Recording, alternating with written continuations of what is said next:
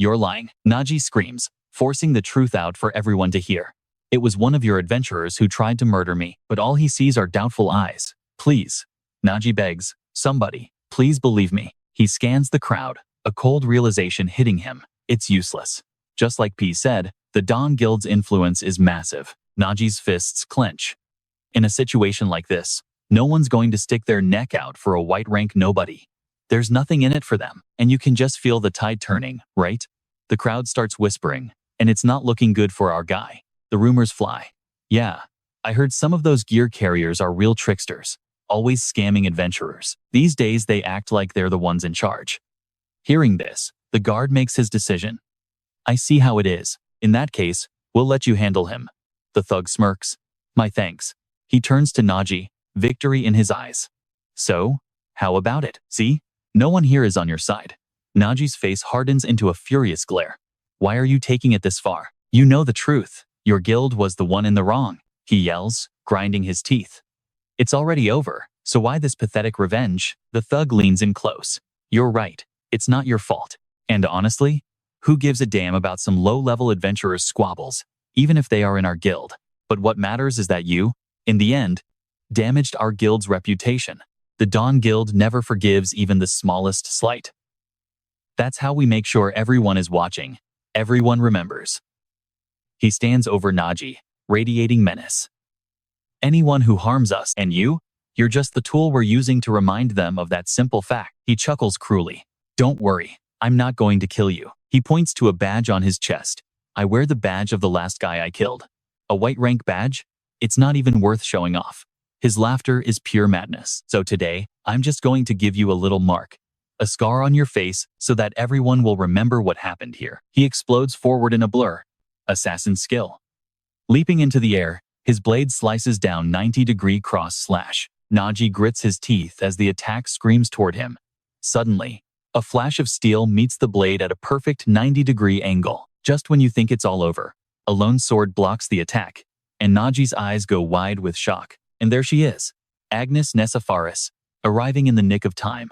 Lower your sword, she commands, her voice ice as she shields Naji. He belongs to the Twilight Wind Guild, she declares, her voice ringing with authority. From this moment on, any attack on Naji will be considered an attack on us. Elsewhere, a white-haired figure walks silently down an empty street. It's the thug. His shadow stretches long in the evening light, and from it, another figure rises. Zero's voice cuts the silence. Was it really okay to leave it like that? His shadow mimics his every move.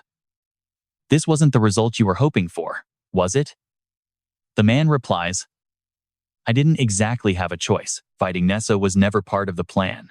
He idly twirls a knife, his eyes cold as steel, a twisted smile playing on his lips. He continues, even if I had taken her on right then, it wouldn't have mattered. Someone else is already gunning for Annette anyway. He abruptly stops spinning the blade, his hand clenching the hilt in silence. This whole thing, he says, is just making me bored. He continues his slow walk down the desolate street, not a single person in sight. I was really hoping for something more. His thoughts turn back to Naji, that gear carrier. He did better than I expected. An image of the boy flashes in his mind, that quick-footed kid with a wooden sword. But in the end, a gear carrier is just a gear carrier. Nothing special. He remembers how easily he could have crushed Naji right there. And you and I both know this isn't over. That dangerous glint in his eyes says he's already planning his next move. He shot back with a dangerous look. Are you so sure he won't? The moment he spoke, a thin cut appeared on N's face as a drop of blood trickled out. His smile vanished, and he reached up to touch the wound. When did that happen? Was it Nessa? And trust me, you need to hear what came from his shadow next. A voice attached to a grin stretching ear to ear. You really don't see it? The featureless face of the shadow twisted grotesquely. Then let's slowly retrace your every step. Zero stared N down, that bizarre, unsettling smile, never leaving his face. N remembered Zero appearing behind him, framing his hands like a pair of glasses, forcing him to replay the past, back when N and Naji faced off. From the very first moment you laid eyes on him, Zero's voice echoed as the scenes flashed through N's mind. The image of them trading blows, and then Naji's strange, almost blank smile. And finally, the scene where he supposedly finished Naji off. Zero continued. Right at the moment you thought it was over, as you lunged in for the final strike, you thought he'd given up completely. that he was kneeling down to accept his fate. But in that moment, Naji had looked up. He hadn't given up at all. The light from N's attack reflected in his eyes. Zero's voice droned on. He never surrendered. He was just waiting for his chance. Now, pay attention, because in that split second, we see a small dagger drop from Naji's sleeve. He snatched it, holding on to his last hope. Zero's voice kept narrating. Even then, he used the fact that you were focused on his face to draw a short blade from his sleeve. He rose, pulling the dagger back, preparing to throw. Naji's inner thought. No one in this world sides with a porter, so I'll protect myself. His eyes glowed red, his face locked in grim determination. Using every ounce of strength he had left, Naji hurled the dagger right at him. The blade sliced straight through N's attack, nicking his face. Zero's expression distorted with annoyance. How many times have I told you? The moment you think you've defeated an enemy is the moment you get careless, expose an opening, and develop tunnel vision. With Zero still behind him, N wiped the blood from his cheek and finally replied, "So I was careless this time." He raised his hand to his mouth, licking the blood with a mocking expression. How interesting. A wicked smile spread across his face, his eyes lighting up at the thought of finally crushing Naji. Under the fading afternoon light, both he and Zero erupted in mad, echoing laughter. Looks like I take it back. He's not boring at all. And you and I both know what this means. He'll have to deal with him personally one more time. The scene changes. A familiar pair of bandaged hands tucks a small dagger back into a sleeve. It's Naji, his face etched with concern. I prepared that dagger in case I couldn't draw my main weapon, he thought. But it's not nearly enough to deal with an adventurer. He then realized, if Nessa hadn't stepped in, he would have been in serious trouble. He remembered her standing protectively in front of him, a powerful shield saving him from certain doom. But his thoughts returned to his attacker, N. Who was he, really? Would the Dawn Guild send an adventurer of that level just for simple revenge? Honestly, I don't want to run into him or that guild ever again. As he replayed the fight, he couldn't help but respect his enemy's power. Just then, a voice broke his concentration as a hand landed on his shoulder. Hey, why so serious? Don't tell me you're scared. It was Nice, throwing a friendly arm over his shoulder. Stone Mung chimed in. After what happened in the square, you must be pretty traumatized. Huh? All Naji could do was laugh it off. Nice explained that even within the Dawn Guild, N is known for being a real handful. Stone Mung added to it. He runs a gang of back alley thugs, and even the city guards know to look the other way. The four of them continued down the path. Stone Mung chuckled. I've heard of the Dawn Guild, but I didn't think they'd be this pathetic, attacking someone in the middle of the city out of pure spite. That's when Nessa spoke up, her expression dead serious. Exactly, which is why I figured a dungeon would be safer than the city. That's why I brought you here. As I mentioned before, why not join our party? At least for this dungeon crawl. Naji just scratched his head. I just need to do my duty as a porter, same as always, but I appreciate it. He suddenly rubbed his arms. Hey, is it just me, or did the air suddenly get colder? This is the first time I've ever seen a high-level graveyard dungeon. A dark, chilling landscape stretched out before them, filled with tombstones and overgrown weeds. This was the B-rank graveyard dungeon. Stone monuments were scattered about, and ghosts drifted between them, an absolutely terrifying sight. Nice, let out a loud, mocking laugh. Scared? For us, a dungeon like this is a walk in the park. He struck a pose with his hands on his hips, flashing a confident grin. The guy was a total narcissist. Just believe in me. The great Nice. Just focus on picking up the loot behind me. Stone Mung teased in a high-pitched voice. If it gets dangerous, you can hide behind me. All right, let's jump right into Naji's head. He knows the guy's right. This is a B-rank dungeon, so you'll definitely see silver and even gold rank adventurers here. And above them all, the Godstone rank. He thinks of Vanessa. She's the real deal, completely trustworthy. Having a Godstone rank member in the party should be more than enough for any raid. But here's his one big worry for B-rank dungeons and higher. A balanced team that's tailored to the dungeon's specific traits is absolutely critical. This time, though, they're all warrior class. A magic swordsman, a knight, and a shield bearer. Considering the nature of this dungeon, having at least one priest would have been a smart move.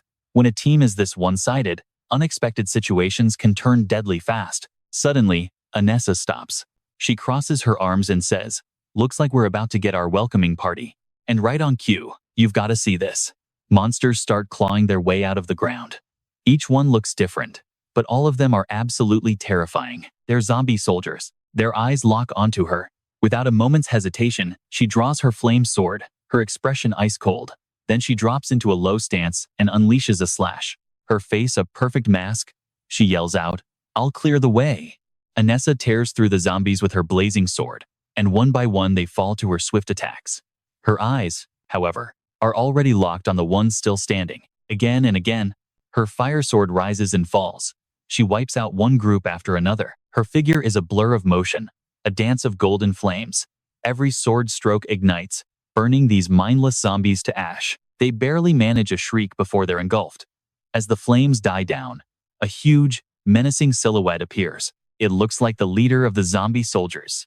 This thing is on a whole different level from those grunts. The monster lets out a roar that shakes the very ground. Naji can only marvel. Yep, this is a B rank all right. A mid-boss right at the entrance. From the side, Nice just cheers her on as Anessa and the beast begin a furious exchange of blows. The zombie swings its giant hand like a sledgehammer. Anessa leaps back to dodge, then immediately counters. But the monster doesn't back down, charging forward with insane ferocity. Anessa's speed is unreal, just a continuous flash of afterimages. She's already behind the monster, preparing her next move. Her sword is sheathed, ready to be drawn in an instant. The magic swordsman's talent is about to go wild. Anessa doesn't hesitate for a second. She springs forward. Startled, the monster whips its head around, but a searing hot slash has already grazed its shoulder and slammed into its back. In the next instant, it's hit with hundreds of strikes. Her flame sword explodes with power, mixing with arcs of lightning across the monster's body. Anessa lands with a beautiful finishing stroke as the monster lets out a pained, guttural roar. Final move. The magic swordsman talent. Blooming flower. A small bud erupts in a burst of fire. As the flower blooms, it finishes the pitiful monster. She looks absolutely epic, truly worthy of her godstone rank. The flames flicker as her three companions just stare, completely stunned. It's like they're watching a 3D movie with us, complete with glasses and popcorn. Naji breathes out. So this is godstone rank. Stone M agrees. Anessa's just built different. He continues, my worries about our team composition were totally pointless. I've seen a lot of adventurers, but I've never seen a talent that powerful before. His praise just keeps flowing. Talents are essential traits for adventurers, letting them use special abilities unique to their class. Every talent is wildly different, which is why adventurers can fight such powerful monsters. For Godstone ranks, their mastery is just beyond comprehension. Suddenly, Anessa speaks up. We don't have time to waste. Her face shows no sign of fatigue, as she adds, we need to move fast before those things revive. The whole group immediately starts sprinting down the path. Revive? That's the single biggest difference between a cemetery dungeon and any other type. Monsters in a cemetery are usually weaker than in other dungeons of the same rank. But the catch is, they resurrect. And trust me, no matter how many times you kill them, they just keep coming back. Right on cue, some are already getting back up, ready to give chase. If their movement speed is too slow, the team will easily get surrounded from both sides. When that happens, the chances of clearing the dungeon drop dramatically. That's why having a priest who can permanently erase them, or using holy water, is essential. The problem? Both of those options are incredibly expensive. Behind them, the sounds of zombies echo through the air. The revived monsters have already caught up, Anessa says, glancing back. Nice yells. See? I told you we should have brought Pororo, Naji asks, surprised. Pororo? He frowns. We have a priest in our guild. You could call her a settler. She's a demon in disguise, who demands gold for everything, even charging an absurd price just to join a raid. A total devil in a priest's robes. Damn it. Is our guild really so poor we can't even afford someone like Pororo? Stone M chimes in, and her healing sucks, too. Anessa snaps back. Complain later. I'll handle the enemies up ahead. Stone Mung's on rear guard. He gives a crisp Roger. Then there's Nice, staring daggers at her. Just stay back and watch. Or cheer. Under that glare, Nice is as tame as a puppy. Naji suddenly asks, Hey Nice, you aren't fighting? He scratches his face, hesitating. My weapon. I kind of forgot to bring it. And there it is, his sword, Elizabeth Robert, still sitting on a table somewhere. Naji's face goes pale. He forgot his weapon? You heard that right. This absolute clown just stammers. Well, we left in a hurry. Mistakes were made. Anessa cuts in sharply. This happens all the time. That guy is constantly forgetting things. Stone Mung backs her up. Exactly. Remember that raid he showed up to completely naked? God, I wish I could erase that memory. All Zeiss wants is for the ground to swallow him whole. To break the heavy silence, Naji says, "It's fine. I brought a ton of spare weapons." He rummages in his bag, asking, "What type do you prefer? A knight uses a long sword, right? Or maybe a broadsword?" Suddenly, he freezes. At a complete loss for words, Nice grabs Naji by the shoulders and headbutts him right in the forehead. "You idiot." Naji crouches down, clutching his head. What was that for? Nice jabs a thumb at his own chest, declaring loudly, "Listen up. I only fight with my sword, Elizabeth Robert. That is my vow as a knight," he proclaims with rock-solid conviction. Naji just sits there, stunned. He thinks it over and over, and the only conclusion is that this guy is a complete buffoon. Fine, whatever. Forget it. What a genius. Just then, Stone Mung speaks up. "Hold on. Something's weird about the monsters tailing us. In the distance, they're approaching, but there are fewer than expected. They're also moving slower, and don't seem nearly as aggressive as before." Anessa squints and realizes there's something stuck to their feet. It looks like the goo from a sticky trap. Looking closer at the zombies' feet, she's stunned to realize they're covered in thumbtacks. Naji explains, "It's nothing special. These guys just keep reviving anyway. Right? And here's where we see just how clever our boy is. The biggest threat in a graveyard is getting swarmed by respawns, since killing them just slows you down. So he used tool traps, durable, extra sticky bean bombs that cling to anything." Naji adds, "I scattered some tacks on the way here, but it's a pretty crude trap, so it won't help for long." Without missing a beat, Anessa and Stone Mung shout in unison, "You're way more useful than Nice." Hearing that, his eyes bulge as he yells, "What did you say?" The sound of pounding feet fills the air as the party flees. Behind them, zombies with cow skulls are in hot pursuit. How many times do these guys respawn? Nice complains while running. "If only I had Elizabeth Robert, I'd." Anessa cuts him off. "Now is not the time for whining." The four of them sprint like arrows toward the exit. "We have to get out, before we're boxed in." A bright light shines from the cave mouth. "I see the end of the tunnel." Anessa Ferris gives the command. "It's time, Stone Mung." He hears her and immediately complies. "Got it? Shield specialty." He raises his hand high, preparing for a devastating, earth-shattering shield slam. Boom! And trust me, you can feel that impact. The strike shatters the ground, causing massive pillars of rock to erupt, blocking the zombies' path. Trapped behind the solid defense, the horde can do nothing but mindlessly slam against the unmoving stone wall. Stone Mung turns and yells, "It's done." He then immediately sprints after the others through the cave exit. But it won't hold for long.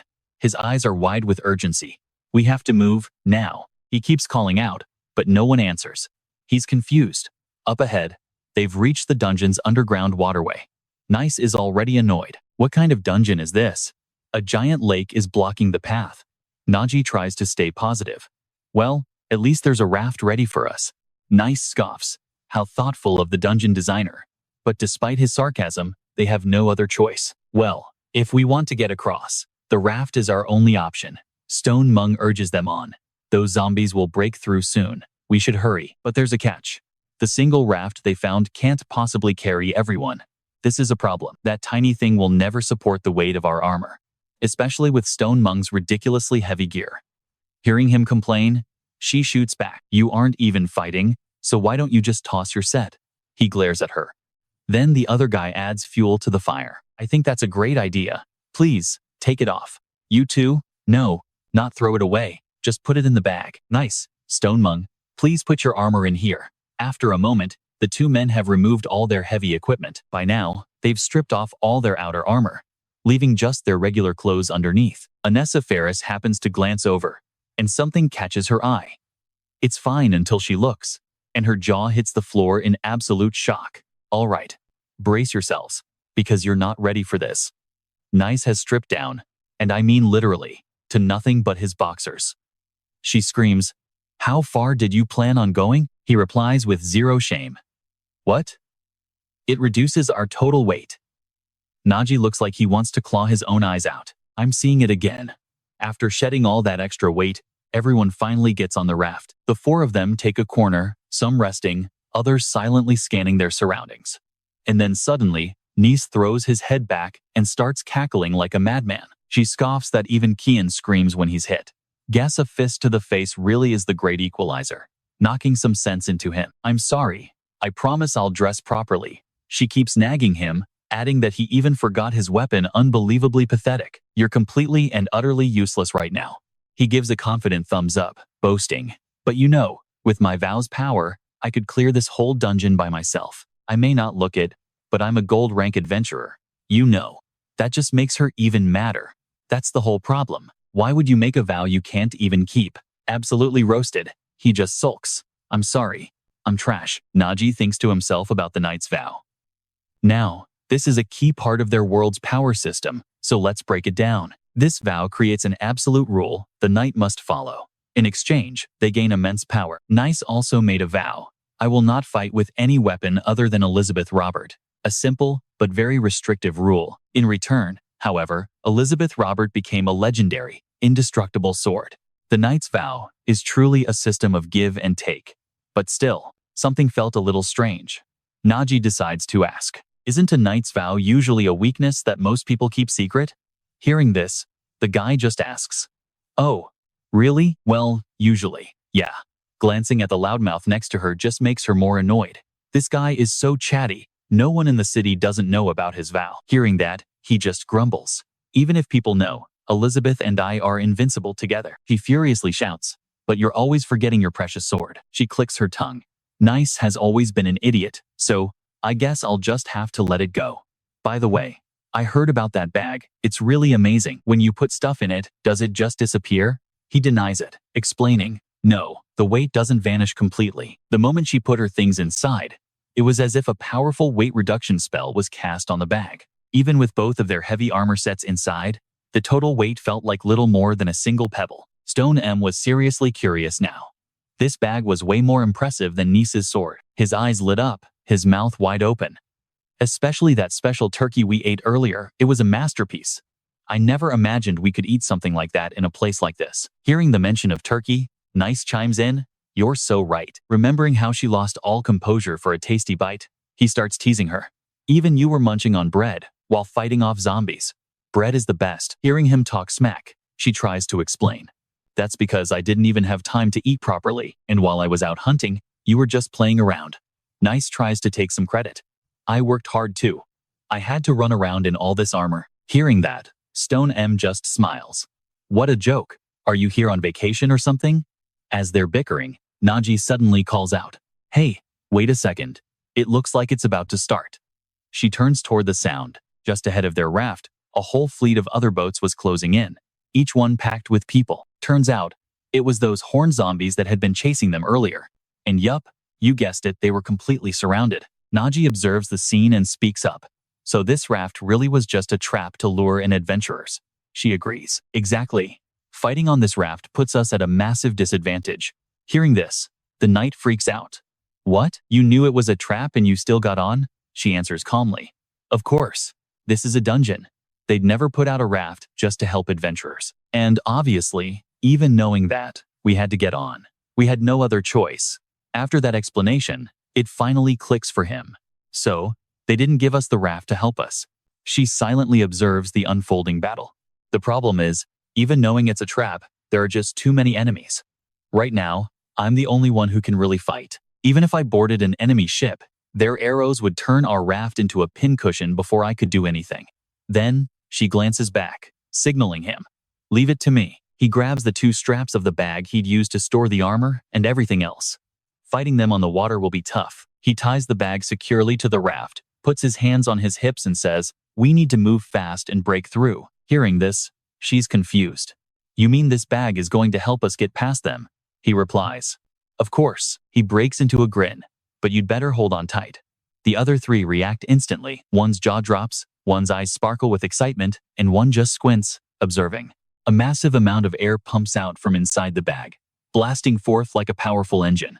The jet of air acts as a thruster, sending their raft surging across the water like it's riding a massive wave. Anessa Ferris is stunned.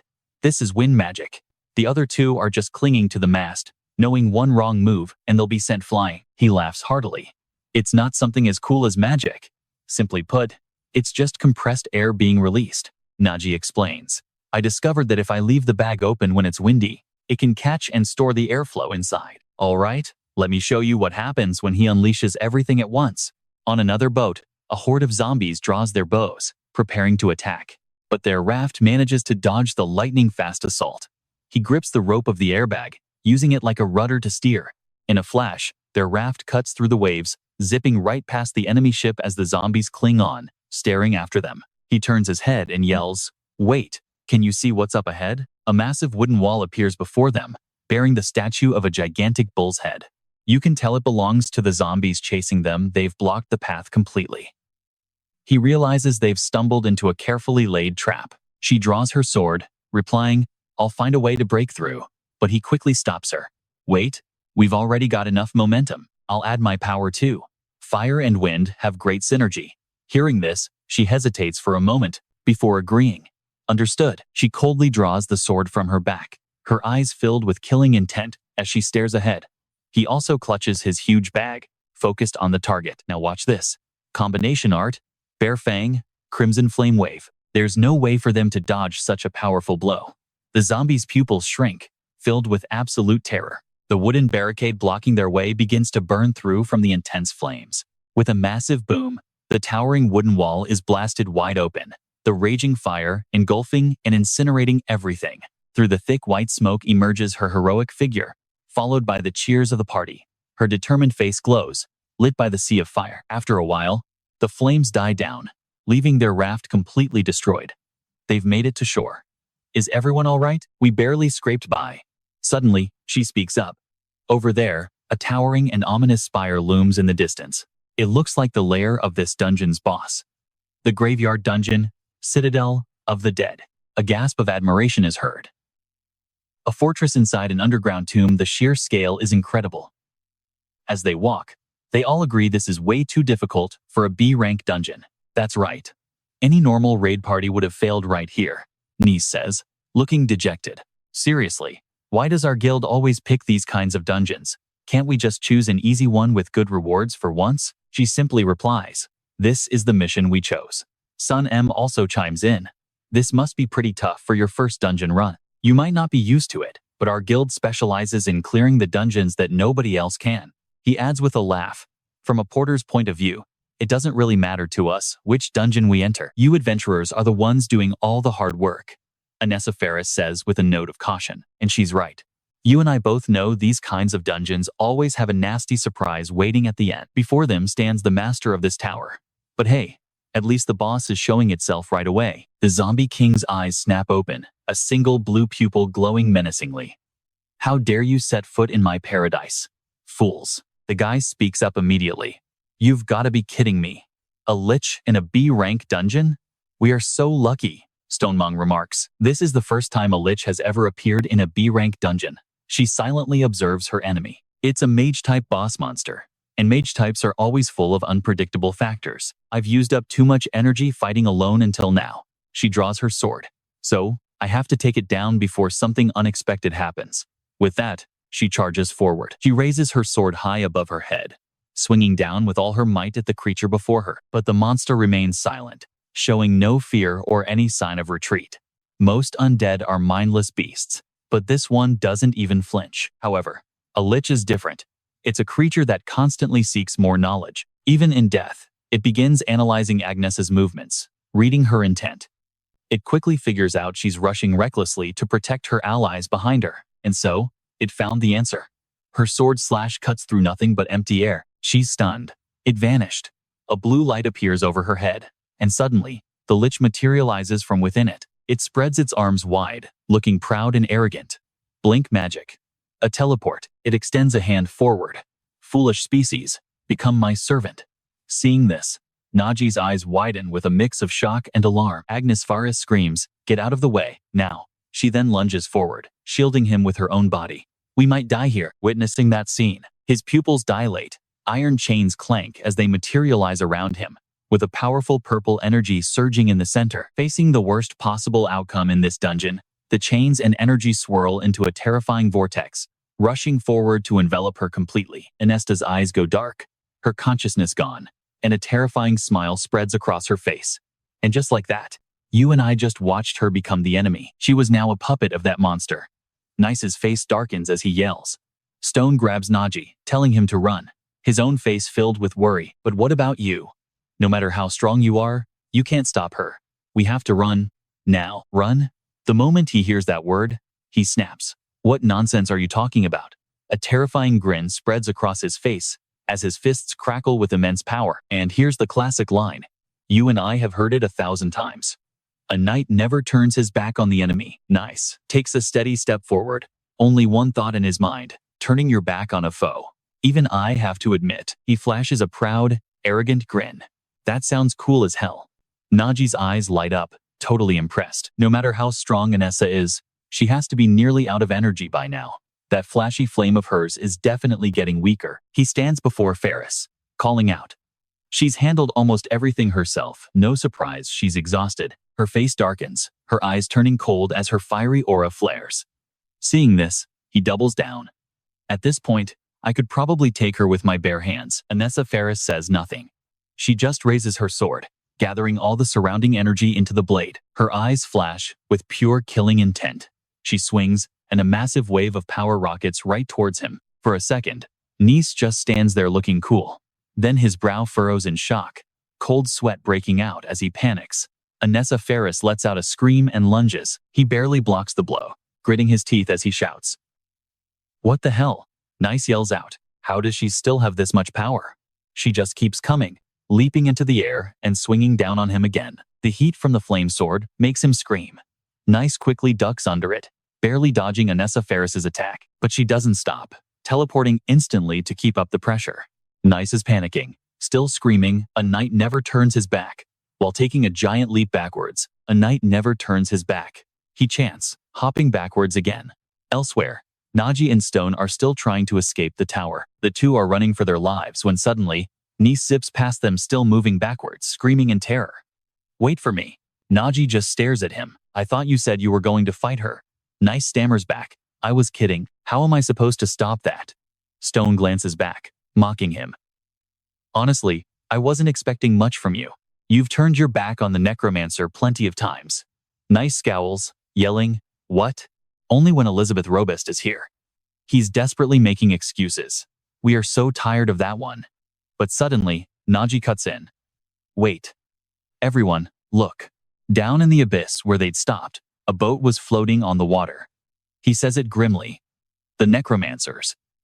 They're here. They pour from the boat, swarming the shore below. Okay? You and I both know what this means.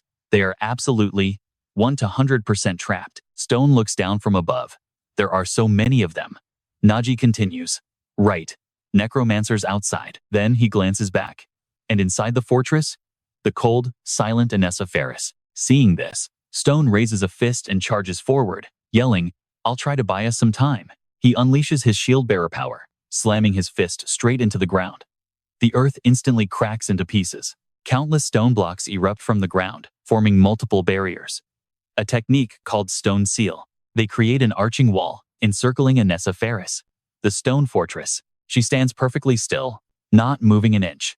Then, with a single glance, she leaps straight into the air, clearing the wall instantly. Anessa Ferris lands on the stone pillars. She moves with incredible speed, dodging all of Stone's techniques. Seeing this, he backs away in a panic. She leaps from the top of a pillar, diving at Stone. He just screams. She's too fast. I can't even hit her. Naji watches from the side, his expression darkening as he thinks. There has to be something, even just for a moment, something that can stop Anessa. But it has to be delicious. Half-baked tricks won't work on her. Naji shoves a hand into his pocket, searching. Thinking this might just work, he throws something towards Anessa Ferris. The object flies right past her. But she doesn't react, continuing her attack. Then, she glances back. A snap echoes through the air. It was a beard-soaking cookie. Mid-lunge, Anessa Ferris executes a perfect backflip, flying towards the cookie and catching it flawlessly in her mouth. And then, she just starts happily munching away. Naji wipes the sweat from his forehead and lets out a relieved smile. I had a feeling. Seems like even when she's being controlled, her instincts win. What was that? Nis yells. But Naji gets serious again. This won't hold her for long. Then Naji screams, find a place to hide inside the fortress. And without another word, the three of them sprint inside. After a long chase, Naji finally stops, gasping for air. He slumps to the ground, saying it looks like she's finally given up the pursuit. But as he stands and looks out the barred window, he quickly warns the others. The undead are already scaling the cliff walls. Seeing their numbers grow, Naji speaks up again. They're trying to gather inside the fortress. He turns to Stone Mung and Nice, telling them they need a plan. Nice just replies, "It's not going to be easy." He continues, explaining that Agnesa is being supported by that lich. A flash of the lich and Agnesa Ferris appears in his mind. Nice analyzes the situation. She should have been running low on E after conquering a dungeon all by herself. But ever since then, she's been drawing power from the lich, and her flames have roared back to life. He looks away, scratching his head. "If it wasn't for that, I could have taken her down." Stone Mung just says, "Sure, you could have." Nice glances around, asking where they are anyway. Naji admits he doesn't know. Looking up, he spots weapons neatly arranged in cases. Nice points them out on the shelves. "Is this some kind of armory?" Naji's face darkens as he replies, "No, these don't look like weapons the undead would use." "If I had to guess," he says, staring at the collection, "this place is more like a showroom." The other two are stunned. Nice repeats, "A showroom?" Naji keeps explaining. "And, pay attention, this is where the story gets a seriously dark twist." Naji says intelligent monsters like the lich sometimes collect items from fallen adventurers as trophies. He closes his eyes, thinking. The structure of this dungeon is unusually difficult for its supposed level. An image of the fortress and countless fallen warriors flashes through his mind. With a boss like the lich, it's no surprise so many raid parties have been wiped out here. But there's one thing he just can't figure out. Naji opens his eyes, looking down and wondering why there are children's toys and other items that don't belong to adventurers. In the corner sits a wooden crate filled with them. Stone Mung suddenly speaks up, recalling a story he'd heard. He says some groups take on dungeons that others avoid. When this dungeon first appeared, it was famous for its many failed conquests, a graveyard dungeon. But then something strange happened. People from the surrounding villages started to disappear. They didn't notice anything unusual while exploring. But hearing this, Naji's face darkens as he asks the question. An abduction dungeon? An image of an undead leading a child appears. You mean the monsters are leaving the dungeon and kidnapping people? Hearing this, Nice's face twists with rage as he repeats the word. Kidnapping. He clenches his fist, angry. But this dungeon hasn't broken yet. I thought monsters were supposed to be trapped inside. Naji looks over at him and replies, "It's just a theory. Abduction-type dungeons are incredibly rare. An image shows how the undead are powerful inside, but visibly weaken upon leaving. Normally, dungeon monsters can't leave, because it's believed they can't use their full power outside their domain. The only way out is if the dungeon breaks, creating an overflow anomaly." An image shows two dungeons shattering. "I know what you're thinking, and yeah, it's finally time." Nice shouts, "If that's the case, there's only one way to be sure. We take that damn lich down ourselves and find out." He scowls, annoyed. "There's no other choice. I'll do it. I'm going to kill the lich. A knight does not tolerate evil." He suddenly stops, turning to ask, "Why are you two staring at me like that?" They both say in unison, "It's nothing." Nice then quickly ties a blue cloth over his eyes. This time, "I'm serious." His face is now a mask of pure determination, his hand gripping his sword tightly. "From this moment on, I will betray my knight's oath and draw my sword." Naji, sweating, has to ask him again. "Breaking a knight's oath has serious consequences. Are you sure you can even do that?" Nice just scratches his head and says, "Who knows? A knight's oath is more of a personal pledge than something forced on you. If I can just trick myself into believing it, I should be fine. I've never tried, so I'm not really sure how it'll go, but I have to use everything I've got. If I can land one massive hit, it might just be enough to break the mind control over Agnesa." Stone Mung wonders, "But how are we going to get you in front of the lich?" Nice says casually, "That's your job. You think betraying my oath is easy?" Stone Mung just yells back, "That's what I'm asking. How are you planning to do it?" Naji asks with a dead serious expression, "Can you really do it?" His face darkens as he looks Nice straight on. "If we get you to the lich, can you actually defeat it?" Nice replies, "Wrong question, Naji. If your theory is right, this isn't a matter of whether we can or can't." He flashes a confident, toothy grin. "It's a matter of we have to." Naji's face hardens in agreement. "I'm with you, and with that, you and I are about to see a plan come together. Then, I'll be your eyes and lead you to the boss." Stone Mung, horrified, shouts, "How are you two gonna do that?" "All right, buckle up. We're about to witness a showdown against an entire army, with the final boss, L, waiting at the end. To even get to L, They have to smash through her undead legions first. Naji grabs a crossbow from a nearby crate, ready for a fight. Exactly. He looks up, determination in his eyes. To fight an army, he says, you need an army of your own. Meanwhile, we cut to Lick on his throne. Below him, Anessa, Ferris, and a whole legion of Death Knights. Suddenly, one of the minions cries out, kneeling before L to report something in its guttural tongue. After listening, L smirks from his throne and says, it seems the rats have come out to play. His eyes narrow. Capture them, he commands. And if you have to, take their limbs. At his word, the Death Knights storm out like a tidal wave. Back with the crew. Naji's voice cuts through the tension. They're here. A massive horde is charging right for them. Naji says calmly, stay behind me. Just then, one of the charging monsters trips a wire stretched across a mushroom. Boom! A massive explosion sends dust and debris everywhere. Blinded, Nice starts drooling. I smell something delicious. Stone Mong just tells him to hold his breath. And here's where things get interesting. Naji brings out Glatton and asks, you ready? Almost, Glatton replies, then hesitates. But are you sure this is gonna work? Naji's expression is cold, but his voice is calm. Don't worry. He steps forward with the massive bag. I'll handle the aiming. You just handle the firing. A shadow emerges from the smoke, revealing a Death Knight. The mouth of the bag appears right in front of it, opening wide. Glon grins, holding his crossbow, and an army of clones materializes behind him, copying his every move as he points towards the enemy. Time to show them what you're worth. Everyone, fire. On his command, they unleash a non-stop volley at the Death Knights. The bag wielder's special skill activates. A golden light flashes, and Doklingun fires thousands of arrows from inside Naji's bag. The arrows find their mark, and the Death Knights howl in agony as the wind whips around them. Nice's hair stands on end from the sheer force. What in the world is happening? He yells, while Stone Mong just mutters. So cool. The horde is decimated by the endless rain of arrows. Naji laughs as he charges forward. We're going straight for the boss room. Okay, let's switch gears for a second. We're in a bustling town, inside the massive Adventurers Guild, and it is packed. A girl named Rasa is curiously watching her friend, Pecha, who's been scribbling away in a notebook. She finally asks, Pecha, what have you been writing all day? Adding that she's been acting weird since they got back from the Cracked Rift dungeon. Pecha stammers, but when Rasa asks if it's research, she admits, no, I'm just organizing my questions. Questions? Rasa repeats. Pecha laughs nervously, finally confessing, I was wondering if you really need a combat talent to be an adventurer. Rasa just stares at her, like she just asked the most obvious question in the world. Then, she gets serious. Of course you do.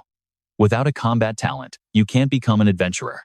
Period. I mean, if you didn't, she says, why would everyone try so desperately to get one? She points to a scene nearby. You don't need an explanation. Just look over there.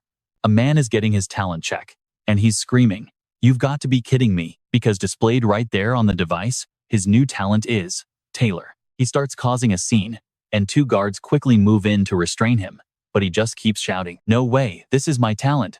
I'm doing it again. He struggles, insisting he has to be an adventurer, but the words on the screen deliver a brutal, final blow. You cannot become an adventurer. As they watch, Rasa leans on her hand, bored.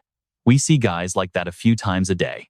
The chances of awakening an adventurer talent are incredibly low. Pecha's eyes look distant, lost in a spiral of thought. Our lives are decided from the very beginning. She thinks about how everyone undergoes the guild ceremony to awaken their innate talent. The process analyzes the ether in a person's body and displays their talent in writing on a magical device. And because of this system, the path to becoming an adventurer has become almost impossible for most. Pecha keeps writing, her pen gliding across the paper, ignoring Rasa's chatter. Some people say it's better to know your talent early so you can focus on it. Her pen stops. She realizes. She used to think that way, too. Rasa chimes in again. But I still don't get why everyone is so desperate to be an adventurer anyway. She thinks for a moment. Even with the chance at fame and fortune, it's still a dangerous and exhausting life. Her serious mood lasts for about 2 seconds before she grins at Pecha, which means we're doing pretty great, right? We have a steady job, work with high-level adventurers without any of the risk. Life is easier when you're happy with what you've got, but something has shifted for Pecha. After meeting Naji, you and I both know she's starting to question absolutely everything. She found herself wondering about a person's future. Looking into the distance, she asked herself if our dreams are really decided by our unique talents. Meanwhile, the fleshy monsters in the kidnapping dungeon are going absolutely berserk. And trust me, this is where the action really kicks off, but not for long. 1,000 arrows turn them into walking pincushions as Naji opens up his little green pouch. He yells for the team behind him to regroup. Sizing up the situation, he says, "We might have the advantage in numbers," but he notices the eyes of the arrow-riddled skeletons are twitching. Every single arrow. Seeing their eyes start glowing again, he confirms his suspicion. It's only temporary. The monsters charge again, and he says with certainty, they'll recover soon and chase us. As they scramble, Nice asks, "Are we doing okay? I can't see a thing, so I have no idea what's happening." Stone Mung reassures him, "Don't worry, Naji is amazing." He looks at Naji's back as they run, explaining, "I heard he commanded the exploration of a cracked dungeon, and that was no exaggeration." Naji yells out, "We're almost at the boss room." As the door creaks open, he declares, "Now the real game begins." Inside, an entire army of skeletons. Peeking from the doorway, Stone Mung says, "Just as expected. But with this many enemies, just reaching the boss will be tough." "Don't worry," Naji says. "I have a plan." Now, this is where things get really interesting, so pay attention. Then he adds, "However, remember the Lich can even dodge Lady Nessa's attacks with a flash step. That means we have to play weak and take him down before he can even react." Nice laughs loudly. "No problem. This is nice. I'll drop him in one shot." Naji cuts him off. "Wait. If you shout like that," he sees them turn to the door and screams, "The enemy will hear you." Nice just laughs and says, "Sorry, didn't realize they were so close." Naji decides to launch the attack. No other way.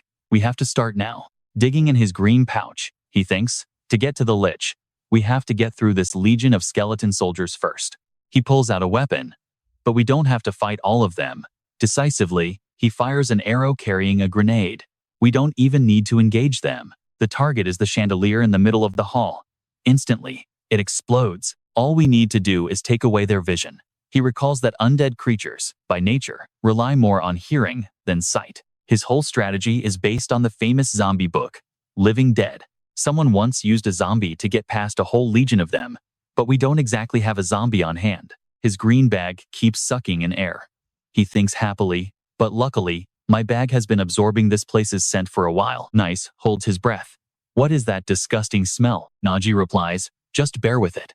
With this scent, they won't notice us for a bit." Surrounded by the mist, they walk right through the skeleton army. Naji calculates, "We'll go straight to the Lich's position." Their quiet footsteps glide right past the entire army. Stone Mung even takes the chance to mess with them. "I'm a zombie. Woof. Get out of my way. A starving zombie's here." They sneak forward, hunched over like thieves heading for the throne. The Lich speaks up. "Playing tricks?" His eyes narrow. "You little rats. And yeah, you and I both knew this was going way too smoothly." He points a finger to the sky. "You think that trick works on me?" A magical fireball launches into the air. The skeletons immediately get their vision back. The Lich laughs. "Where are you hiding now, you rats?" A loud shout suddenly draws his attention. The Lich slams a fist on the floor, and a rock spire shoots up. Naji leaps on top, as someone behind him yells, "The Lich is right ahead." Nice. The three of them stand on the rock platform, looking down. Nice laughs and shouts, "Cute kid. You actually pulled it off." Naji quickly spots the white-haired girl beside the Lich. "She's over there." He yells while throwing a pastry right at her. "I'll use this bread to get her attention," he shouts to his team. "We only get one shot at this." "Got it," they reply. Nice grips his sword, leaps into the air, and swings. "I'll end this in one blow." The Lich's knight's insight talent instantly sizes up the situation. He was about to put up a shield when he heard the knight's battle cry, "You can't escape." A powerful sword strike comes flashing down. "I'll split you in two right now." But before he can land the blow, a high-heeled foot kicks Nice square in the face. He goes flying through the air, completely baffled. "What?" The two behind him are in total shock. "How?" They see the pastry hit the floor and realize Nessa didn't even go for it. Naji tenses up. "No way." His eyes flick down to her stomach. He sees Nessa rubbing her belly and wonders, "Is she already full?" Stone Mung replies, "She's been eating a lot." Naji glances at him, stressed. "Nice. It's not too late. Try again." A loud, agonized scream rips through the air. A voice booms down on Nice, who is suddenly bound tight in magical chains. "Knight, Nice. You have broken your knightly oath and disgraced your honor." The chains wind tighter as the voice echoes again. I shall grant you your punishment. Naji recognizes it instantly. The knight's oath. Stone Mung screams, nice. And just like that, their entire plan goes up in smoke. You're not going to want to miss what happens next. Get back. The undead are coming. He slams his fist on the floor. I'll hold them off. A protective stone wall erupts from the ground. The stone wall technique. Frenzied skeletons claw uselessly against it. He then leaps down from the cliff's edge. Stone Mung warns, I can't hold them for more than 5 minutes. He yells, my E is running out. We need another plan. He watches it all unfold, tense, then turns to P, who's getting an explanation from Rasa. Now pay attention, because this is key. E. Pecha. Like I've said, some people become adventurers without a special talent, but they train so hard their skills can match the gifted ones. She looks at P with a serious gaze. But the key difference between an adventurer and a normal person is E. Her voice is firm. Only those with combat-related talents can actually store and use E inside their bodies. She mentions the usual monsters, saying, low-level dungeon mobs can definitely be beaten by someone who's extremely well-trained. But, she continues, when facing high-level monsters or a dungeon boss without E, they're simply annihilated. Meanwhile, Naji is still trying to use his green bag to absorb the incoming arrows. He's facing down the giant lich. Pecha asks a question. So how can they ever become real adventurers? A long gash of blood streaks across Nisa's face as he grits his teeth through the pain. He endures it, fighting off monsters while yelling, let us hold them back. You have to get out of here. Naji hesitates, crouching behind him. I can't do that. Nice glances back, urging him to go. This is an adventurer's duty. We failed this raid, so it's our responsibility.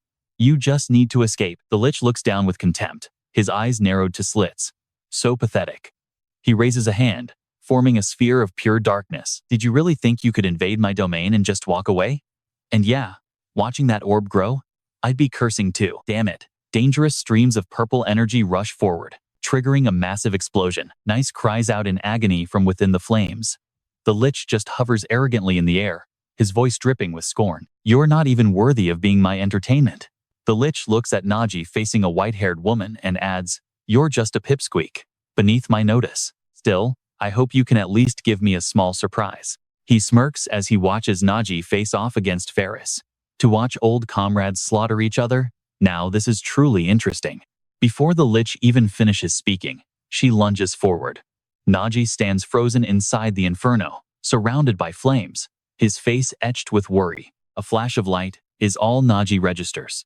Elsewhere, inside a library, a young girl sits before a massive bookshelf, reading intently. Pecha is focused on the dense text filling the pages, her expression dead serious. The title on the page is crystal clear. The story of how a useless person became an adventurer. Rasa walks in, calling out, so this is where you were, Pecha. Rasa looks at P, asking curiously, you've gone through a mountain of books. So why the long face, adventurer talents and E? I thought I made it clear. Without those two things, a person can never become an adventurer. Hearing this, Pecha closes the book and scratches her head. That's true. Pecha hugs the large book, about to stand up. I agree. I used to think the same way. But I recently met someone who's making me doubt my beliefs. Okay, I know what you're thinking. The real mystery starts right here. She stands up, walking closer to Rasa as she asks, Rasa, do you know how many dungeons a porter raids each year? Rasa is confused. Why the sudden question? She raises a finger, guessing, let's see. Even going all out, 2 to 3 times a week at most, so probably a little over 100. B listens to her, and then speaks up, yes, usually 100 times. The absolute maximum is 150. Then P asks, but, according to the guild's records, there's a porter who has participated in 300 dungeon raids per year. If someone like that really exists, what kind of person do you think they are? Rasa's face is a mask of pure shock. 300 times? Does that person ever rest? Rasa suddenly becomes thoughtful. Even for a porter, someone that obsessed with dungeon raids has to have one of those two things. She looks up, speaking with total confidence. Either they are incredibly obsessed with money, her gaze is certain, or they absolutely despise dungeons. Back to Naji, who now has his sword raised in defense. Anessa Ferris slams into his blade with overwhelming force. Her sharp, glowing sword cracks Naji's own blade. She presses down hard, and the iron sword snaps in two. Naji stares at his broken sword, a cold dread creeping in.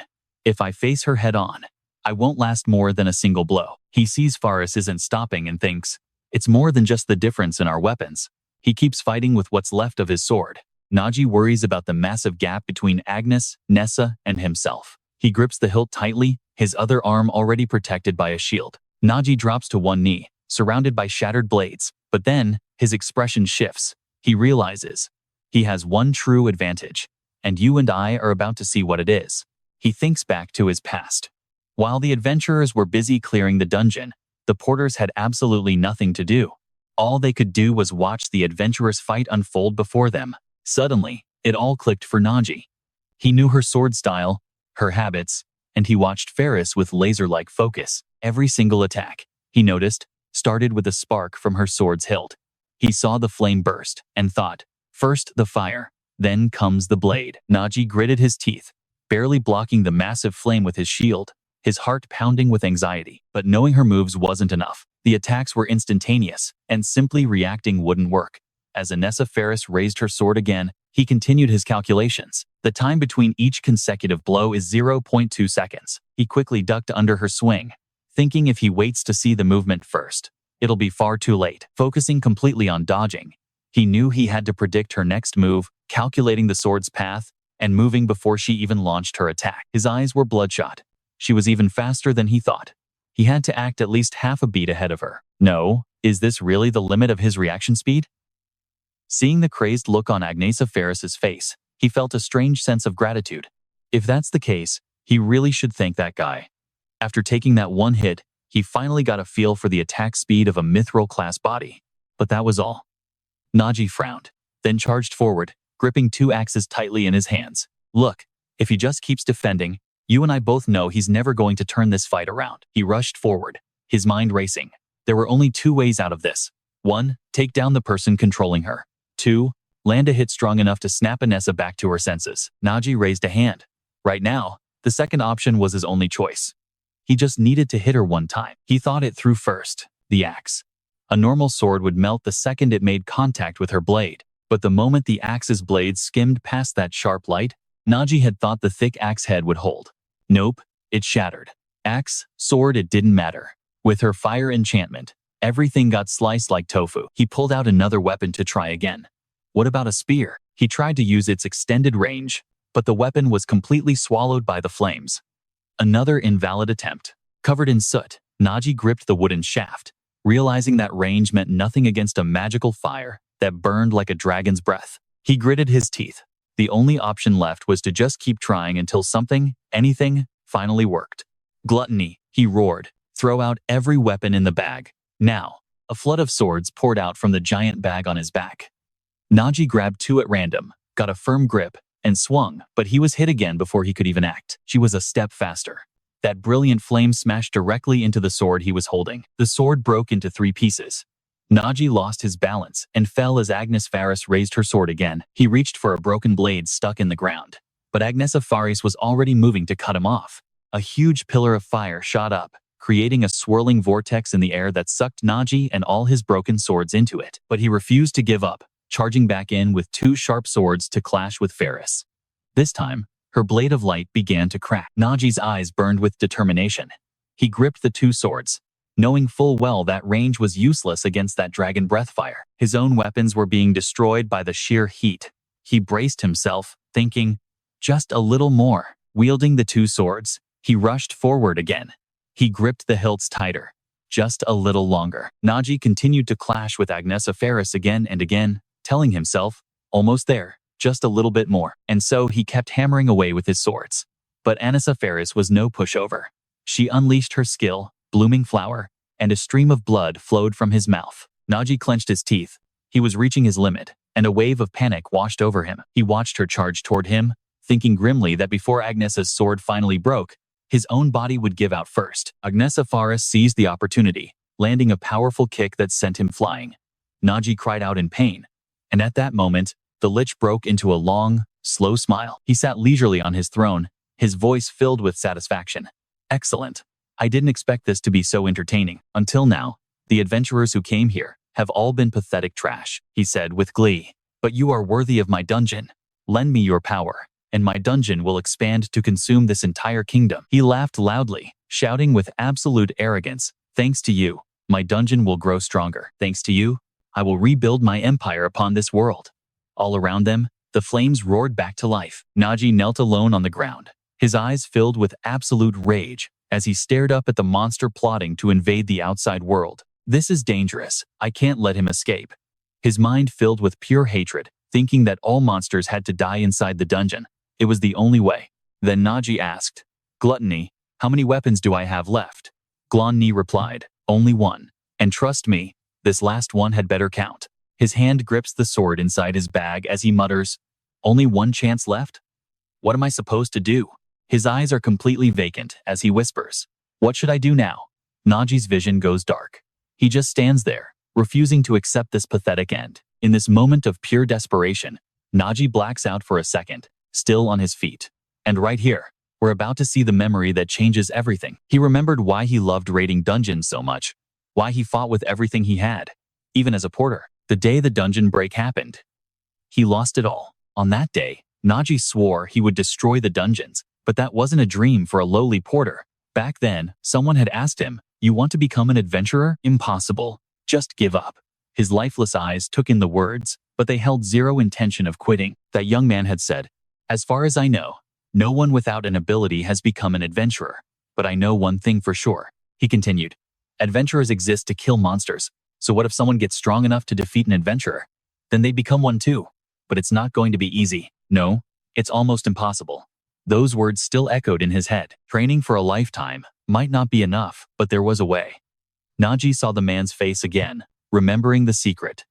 Master one single sword skill. Back then, the man gripped his sword tightly in his hand and declared, "Learning everything halfway will never make you a real adventurer. So instead, you will focus on one thing only, a single sword strike that carries all of your power." Then, where the man plunged his sword, a blinding light erupted. To Naji's complete shock, the man said if he kept trying, one day his attack might reach an adventurer's level. Now, this one piece of advice, it changes absolutely everything. From that day forward, Naji trained that all-or-nothing sword strike without end. He remembered the days his hands were drenched in blood, but still gripping the sword. He practiced relentlessly, but no matter how hard he trained, nothing changed. It was like he'd hit an unbreakable wall. And yet, he never once stopped his training. Maybe that's the reason. Even barely conscious, his body instinctively moves into that stance he's practiced for years. It all began with the most basic of swords. Naji had no sheath, only his bag. The Lich's booming voice cuts through his memories. "Let's celebrate." Anessa Ferris leaps high, sword ready to slash down, as Elle's words echo along with her. "I shall grant you immortality. Cast away your fragile mortal body." Her eyes glowed red as she swung with all her might. Naji quietly reaches a hand behind his back, a thought rising up. Without talent, a person can never become an adventurer. Without the ability to control E, you can't even scratch a monster. He slowly pulls a plain sword from his bag, but his eyes lock on, his voice a low growl. "I don't have a choice, do I?" Then, a huge power erupts from Naji's bag. The girl, Ferris, is stunned by that incredible wave of power. Something flashes towards Elle. He's still on his throne, unmoving, but his eyes suddenly narrow. And trust me, this is the moment we've been waiting for. Elle stares down at the two fighting, when something blue drifts gently onto his head.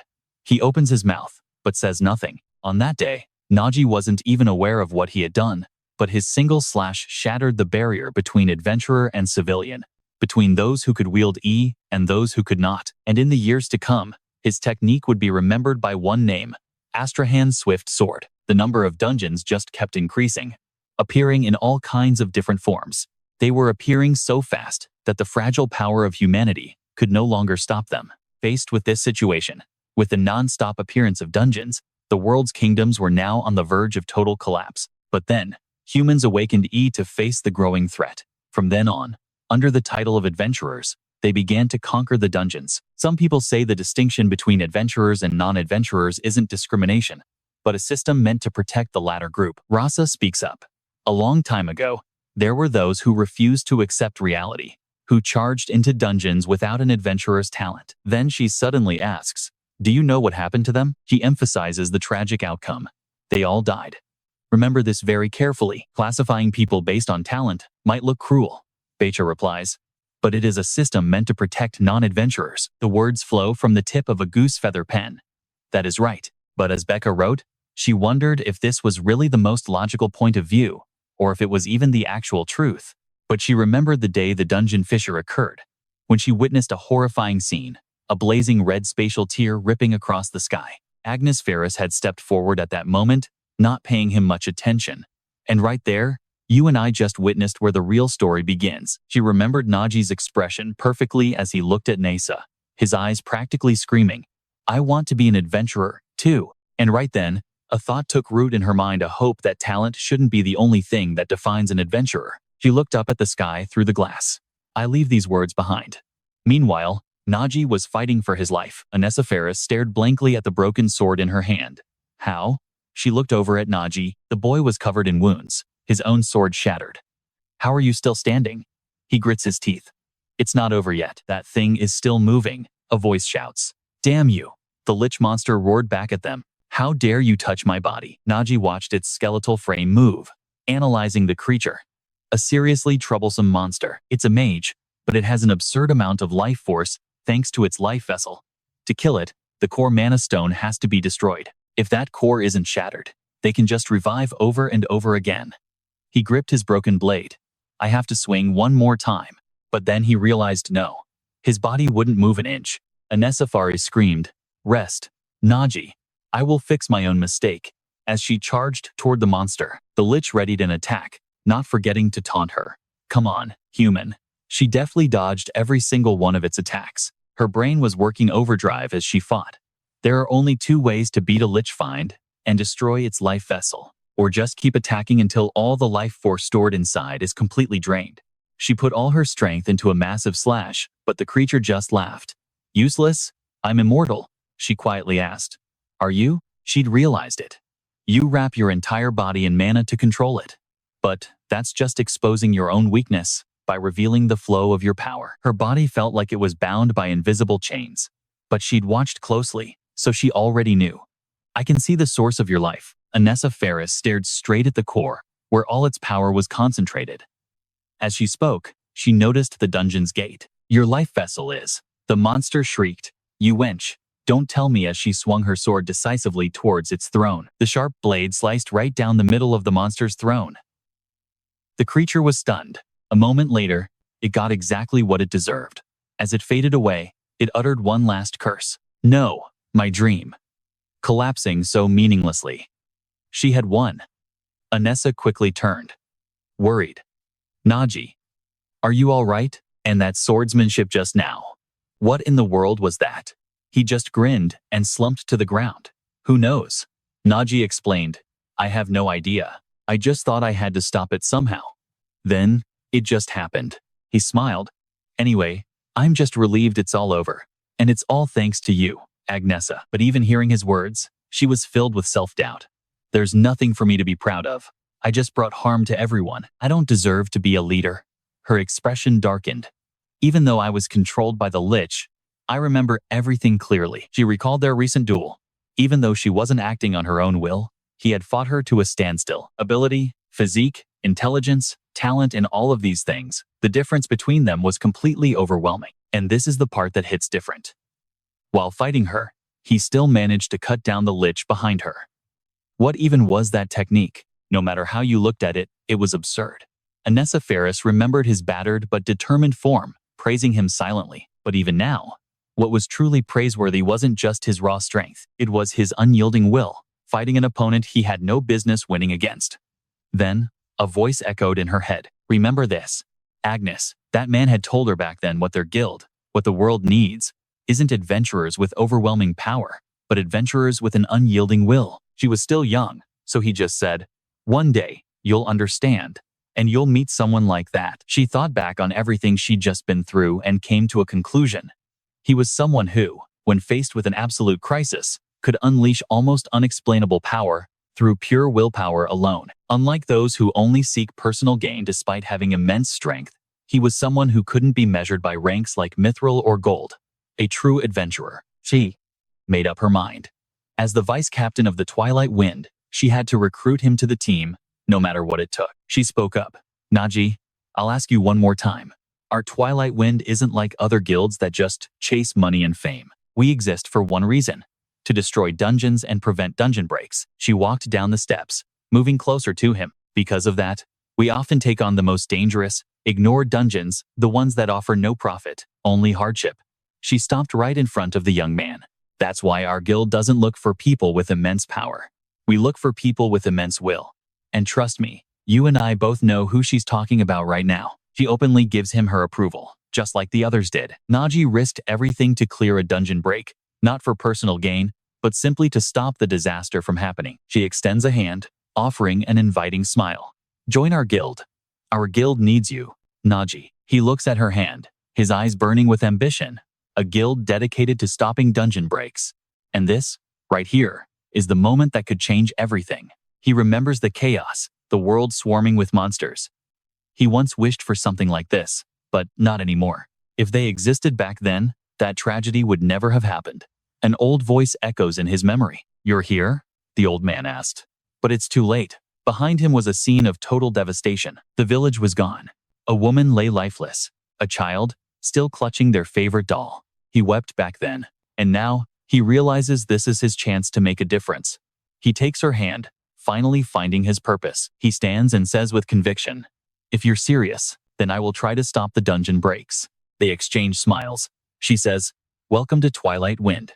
Meanwhile, Naji and Stone Mung are deep asleep when their nap is rudely interrupted. He screams, looks at the two of them standing there and yells, "Lek, what the hell happened to Net?" His brain scrambles to analyze the situation, so Stone Mung just smacks himself on the head and draws his own conclusion.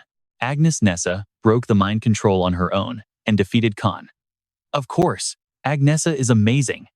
Utterly confused. "It's a long story. I'll explain later," she says, crossing her arms and glaring at the one person still sound asleep. This guy, though, hasn't done a thing. And trust me, you're going to love how she wakes him up. "Nice. Get up." He jolts awake with a massive scream. "Agnesa." He rockets towards her like his butt's on fire, reaching out. "Wait a sec." They slam heads with a massive thud. "I'll break the mind control right now." Afterwards, he puts his hands on his hips, laughing proudly. "See, I am the great lord. Nice. I saved Nessa, without even needing Elizabeth Robert to shine." That sudden bump on her head makes her furious. Her voice rings out, absolutely terrifying. "You bastard. I'm going to kill you." He's just clueless. "What?" His voice echoes through the dungeon. "What's wrong, Anessa?" And just like that, we had cleared the graveyard dungeon. With a loud slam, the dungeon gate closes. They all watch it happen. A bruised niece sighs. "Man, that dungeon really put us through the ringer," she replies. "The dungeon is done, but..." She turns and looks at the doll in his hands. "Our work isn't finished yet. Let's go." He clutches the doll and leaves. "These are the mementos we recovered from the graveyard dungeon. Normally, the association would return them to their owners. But since this dungeon was in a remote area, that was unlikely to happen. Thinking of their families, we decided to return everything ourselves. Stick with me, because this part's the toughest." Somewhere, a fire crackles under a fragrant pot of stew. A middle-aged woman ladles a spoonful into a bowl. At the table, an old couple sits with 3 bowls of soup, but no one touches a spoon. The stew sits there, piping hot. Suddenly, a knock at the door. The 2 elders look up, startled. It's a young man, holding a familiar teddy bear. The woman can't hold back the emotion. Tears stream down her face as she collapses at the sight of it. He watches, his face stoic, but inside, his heart is in turmoil. In a way, this is harder than clearing any dungeon. But still, it's a duty that has to be done. In a quiet forest, a voice breaks the silence. "Looks like we've returned all the villagers' mementos." The 4 of them walk on, talking as they go. The remaining mementos belong to adventurers with guild emblems, so the association should be able to find their owners. Anessa Ferris glances back at him as she explains, "You might think we're going overboard, but our guild believes this is part of the hunt, part of an adventurer's duty." He just smiles. "No, I don't think it's overboard." Naji recalls a family he once met, the family of a kidnapping victim. They'd set an extra plate every night, just in case their loved one returned. He speaks his mind. "I don't even know if giving them that closure was the right thing to do. It was the truth, but we also took away their last glimmer of hope." Anessa Ferris speaks up. "No, It's still better this way. She looks ahead, convinced. It hurts now, but at least they won't be trapped in that endless waiting anymore. I'm certain it's for the best. He looks surprised by her conviction. Nice. Walking beside them, starts complaining. I still don't get why that bastard Lake had to kidnap civilians. Anessa Faris replies thoughtfully. Who knows? Old rumors say Dan grows stronger the more people he kills, especially in a graveyard dungeon. She says that, but you can tell she's still thinking about what she saw. It's just like Nice said.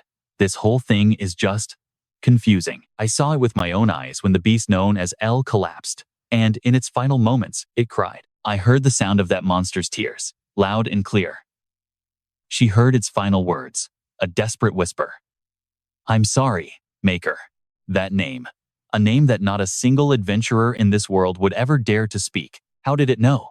This entire dungeon is just one anomaly after another, and it's not just this dungeon. Something is wrong with every dungeon across the world, like a massive storm is about to hit, but that thought can wait. Anessa Faris closes her eyes. She cuts off her train of thought and replies to her comrade, I don't know why it was kidnapping people, but for now, let's get these four to safety. Before this happens again, adventurers like us need to clear them out. That's all there is to it. Elsewhere, in a bustling city, Naji looks down, utterly confused. What in the world is going on here? A girl with cat ears is holding out her hand like a beggar, and next to her is a guy with skin as dark as night. At the dinner table, the air is thick with the sounds of Nero chewing and praising the food. Nero, this is amazing. Vanessa, sitting next to him, is stuffing her face nonstop. Naji sees this and chuckles. Eat slowly, you're going to choke. He breaks out in a cold sweat looking at them. So if I'm getting your story straight, what basically happened was, the scene flashes back. While I was away in a dungeon for a week, these two were apparently causing a scene. Yeah, we just saw Vanessa and Nero throwing a tantrum, crying and screaming. Let us join too. You invited the captain, didn't you? Then they both start jumping up and down, yelling, I'm a genius adventurer. You'll regret not taking me? That's right. Why can't you? Andoro crosses her arms, completely exasperated. These two have been at it for hours. With a sigh, she calmly explains, from what I heard, he's not even a real captain. You two got duped. Nero starts sobbing in protest. No way. Once a captain, always a captain. Vanessa chimes in. That means you have to invite us too. Andoro, exhausted, puts a hand to her forehead. This isn't working. They aren't listening to reason. But then, an idea sparks. She stops. Wait a minute. That just might work. Her entire demeanor changes as she smiles at the two. All right, how about this? Vanessa and Nero, surprised, shout, in unison, a little entrance exam. Andoro says with a provoking smirk. An entrance exam? What is it? And right on cue, the two of them are fired up, yelling, bring it on. We'll pass with flying colors. She closes her eyes and says softly, is that so? Your entrance exam is. Andoro tells them to collect 5,000 gold. You can practically see the money symbols in her eyes. Hearing this, they both declare, we tried our absolute best. But then Nero holds up a nearly empty coin purse. But between the two of us, we don't even have 500. Vanessa holds up a piece of paper. The only quest we can even take is killing sewer insects. And it only pays 30 gold. At this point, they both just collapse to their knees, wailing in despair. At this rate, when will we ever get in? We won't make it before the deadline. Elsewhere, a man named Poo Poo Men smiles. All right, now, I heard you folks are in need of some cash. He puts down a cup and some dice, then starts talking about the dream of getting rich quick. He immediately starts luring in his two new marks. Come on, place your bets, win some money. If you don't play, you're missing a huge opportunity. It's not every day you get a chance like this. And those two marks? Vanessa and Nero, of course. They scream with joy. This is it. It's perfect. We're about to be rich. But unfortunately for them, while that might be the fastest way to get rich, Poo Poo Men grins slyly, picking up the cup. All right then, guests, shall we begin? His friendly expression instantly morphs into a contemptuous sneer. He might as well have called them idiots out loud. And just like that, before his stunned victims can even react, Poo Poo Men's hands start moving the three cups with blinding speed. What the? And just like that, they lose everything, slumping to the ground. Turns out it's also the fastest way to lose all your money. Naji nods along as he listens to their tale. So basically, you two gambled away all your money and then starved for days. Vanessa cries out. That's right, Captain. You saved us. He smiles helplessly, thinking, I knew adventurers were a bit simple, but this is ridiculous. Then his expression hardens as he curses them internally. Seriously, how can anyone be this stupid? That entrance exam was obviously just a trick to get them to leave. Vanessa suddenly speaks up. Oh right, I heard about it, Captain. The vice captain tried to recruit you, right? And you turned her down? Why would you do that? Naji just chuckles and explains. Well, that was the plan, but for some reason, I ended up joining them anyway. Hearing that, Vanessa screams, What? Tell them to let us in too. Naji just stammers back in confusion. What? Vanessa's face suddenly turns dead serious. This is our test. If we don't overcome this with our own strength, then what's the point? They both declared, while bawling their eyes out and screaming at him for help. That's way too much gold. You have to save us. Hearing this, Naji covered his mouth, thinking, now what should I do? All my weapons got wrecked during that last dungeon run, so I definitely need the gold too. His eyes suddenly turned serious. There had to be a perfect way to make some cash. Maybe I should check with the guild to see if that dungeon is still available. Then, Naji grinned excitedly and told Vanessa and Nero, all right, I'll help you too. Follow me. Nero beamed with joy. Really? At the Adventurers Guild office, P was focused, writing in a document, when a voice suddenly called out, P. She looked up, saw the group of three, and called out happily, Naji, what brings you here? And Van and Nero too? Nero ran up to her and said, don't be so surprised. P just laughed and asked, is it about money again? Hearing that, Nero immediately replied, we're about to get rich and swim in gold. Naji instantly shouted a correction, hey, I never said that. He then turned back to P with a request. P, I want to take these two into a dungeon. Can I see the guild's dungeon list? P replied, I'm sorry, Naji. Even for you, there are unbreakable rules for entering dungeons. As she said this, her eyes locked onto him. Money and a dungeon. Now pay attention, because her expression completely changes. Naji, you're thinking about times dungeon, aren't you? I knew it. The scene changes to a minecart speeding along a track. It's going faster and faster.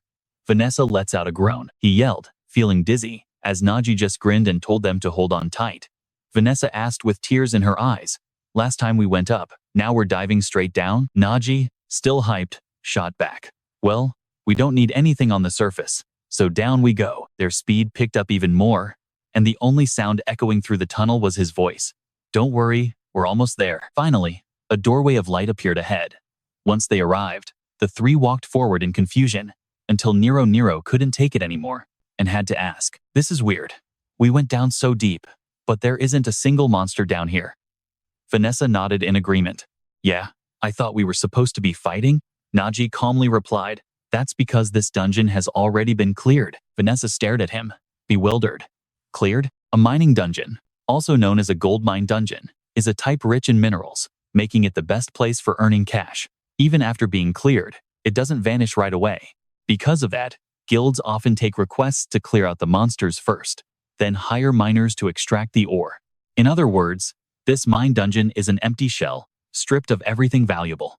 But the deepest floor is different. The minerals there are usually left behind, because the transportation costs are just too high. Naji smirked and pointed ahead. Look over there. Vanessa followed his gaze. That's our target. Up ahead, a light appeared, surrounded by crystal-like stones sparkling everywhere. This was the Draw Mine dungeon. Nero's eyes lit up.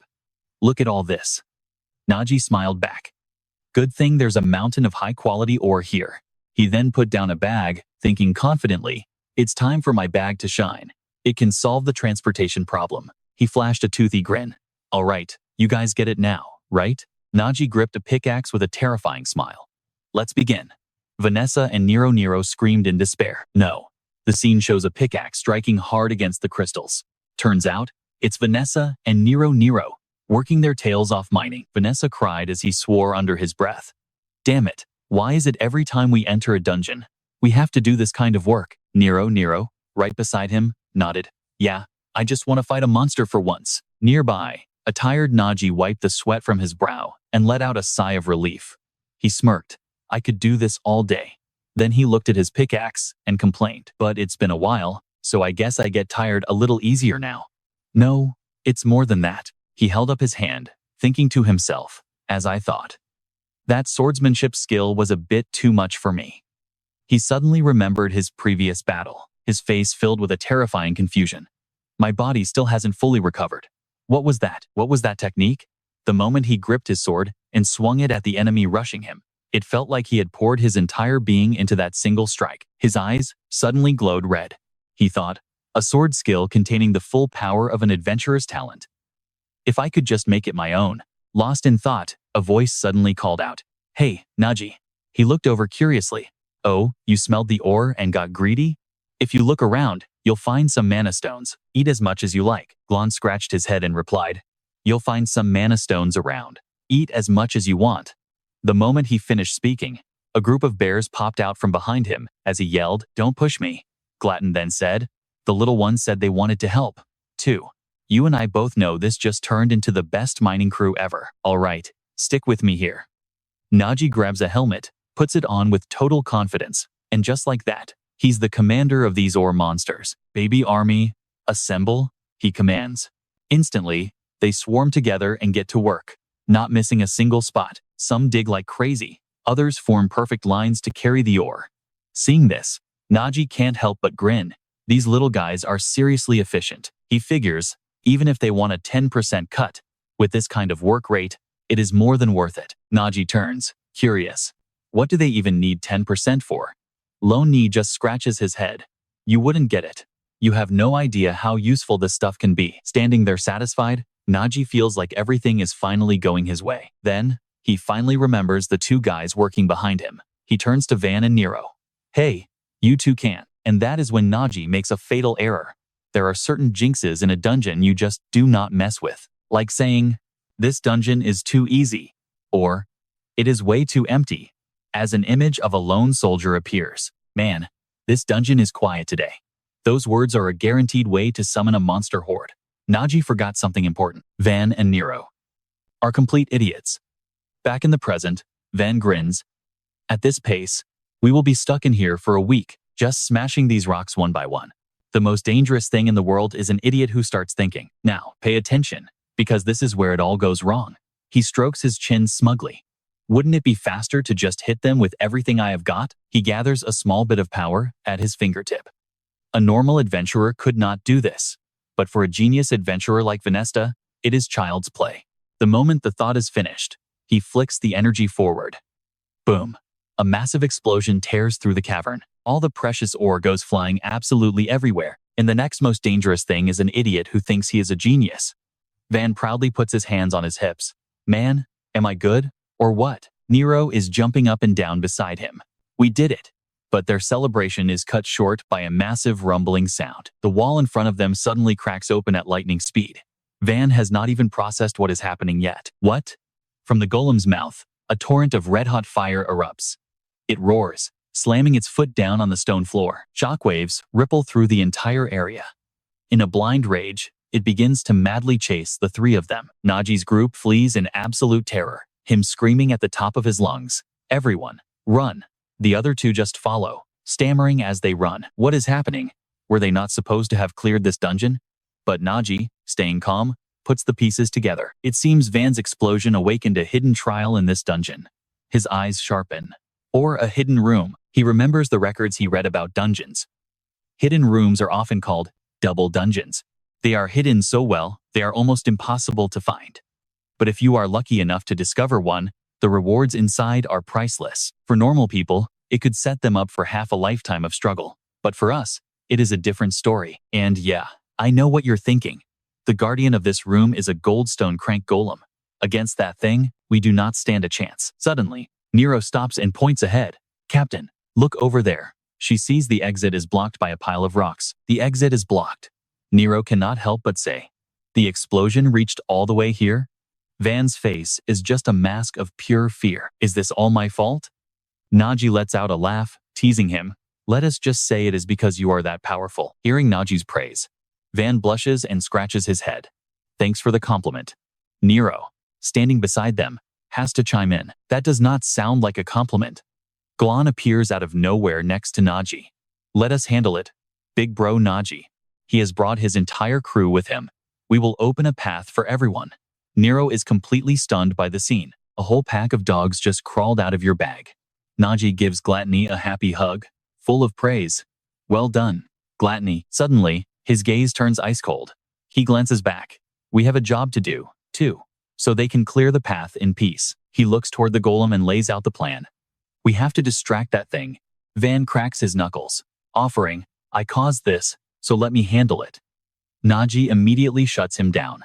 No, that is way too dangerous. Naji starts to explain. This mine has an incredibly dense concentration of ether.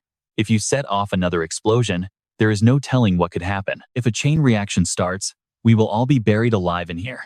Van's face goes pale with tension. So I cannot use my finger summon anymore? Then, it seems like something finally clicks in his head. If that is the case. Van's face goes completely blank. Am I no different than a normal person? Actually, I am worse than a normal person. Hearing this, Nero immediately offers. Then let me go. Naji grins and slaps her hand into hers. I was waiting for you to say that. She accepts, gets into a battle stance, and eyes the golem with pure excitement. Finally, I get to fight a monster. Nero dashes toward it, her face radiating confidence. I am going to take it down. All right, let's jump right into the action. Naji shouts a warning at her. Be careful. Fighting a golem isn't easy. As Nero rushes forward to attack, she unleashes a powerful kick, slamming it right into the golem's body. But the second she makes contact, a jolt of electricity surges through her. A moment later, she's clutching her leg in pure agony. It's so hard. The golem immediately switches its attention to Van, who screams in terror while running. Why is it mad at me? Naji rushes to her side. Are you okay? Nero looks up with teary eyes. I'm fine. He then leans in and asks quietly, Nero, do you have any special skills or abilities you can use right now? She seems a little hesitant, but still answers him with total conviction. My special skills are my physical strength and my agility.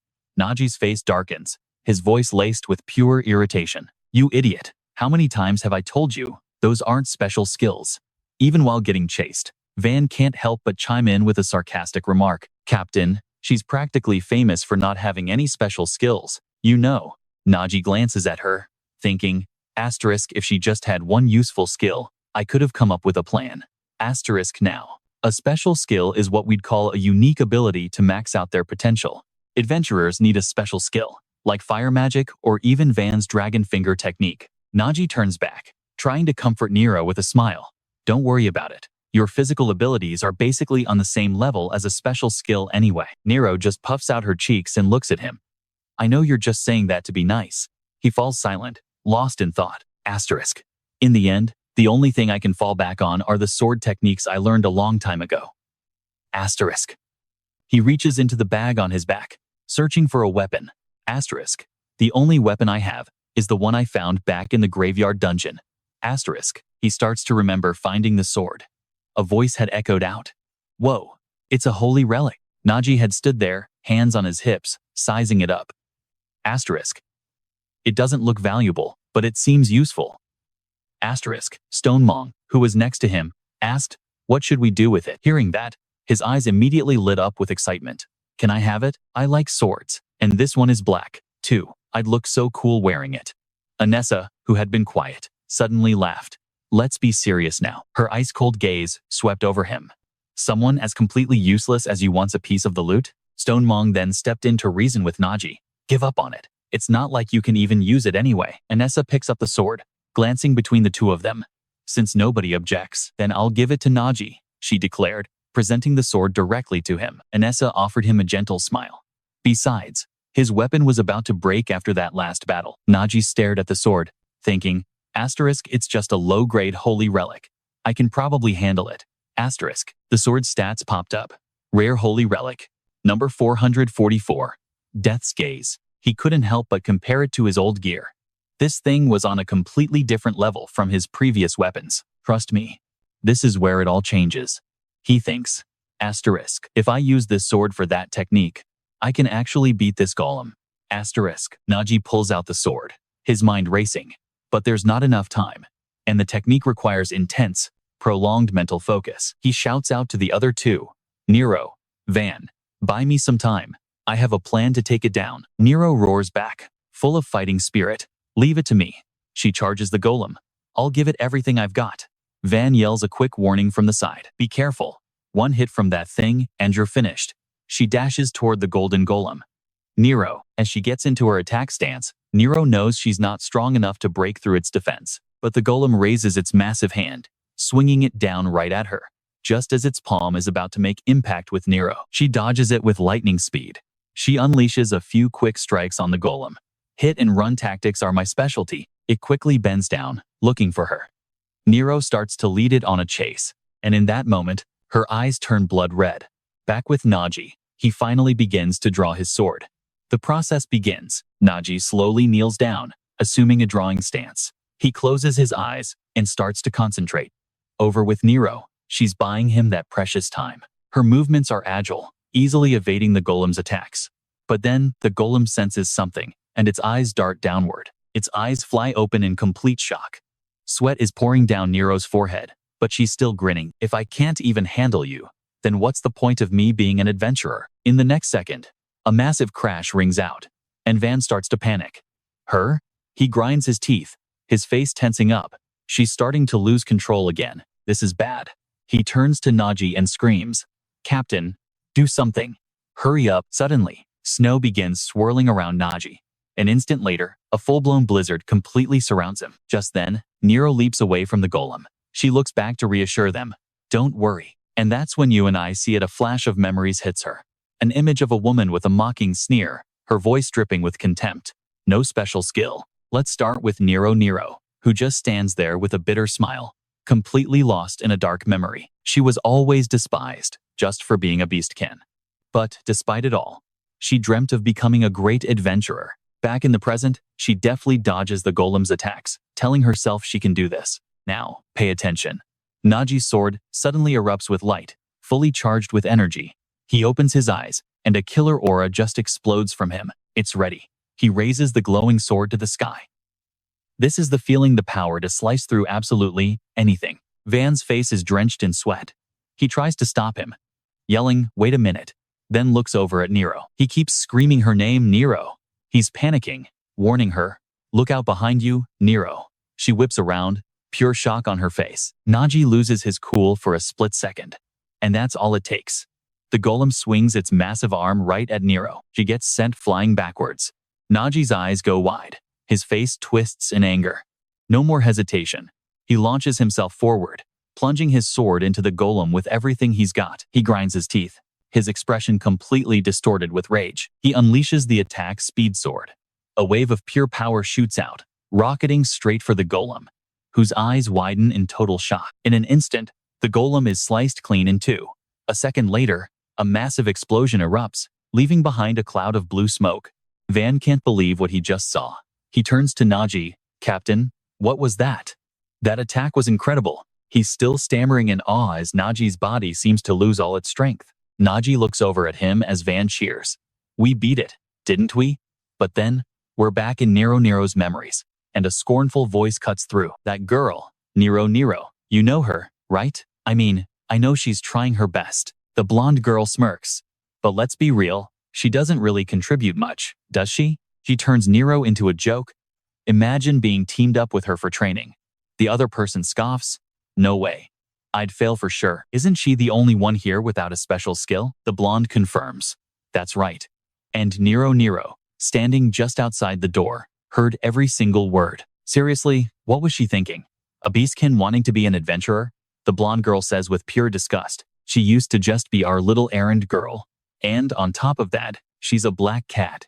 Talk about bad luck. Back in the present, Nero is on her feet, covered in wounds. She stares ahead, gasping for breath. Van sees how bad she looks and asks, hey, are you all right? Nero, down on one knee, answers him, I'm okay. She looks forward, her eyes wide with amazement. But, what was that just now? Did the captain just take down the golem? Naji grits his teeth in frustration. No. He stares at the flames ahead. I lost my focus at the very last second. And right on cue, from inside the smoke, let that sink in, the golem's head appears. There's a huge hole in its body, but it's still moving. Naji confirms it. I must have missed the vital point. From the flames, it reaches a hand out towards them. The golem's eyes dart around, searching. Van clenches his fist, angrily explaining what just happened. You idiot. You flew right into his path and blocked the captain's view, Nero. Hearing this, Nero's expression just sinks. So, it was my fault? Tears start streaming down her face. It's because of me. Van gets flustered, seeing her cry. No, it wasn't her fault. It was mine. Naji suddenly speaks up. This technique isn't perfected yet. That's why I failed. His hand, gripping the sword, is trembling. He blames himself, thinking, if I'd truly mastered this technique, I could have hit harder and avoided Nero completely. But in my current condition, I can't pull it off properly. His grip on the sword tightens. My body's feeling the backlash from the fight. Half of me is completely numb at this rate. But his thoughts are cut short. The golem turns back, its eyes burning with rage as it glares at them. Van is terrified by its appearance. That thing looks pissed. But Naji stays calm, giving an order. First, we need to. The golem raises its hand, unleashing its power. Suddenly, boulders start flying in from everywhere, closing in on them fast. The ground gives way, and the whole team plummets into a pit, buried under an avalanche of rocks. The golem stands over the pile of rubble, watching for any sign of movement. From beneath the debris, Naji lets out a pained groan. He pushes himself up. Is everyone all right? Van clutches his arm, quietly responding, I'm okay. He looks up at the golem looming over them. But what are we supposed to do now? The golem lunges forward, swinging its arm down for a direct hit on Van. He screams, completely helpless. But then, a defiant shout cuts through the air, and you and I both know who it is. Don't you dare touch my comrades. It's Nero, dual-wielding 2 pickaxes, charging straight at the monster. She unleashes a furious barrage of attacks on the golem. Naji shouts in alarm. That's dangerous. Get back. Her pickaxe cracks on impact. Standing right on top of it, Nero makes a quick assessment. Overthinking isn't my strong suit. I just need to fight. She glances at her broken pickaxe. This piece of junk was just holding me back. Stick with me here, because this is the mindset of a true warrior. Just keep attacking, no matter what. She tosses the weapon aside, thinking, this golem is already covered in cracks. If I keep hitting the fractures the captain made, I've got a shot. She drives her bare fist into its body. But nothing. Not a single new crack. She raises her hand for another blow. If one punch isn't enough, then 2 will be. Nero slams a second strike into it. Her eyes are burning with determination. If 2 isn't enough, then 3 it is. Like a machine, she just keeps hammering the golem. And if 3 still isn't enough, Nero pummels its weak spot. Non-stop. Her hands are bloody, but she doesn't even think of stopping. I'll keep going until something breaks. Finally, Nero's sheer persistence pays off. The golem roars in pain as she completely shatters one of its shoulders. The creature is furious. It swings a massive arm, sending Nero flying backward. She's slammed hard into the ground, lying motionless. Now, you might think it's over for her, but this is where her real fight begins. Back at the training camp, she remembers arguing with her peers who always looked down on her. She recalls the rage she felt back then. But rage alone doesn't change a thing. If I don't give it my all, no one will ever acknowledge me. Deep down, they never accepted her as a warrior. In the end, being underestimated pushed Nero to train harder than anyone else, lifting weights, pushing her speed with endless running, then kicking wooden dummies in the afternoon. She remembers Van and Naji, the things I can achieve on my own. Van might be reckless, but he can summon powerful explosions. Pushing herself up, she speaks to herself. The captain can shatter a golem with his sword skills alone. Nero blames herself, thinking she's the most useless one on the team. Seeing her get up, the golem raises its fist to attack. Van watches on, his anxiety peaking. What are you doing? Get out of the way. Nero. The punch is closing in, but she stands her ground, unmoving. Nero clenches her fists with solid resolve. I will prove my own worth. The attack comes crashing down on her. Van's eyes go wide with absolute shock. Naji is just as stunned by what he sees. That glow. He suddenly remembers a phenomenon he's seen many times as a transporter during his adventures. Okay, don't blink. Because Naji is watching Nero's entire body begin to glow, with a light that only appears when an adventurer awakens. A brilliant light erupts from her.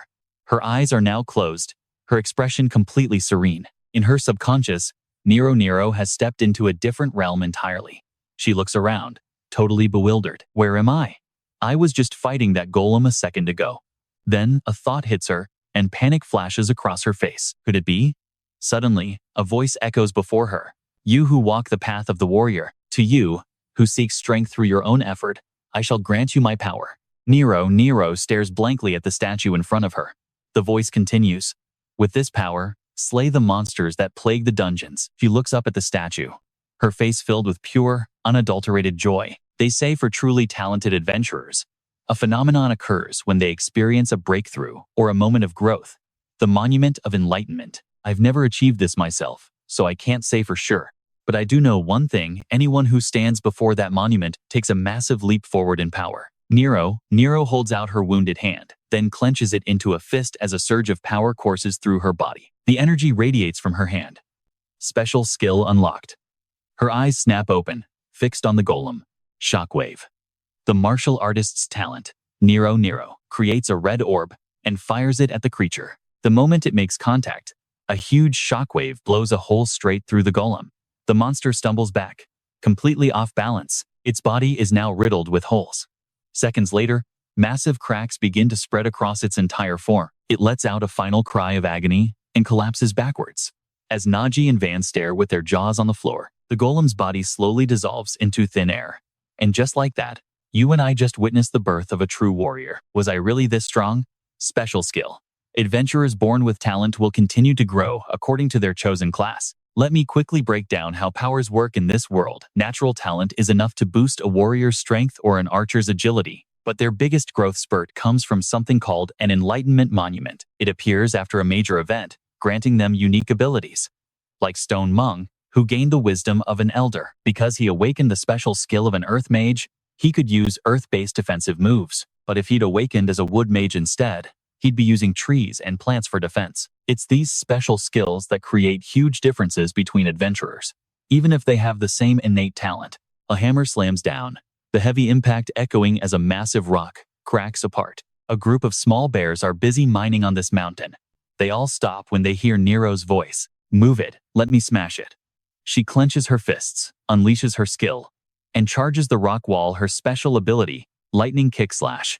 Of the meow meow fist talent, the little bears panic, raising their hands as if to stop her reckless move. Nero ignores their frantic cries, tilting her head proudly. See? Amazing. But then her eyes go wide with shock. She drops to her knees, reverting to her cat instincts and crying out.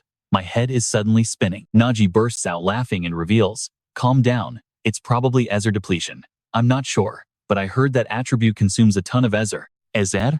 He carefully explains that Ether is the energy adventurers use for their talents. And this was her first time using her special skill. Her eyes well up with tears. But I only used it twice. Naji gets even more excited. That just means it's a really powerful attribute. Nero blushes with excitement. You hear that, Chuvan? My special skill is awesome.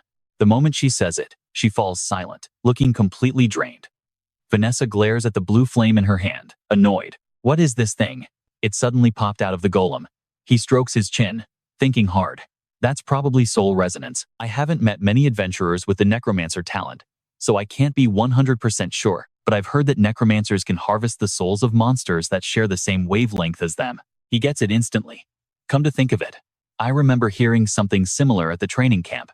So this means Vanessa pulled out the golem's soul and crushed it. It's basically mine now. I can feel something coming to me. After Vanessa crushes the flame, it merges into his body.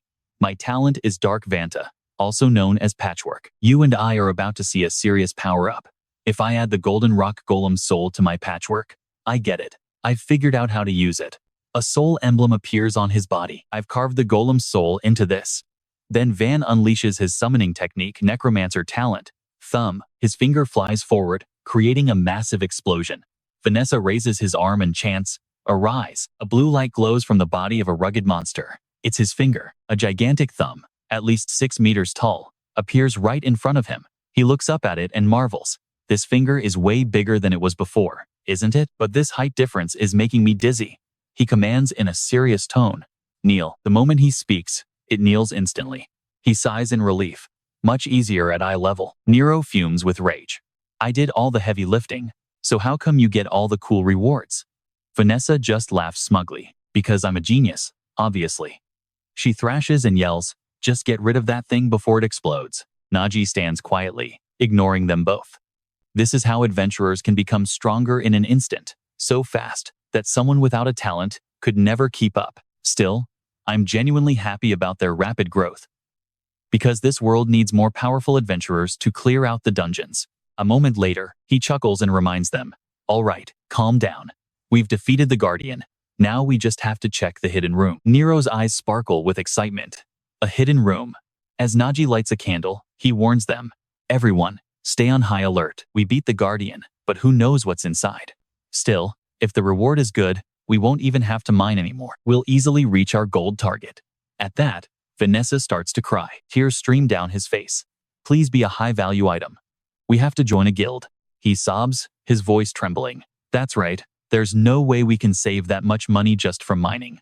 Naji just laughs and adds, "By the way, you two seem really close, planning to join a guild together and everything. It makes you wonder, right? Most people go their separate ways after the training center.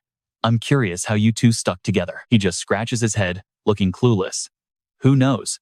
I don't remember. When did we even start hanging out?" Nero grins. "The moment we actually became friends? You just gotta love the banter with these two." Vanessa's sudden snap startles Nero. "Hey kids, cut the chatter right now. Useless small talk like that won't work on a future genius adventurer with a solid plan like me. You idiot." The others yell back furiously. "That thing's about to explode. Get rid of it." Nero just smiles back. Of course, the two aces of the training center working together? It's only natural. Vanessa jumps in teasingly. "I guess aces just stick together," she says excitedly. "Now I've got a special skill, too. We're pretty much invincible." Then she gets curious. "But there's one thing I've always wondered. Captain, what exactly is that bag of yours?" she asks, eyeing the pack on Naji's back. "Yeah, I'm curious too. Weird stuff keeps coming out of it," Vanessa adds. "Weren't you assigned the swordsman talent?" He lets out a laugh and explains, "This is a rare case, so it might sound a little weird. Normally, everyone gets their most suitable talent during the class promotion ceremony, right? But in very rare cases, an awakening doesn't manifest as a talent, but through a special, personalized tool or piece of equipment. My bag is one of those. And trust me, the tools it makes are usually worthless, so people just call it trash." Nero gasps. "I didn't even know that was a thing. So, can I try touching the bag?" Naji casually agrees, "I don't mind. It'll probably just feel like a normal bag to you." Nero. Her face falls as she confirms, "You're right. There's nothing inside." He then reaches into the bag to show them. "But when I stick my hand in like this," Naji rummages around and pulls out 2 red lollipops. Nero's eyes light up. "That's magic," Naji boasts proudly. "It stores things exactly as they are, so they stay perfectly fresh." She takes the lollipop from him. "With an ability like that, you could make a fortune." "Yeah," Vanessa adds while chewing. "You wouldn't even need to clear dungeons. It has tons of practical applications." He just bursts out laughing. "If it were only about money, sure. I actually used this bag for all kinds of side hustles at first. To save up for the DUH Michelin dungeon front, I even sold famous food from all kinds of high-end restaurants. I did express shipping, transported massive amounts of supplies with it. But I'm not doing this just to get rich." Naji gets serious. "If I can help even one adventurer clear one more dungeon from this world, then that's enough for me." And just like that, you and I see his real goal. He turns and leads them forward. "Look, we reached the end of the hidden room while we were talking. Over there, that's definitely the reward." Nero pipes up. "What a weird statue." Naji explains, looking smart. "This is a rare one. It's called an exchange statue. If you offer it something it likes based on its appearance, it will give you a similar reward back." She shouts excitedly, "But we don't have anything to give it." He sets his bag down, reassuring her. "Don't worry, this statue doesn't demand valuables or anything pricey. Look closely. Based on its clothes, it looks like a farmer, right? Lucky I recognized it. For a farmer statue, even a simple crop will work." Naji places a potato in its hand, and the farmer statue's eyes instantly light up as it cracks an excited smile. Immediately, the statue spits out a blue gemstone. Nero, cheers, a gemstone. Van's eyes go wide. "It's huge." Naji nods, pleased.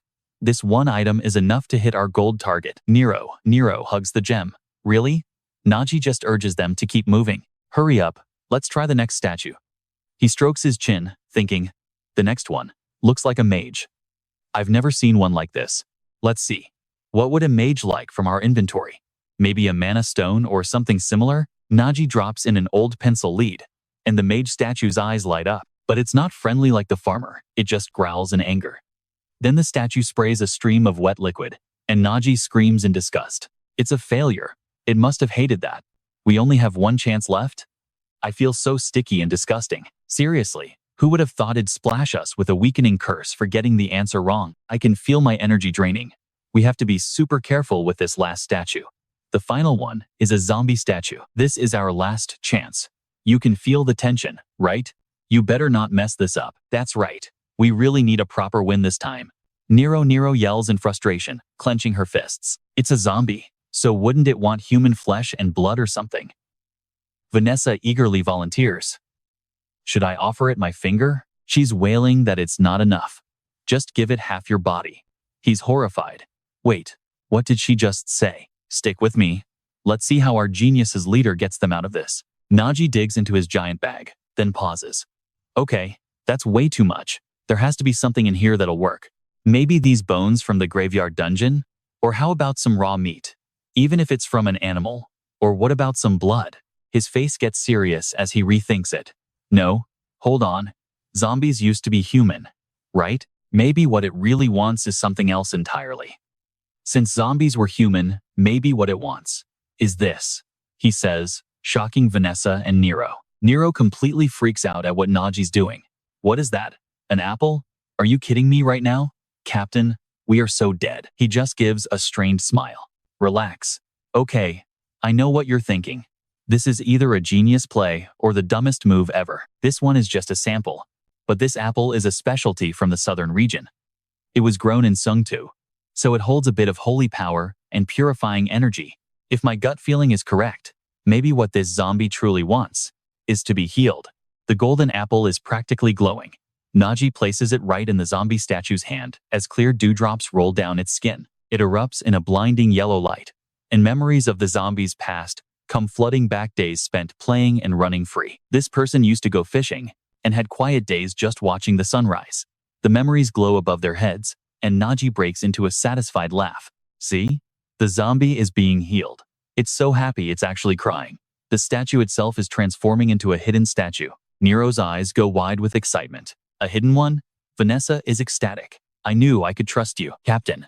The zombie statue turned completely gold, and it's holding a small chest. Naji just smiles, as if he knew it all along. Van has been in the back with his jaw on the floor this whole time. Curious, they all slowly crack open the chest. A sparkling yellow light bursts out. Naji starts sweating, completely stunned. Is this a relic? Night falls over the guild hall. Andoro's eyes sparkle as she stares at the bag of silver they brought back. Oh my gosh, you brought the whole thing? Vanessa scratches her head, looking incredibly smug. Please. This was nothing for genius adventurers like us. Nero eagerly asks, so, does this mean we get to join the guild now? She nods in confirmation. Of course. You've earned it. Tears of pure emotion start streaming down his face. Now I finally understand. Honestly, at first I thought you were just trying to trick us, but after everything we went through to get that gold, I finally get it. Van and Nero cry out in unison. You wanted us to grow from that experience. And yeah, I think we can all agree these two are absolutely precious. That's right. I even unlocked a new skill. Andoro just forces a smile and plays along. Yep, that's right. She turns away, hugging the silver, thinking, what is wrong with these idiots? Oh well, time to go shopping again. The scene shifts over to the Adventurers Guild, which is bustling with people coming and going. Suddenly, a figure appears, landing gracefully. It's Nero, rocking a new cloak and walking with total confidence. Bee sits quietly under a lamp, completely focused on her work. Hearing a noise, she looks up in surprise. Standing before her are Nero, Vanessa, and Naji. Betcha greets them warmly. You're all back. And is that a badge? Her gaze locks onto the shiny silver badge on Nero's cloak. Betcha's whole face lights up. So you actually joined the guild. Congratulations. They all start chatting excitedly after being apart for a while. Nero just laughs, pleased with himself. How could they possibly ignore talent like ours? Van proudly adds, I guess those folks at Sunset Wind have a good eye after all. Suddenly, her eyes get a mischievous glint. Listen up, Betcha. We went deep into this mining dungeon, spent all day at it. Then, boom. A golem just appeared out of nowhere, but I used my skill. and we found a hidden room. It said to offer something precious in exchange for a reward. Betcha, who is completely used to their brand of chaos, just smiles. Impressive. Naji slowly steps forward to speak. Anyway, the real reason we're here is for this.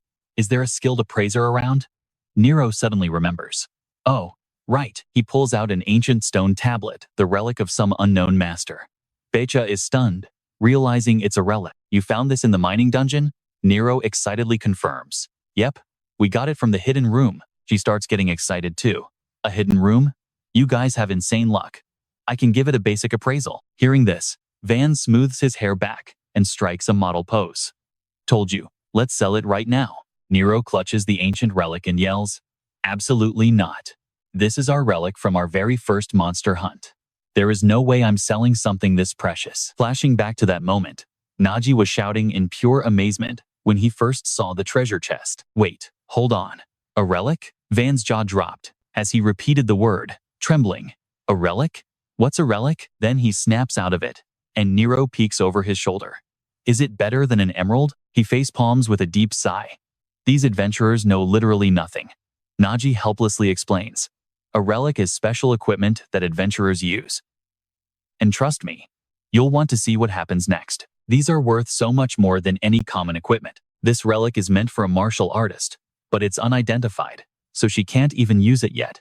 But with Nero awakening her special skill in this very dungeon and finding a martial artist relic, you and I have to wonder if this is fate. So, what's the plan? Van, you're on the same page as me, right? As if on cue, Van's expression hardens in agreement. Looks like we're thinking the same thing. Captain Naji excitedly suggests they give the relic to Nero to celebrate her very first special skill. Van chimes in with him, but then drops a total bombshell. Let's sell it. Hearing two completely different answers, they both freeze, slowly look at each other, and then mumble an apology at the same time. Over here, Nero seems to have only heard Naji's suggestion, and she's so excited, she's literally bouncing off the walls. You're really giving it to me? But snapping back to reality, Van argues even louder. I said, we sell it. The gold we'd make from selling this could buy top-tier gear from the shop, and we'd still have cash to spare. Nero just hugs the relic tighter. Absolutely not. Suddenly, a hand slams the table. B cuts in. Out of the question. Comparing a relic to ordinary equipment is a huge insult. You know, relics are the heart of an adventurer and the key to conquering dungeons. Each relic is a magical artifact with its own unique power, and its true worth lies in how well it resonates with a person's ether. It's said that just one relic with the right ether match can make an adventurer massively more powerful. The whole reason so many adventurers explore dungeons is to find powerful relics. At that moment, Naji realizes his father was completely right. Some high-ranking adventurers are practically covered in relics from head to toe. But ironically, the very existence of relics has made equipment-based skills like his own pouch ability almost obsolete. No matter how useful a tool-based skill is, this world is just overflowing with relics that are even better. As he snaps out of his thoughts, B reaches for the ancient artifact. Now then, she says gravely, I'll appraise it. And trust me, you're gonna want to see this. Her quill pen glides across the paper, writing down all the basic information on the artifact. Level 5 Scout Talent. Item detected. At the same time, the ancient stone casing begins to crack apart. The relic inside is slowly revealed, covered in a blinding, brilliant golden light. A few seconds later, a cat-shaped item appears. It's Martial Artist Relic, number 500. Name, Mimic Cat, Fire Grade, with the effect of copying the user's skill. The moment it appears, the relic starts meowing non-stop. Its shifty eyes dart around, and as if confirming its owner, it lets out a piercing cry and launches itself at Nero. But she's just standing there, completely clueless about what's going on. Instantly, a surge of power envelops her right arm. Nero is stunned. What? It equipped itself. Van sees this and completely loses it. Take it off. We need to sell it while it's brand new. B just ignores him and turns to her. Congratulations. It seems you and the relic have a high ether compatibility, she says. Nero just asks again. Ether compatibility? Yes. B explains calmly. That's right. Some relics don't let their master choose them. They choose their master. For example, a relic might demand, use me. If the master doesn't understand or accept it, the relic will react even more violently. I said, use me. Nero spins around to face Van, looking smug. You hear that? This thing is mine now. He looks defeated for a second, then turns to Naji. Come to think of it, Captain, you have a relic too, don't you? I can feel a similar energy from you. Naji immediately pulls out his own. This sword? I got it from the graveyard dungeon, but unfortunately, it's in pretty bad shape. And relics are notoriously difficult to repair. B is suddenly horrified. What in the world did you do to it to get it in that state? Naji just flashes a grin and replies, I swung it once, and this happened. Guess it's not that great of a relic. Van quickly jumps in. Yeah. If he hadn't slipped, it would have sliced that golem clean in two. Bay is completely floored. Slicing a golem into two pieces, that relic is number 444 GD. A sword made of black steel Loki. And get this, he swung that incredibly sturdy sword just once and left it in that state. The more I learn about him, the more impressive he is. Van is back on his nonsense. We should sell it. Naji has to explain. It's a gift. At that moment, B's hand clenches slightly. She softly says Naji's name, her eyes shining. Even without a talent, he just keeps pushing forward. But me. In B's eyes, he seems to be shining brilliantly. Naji finally speaks up. Sorry for barging in unannounced. We have an appointment, so we're heading back to the guild now. B's face fills with sorrow. And Rasa, beside her, immediately notices. She touches her own face, lost in deep thought. And that's where you and I realize something much deeper is about to unfold. Let's switch scenes and dive right into the mind of Agnesa Faris. She's slowly drawing red lines with chalk. These short lines crisscross, marking points on a map. She takes in the whole picture and thinks, that's the third one. The recent dungeons have been breaking, as if forming a straight line across the region. These breaks aren't random, they're following a clear pattern. It's too much of a coincidence every single one is tied, directly or indirectly, to the Dawn Guild. Agnesa's brow furrows in frustration. If this pattern holds, the next dungeon with the highest chance of breaking is right here. If we get there first and stop it, a direct showdown with the Dawn Guild is unavoidable. In her mind, the deep, rumbling voice of the Dawn Guild's commander echoes. I will not allow any failures or any interference. From the Rift dungeon where I personally intervened, to the Graveyard dungeon where we knew a break was certain. We've been interrupted too many times, and every single time, the Twilight Wind Guild was behind it.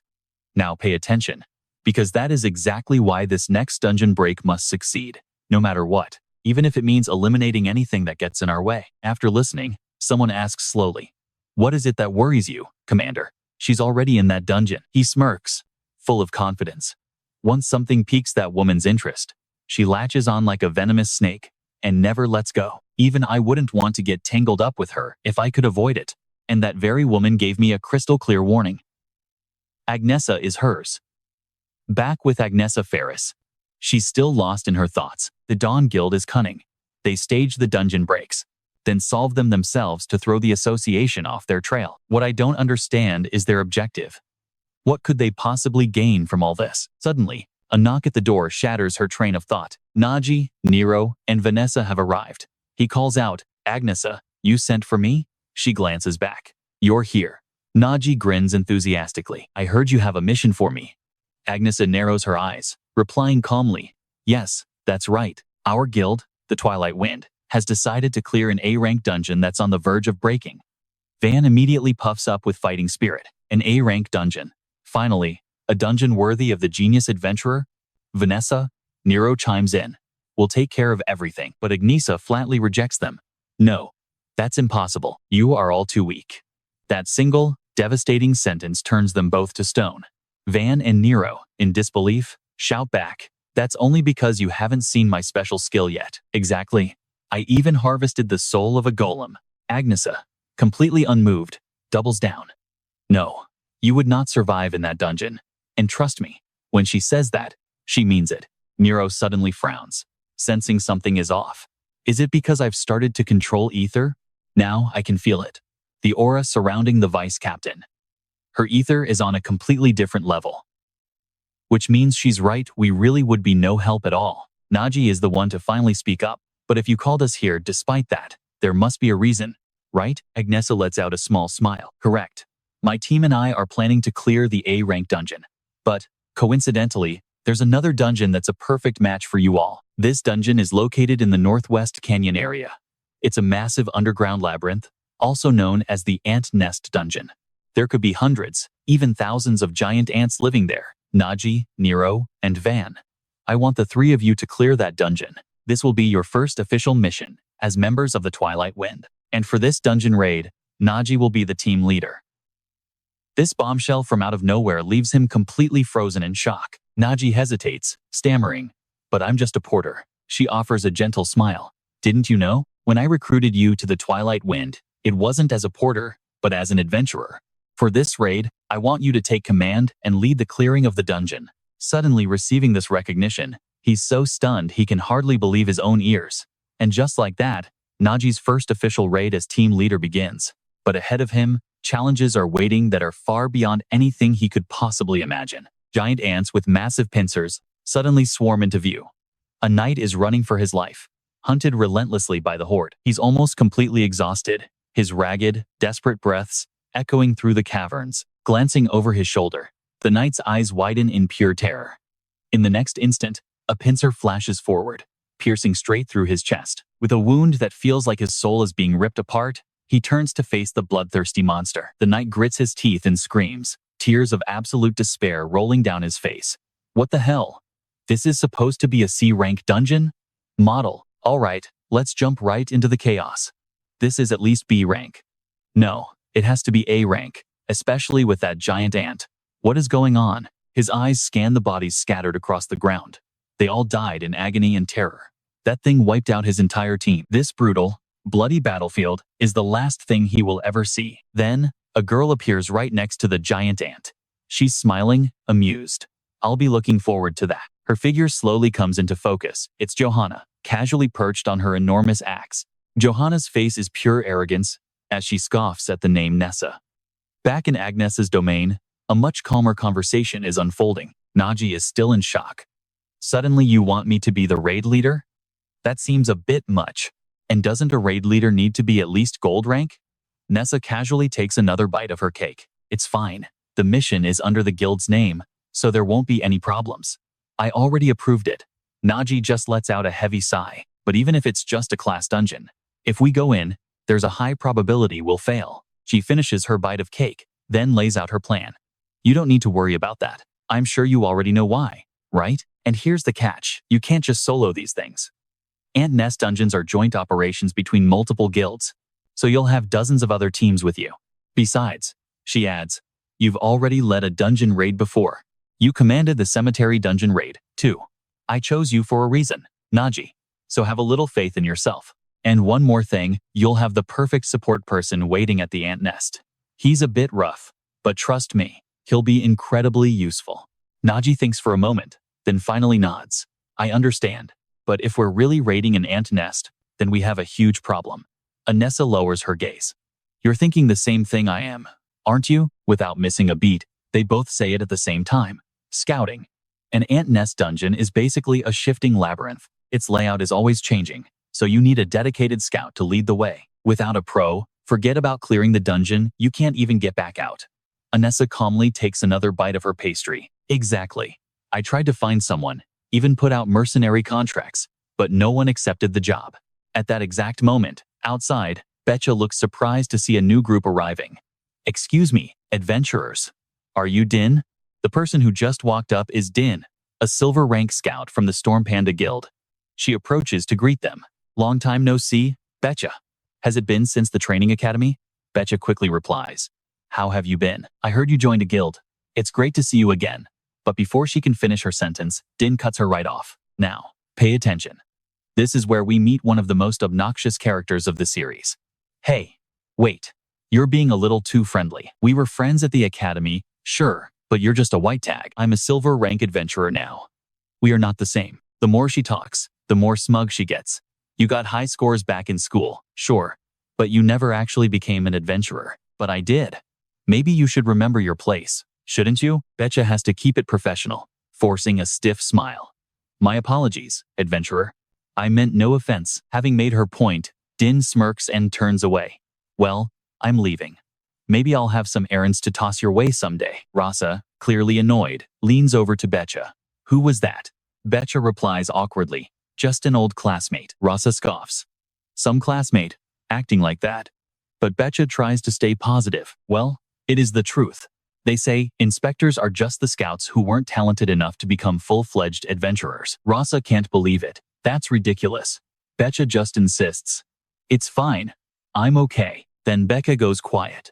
A scout's talent is meant for the front lines, for exploring deep inside a dungeon. But outside the dungeons, inspectors are absolutely essential. They survey the dungeon's ecosystem, instead of just raiding it. They also investigate crimes committed inside the dungeons. They assess a dungeon's difficulty rating and, yeah, sometimes they even do paperwork. But the hard truth is, inspectors are often seen as failures, people who just didn't have the skills to make it. And that's when Rasa speaks up. Sounds like I'm a prime example of that. I was so excited, thinking I had the talent of an adventurer, but I didn't have the skills or the right mindset to be a real scout, so I became an inspector. But you're not like that, Betcha. You could have easily become an adventurer. That's why everyone was so shocked when you joined the association as an inspector. And this part right here? This tells you everything you need to know about her character. Betcha smiles. That's because my grandfather was completely against me choosing this path. Rasa imagines some super strict old man. So, he's a harsh one, is he? But she denies it. No, he cried his eyes out and begged me not to go. Rasa lets out a sigh of relief. I see. So it wasn't really your decision, was it? Tell me what you actually want. All right, let's dive into a story about a dream someone thought was long forgotten. I read that paper you've been working on lately, though. It felt less like a thesis and more like a diary. Hearing this, B flinches. You read that? As if worried his friend doesn't believe him. Rasa starts reciting what he read. That day, the way Naji looked at Lady Najisa. It was like he wanted to scream that he can't take it anymore and yells, "Stop it." She gets serious now. But the thing is, I think so too. After you came back from that Fisher dungeon with Naji the porter, you looked so excited. That's when Pecha had shouted, "Annie, listen, you know what I saw? A stone pig. And your eyes. When you heard they'd cleared the coal dungeon, it was like you wanted to scream that you wanted to be an adventurer, too." Not long after, the sound of rushed footsteps echoes down the empty hall. It's P. She walks, lost in thought, her eyes narrowed with a new, serious resolve. Betcha admits he was right. Her thoughts drift back to a memory. The truth is, I've always wanted to be one, more than anything else. So I even snuck into the training grounds without my grandfather knowing. But when he found out and cried, I realized I'd rather be a good granddaughter who makes him happy than an adventurer. I know how much he cherishes me after my parents died, and that was that. It was just a dream. A dream that was surprisingly easy to give up. Just like that. She remembers Rasa falling silent for a long time after she told him this. Then, he spoke bluntly, and here it is. The one conversation that's about to change everything. Betcha, seriously. You're an idiot, aren't you?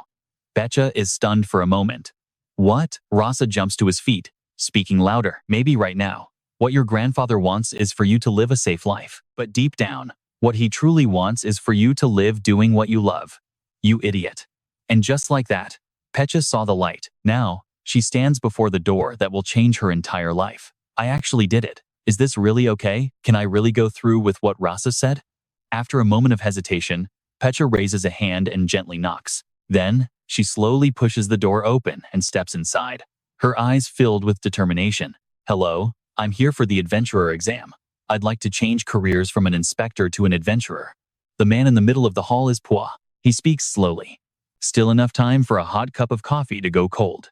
But, well, I'm not sure it's worth the effort. To be honest, I think you're doing a fine job as an inspector. You should probably stick to that path. Becca just forces a smile at his words. It's just. Rasa told me there was an adventurer exam today, so I wanted to try it. Pua swirls the tea in his cup. Is that all? A more accurate word would be unlucky. Because I'm the examiner today, let me introduce myself. I'm Pochi, but I'm better known as the Destroyer of Adventurers. Okay, you and I both know a nickname like that spells trouble. The smile on Pecha's face freezes solid. The Destroyer of Adventurers? I've heard of him. He doesn't actually kill adventurers, but he gives tests that are insanely strict and difficult. Almost everyone fails. And even if they do pass, they're assigned to the lowest ranks. That's how he earned the name. The Destroyer of Adventurers. He speaks again, his voice full of judgment. I don't even need to test you. People like you, wanting to switch from inspector to adventurer, show up every single year. However, your success rate is a mere 5%. They think their talent might change over time. or that their powers awakened late. They come to take the test with all that hope in their heads, only to be met with disappointment. The latent talent meter is extremely accurate. If your talent was lacking before, there's no chance it has changed in the future. No need to move it. Just place your hand on it, and the results will appear. The old man thinks to himself, I'm Pochi. I've seen people like this thousands of times. I'm certain she won't last more than a few seconds. If she had what it takes to be an adventurer, it would have happened a long time ago. Meanwhile, Betcha stands before the machine, lost in thought. Honestly, I'm not sure myself. I don't know if I'm doing the right thing, especially if it goes against my grandfather's wishes. But the reason my heart changed, it wasn't just because I wanted to become an adventurer. It's more than just the dream of becoming an adventurer. I once asked Naji why he kept risking his life on these dungeon raids. Weren't there so many other things he could do besides being a porter? Because somebody has to do it. That's what he said, so casually, like it was nothing at all. It sounds so simple, so easy, but I know exactly what it means. Raiding a dungeon without any protection is like diving into a sea of fire with your bare hands, even for a porter. Yet he talks about it like it's the most obvious thing in the world. I felt so ashamed of myself that even with my own talent, I couldn't do anything. Right then, the potential talent meter began to glow with an intense, golden light. A few moments later, the door to the room swung open. B had finished her test, walking out with a completely emotionless face. Jin was already standing there waiting. She started in slowly. Hey, look at you. You actually came for a retest? Are you serious about being an adventurer? You were out in 30 minutes last time. That should tell you everything. What do you think being an adventurer is?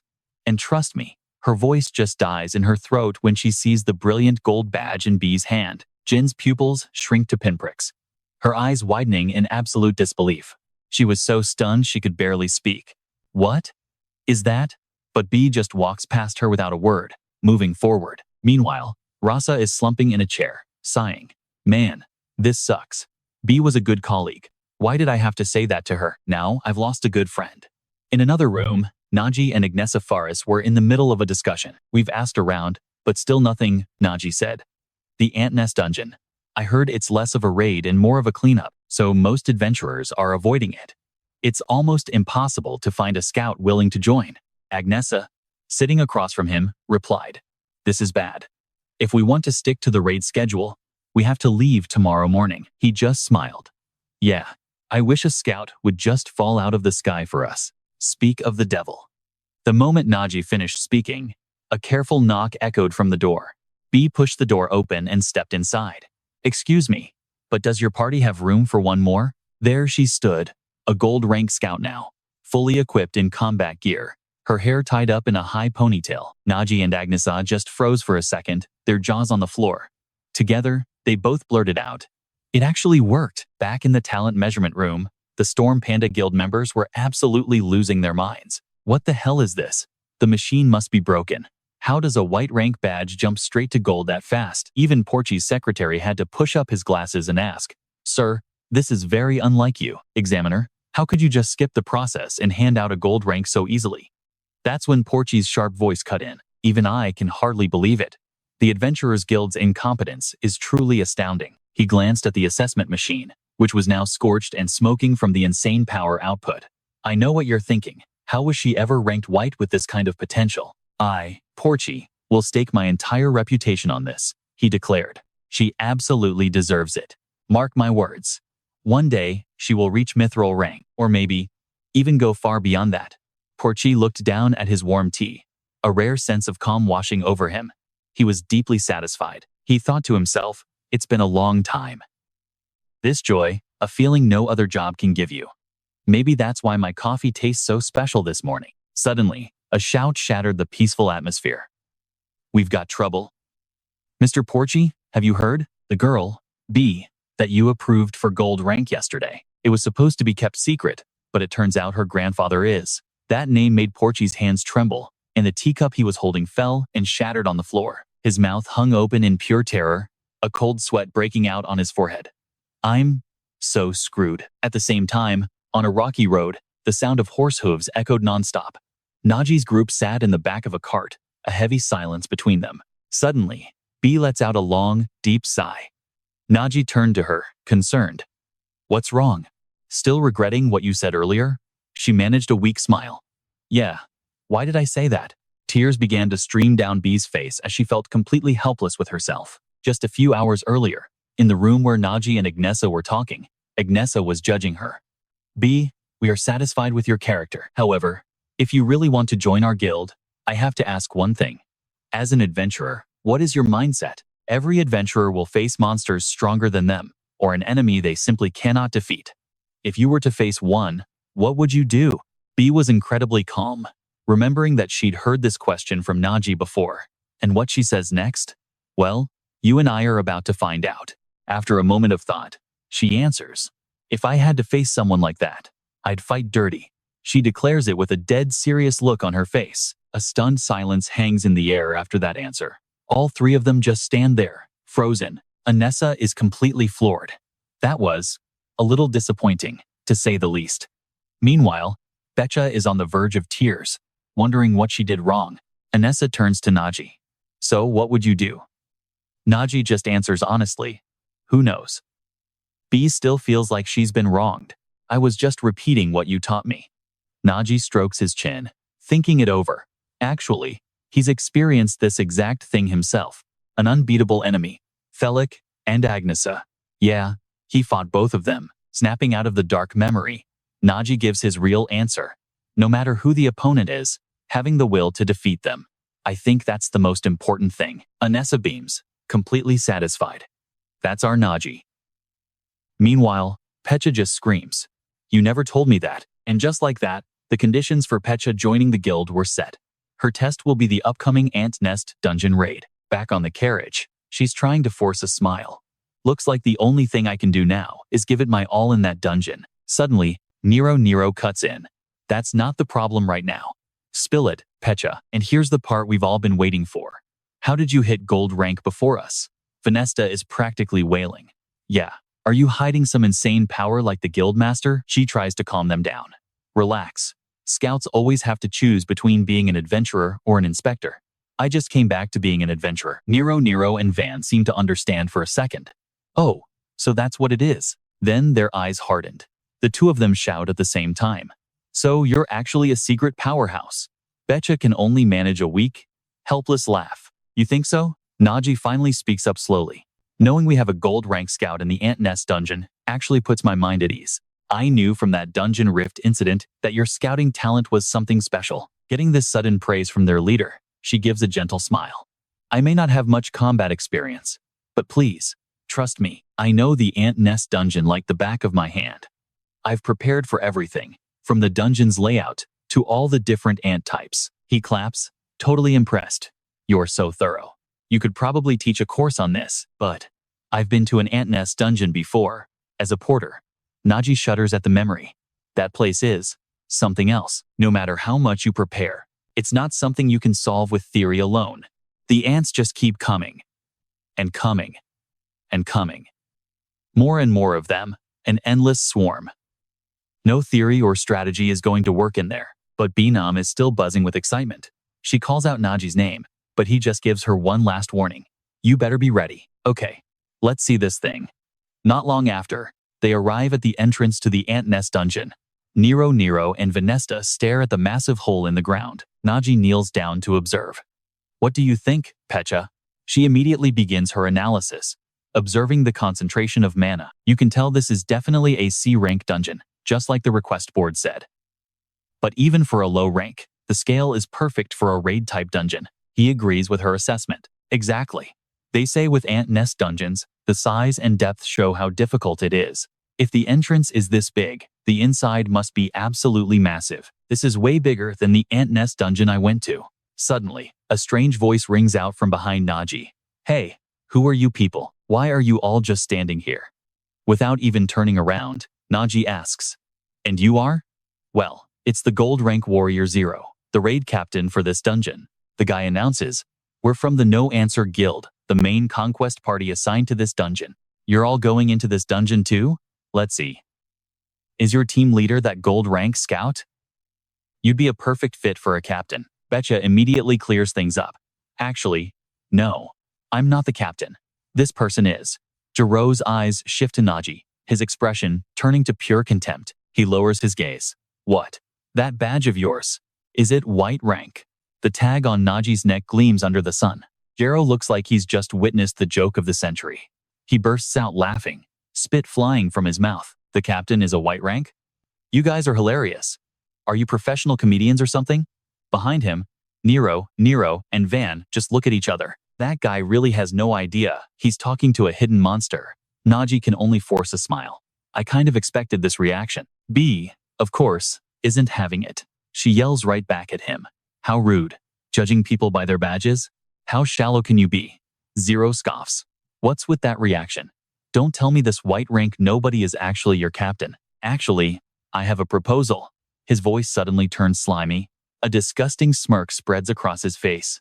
Why don't you join our team? Our scout is only a bronze anyway. Besides, you're cute. I like that.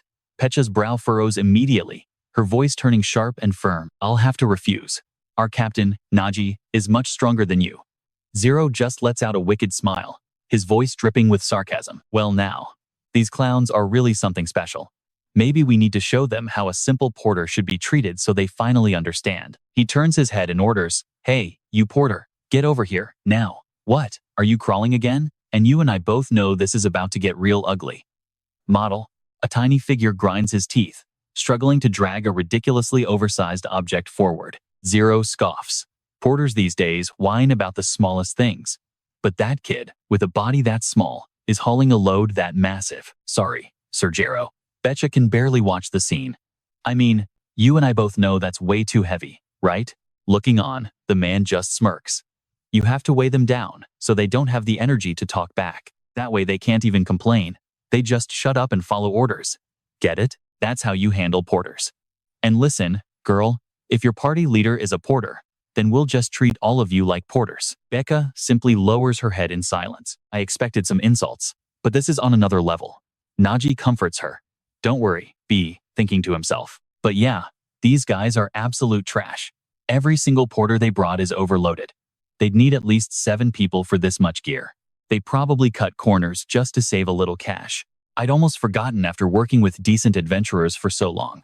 But this is the reality for porters. Naji's lone figure then catches someone's eye. From a distance, a girl covers her mouth, giggling.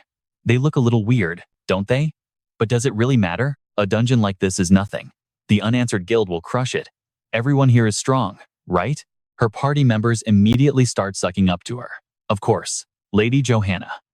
With our team, this dungeon is a piece of cake. This is Johanna, a bronze-ranked priestess from the White Robe Guild. And she puts on a sickeningly sweet voice. Dungeons really scare me, she says. So, the more allies the better, right? Her followers get even more excited. If Johanna says so, we'll do it. Stick with us, and we'll protect you. You'll be safe right behind us. Jiro then turns to Naji's group. You all should be thanking Lady Johanna. By all rights, I should have already filed a complaint with your guild. A guild with a porter for a leader? Seriously? What a disgrace. Just stay out of our way and follow along. Johanna clasps her hands behind her back, speaking with a mysterious smile. Well then, shall we get going? I bet this is going to be an interesting trip. But now, pay attention, because Naji's gut is screaming that something is seriously wrong here. His eyes lock onto a strange tattoo on Johanna's shoulder. And for a second, it looks like a living snake, baring its fangs right at him. Naji flinches back, his eyes wide with shock. Seeing his reaction, B turns to him. Naji, what's wrong? He quickly brushes it off. No, it's just, I have a bad feeling about this. I knew we'd be treated like this, so let's just play along for now. With that, Naji leads his group, following behind the ant nest raid party. Vanessa is so hyped she throws her hands in the air. Finally, a real dungeon. In no time, both parties are at the entrance of the ant nest dungeon. They peer into the earthen tunnels, catching faint glimpses of giant ants in the dark. Naji silently sizes up the dungeon. To the uninformed, it might look like a regular dungeon with ant monsters, but only someone who knows nothing about this place would say that. Among adventurers, this place has an infamous nickname, the goddamn ant hive. It's a sprawling maze of tunnels, with relentless ant attacks from every direction. To say it's exhausting is an understatement. I honestly thought we were lucky to be tagging along with a main raid party for this mission. My team is way too inexperienced, so I figured going in alone would be almost impossible. But it only took 30 minutes inside to realize these guys were the exact type of adventurer I'd only heard stories about. They were the legendary Hopeless Trio. Van and Nero, completely clueless, ask, The hopeless trio. What does that even mean? Betcha, ever the sharp one, explains. It's a famous classification among adventurers for 3 types of people who always ruin a raid. First up, the brainless. Jiro, leading the charge, just screams, "Go." It doesn't matter if there are traps or monsters, they just charge in blindly. No strategy, no plan. They just attack whatever moves, and usually end up hitting their own teammates or porters. Eventually, their sheer stupidity destroys the party's formation. Second is the stubborn ox. No matter what advice or suggestions you give them, for instance, right now, Becca asks, "Haven't we already been here? Isn't this a dead end?" But the ox type won't listen. In fact, he'll just start cussing you out. "Damn it, we're the main party here. Why are you babbling? Acting all high and mighty just because you're gold ranked?" They always think they're right, and their massive ego turns the entire raid into a nightmare. Because moments later, he finally realizes, when did this get blocked? B just sighs. I told you it was a dead end. And last but not least, let me introduce you to the #1 raid wrecker of them all. This character is basically a show-off. Right on cue, Johanna is laying on the praise. "Oh my god, you are just so good, model." Jiro puffed up like a peacock spreading his feathers. "See? I'll protect you. So, how about coffee after this raid? Let's get inside Naji's head, shall we?" He's just thinking. These fools came into a dungeon looking for romance, not a real fight. In short, this raid party is a complete disaster. Can we actually clear this dungeon? They're in the ant nest dungeon. Since these things pop up so often, it feels less like a raid and more like routine pest control. Guilds assigned by the association form raid parties and clear their designated zones. And just like that, 4 raid teams entered this ant nest. The pay isn't great, so most people avoid it. The teams that do show up just do a half-hearted job and get out quick. Maybe that's why their feet were flying across the ground. Right now, Naji's group was moving fast into the dungeon. He sized them up. These guys seemed more focused on clearing this fast than anything else. They just kept rushing forward without thinking. The main raid party's porter was already too tired to even breathe. Naji looked back at the kid kneeling on the ground. He was worried, knowing the more tired a porter gets, the more risk everyone is in. If a porter gets hurt, it directly impacts the team's fighting ability, but not many adventurers care about that.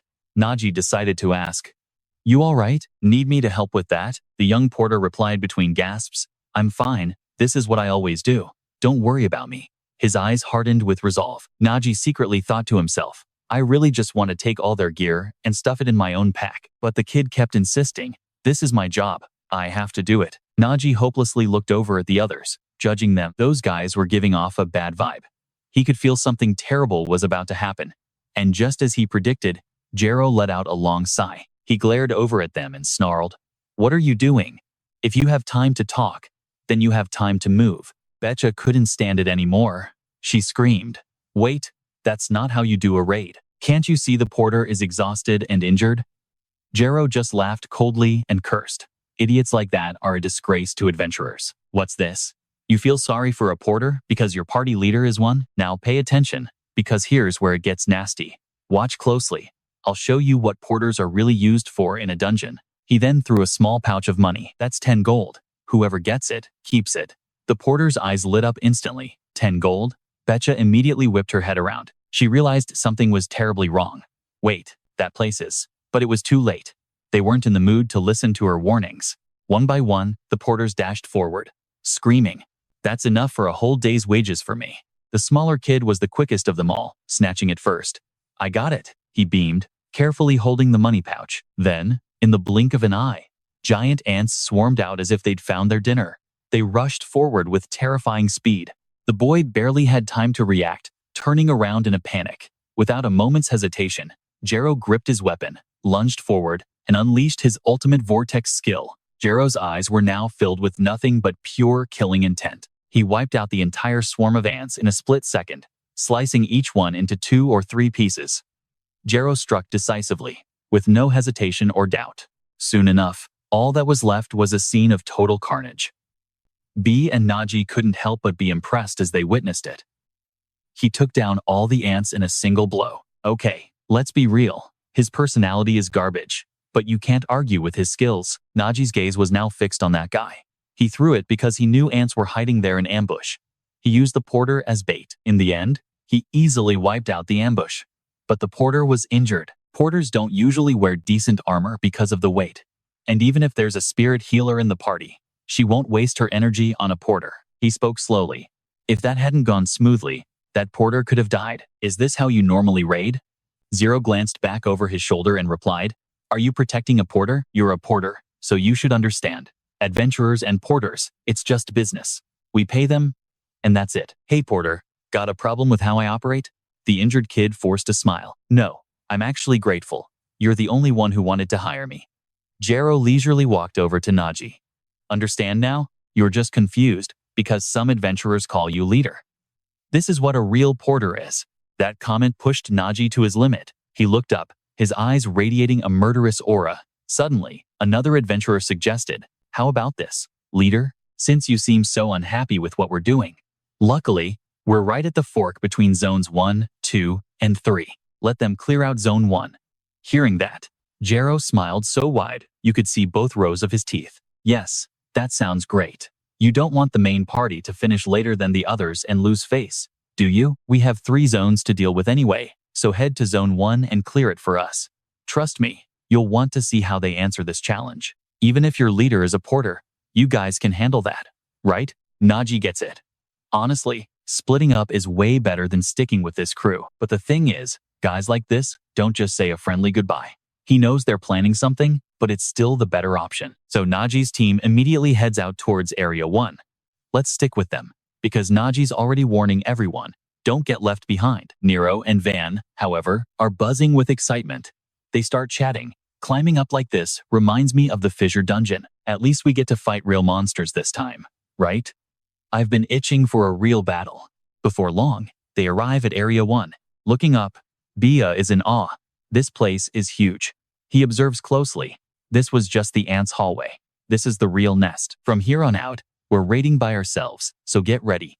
We don't know what's going to pop out first, or how many ants are here. Stay sharp and be careful. There's no way they'd give us an easy zone. Meanwhile, that other adventurer is laughing his head off. He reports to his leader, Zero.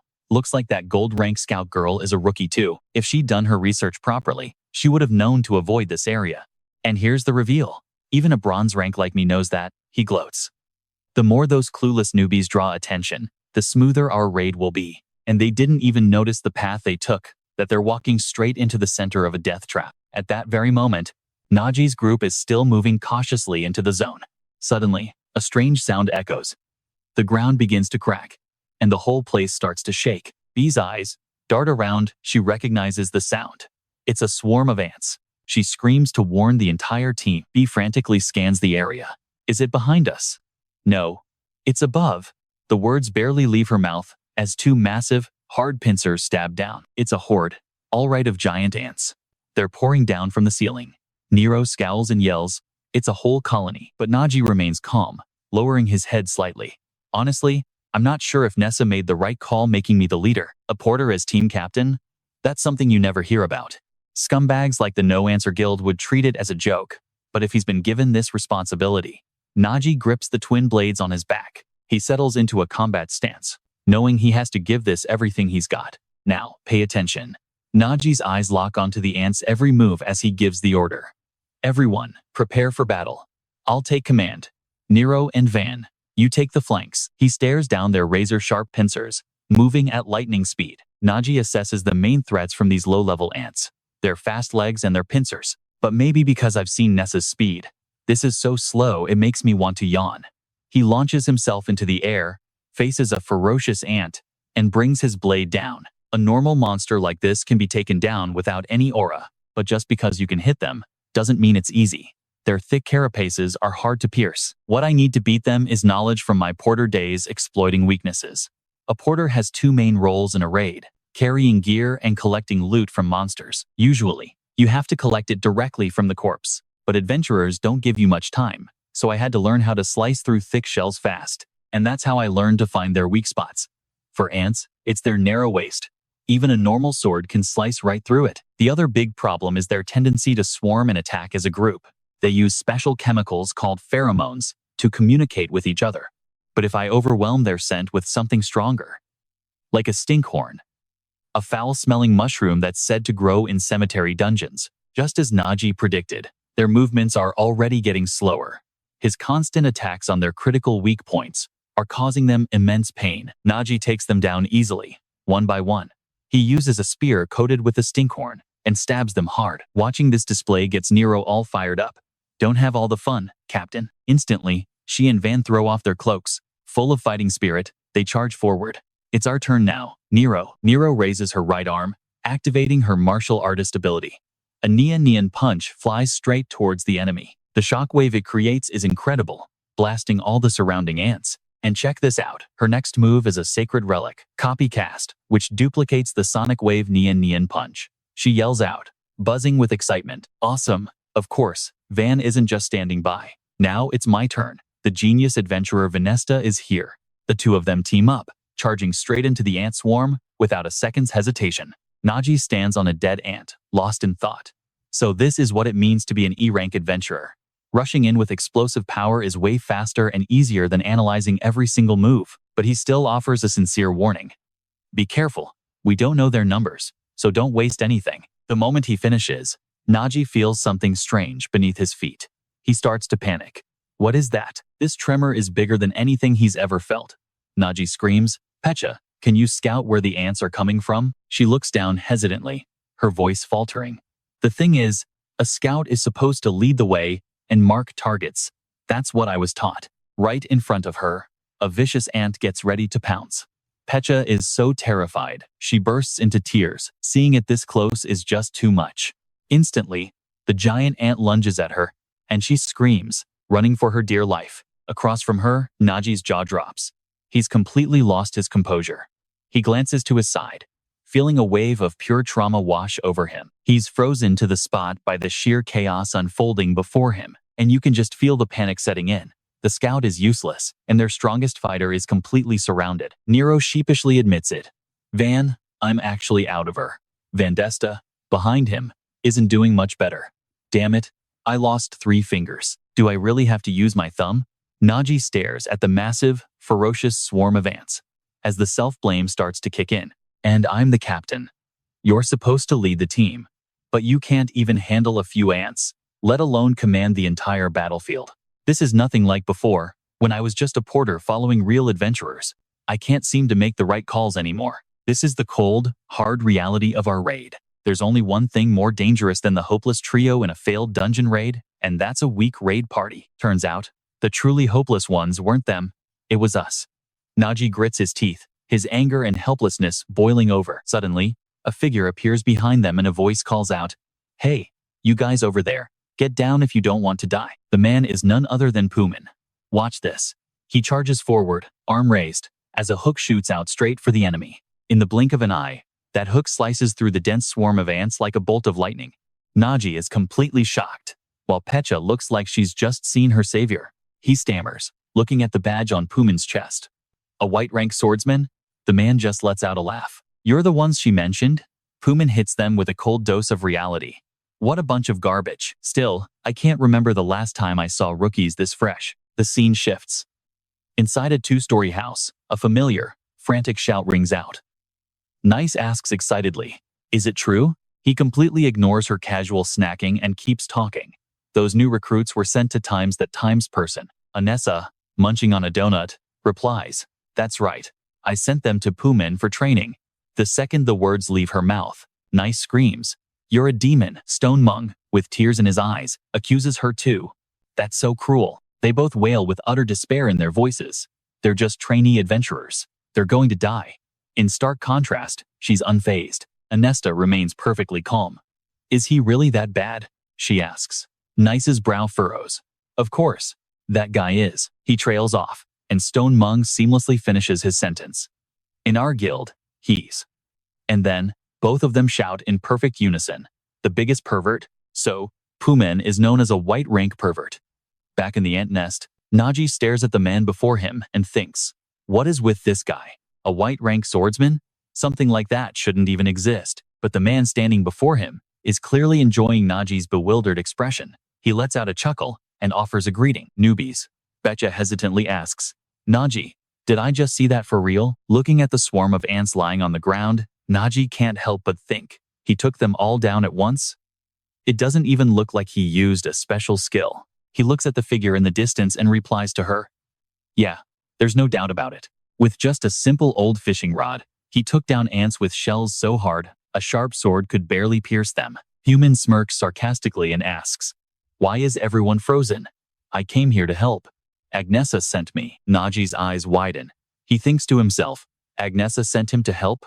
Then, could it be? He flashes back to a short time ago, sitting in the office, as Agnesa told him she found the perfect person to support him. Seeing Naji's confusion, she just smiled and said this, "He's pretty special, so you'll recognize him immediately. His personality has some issues, but he'll be a massive help."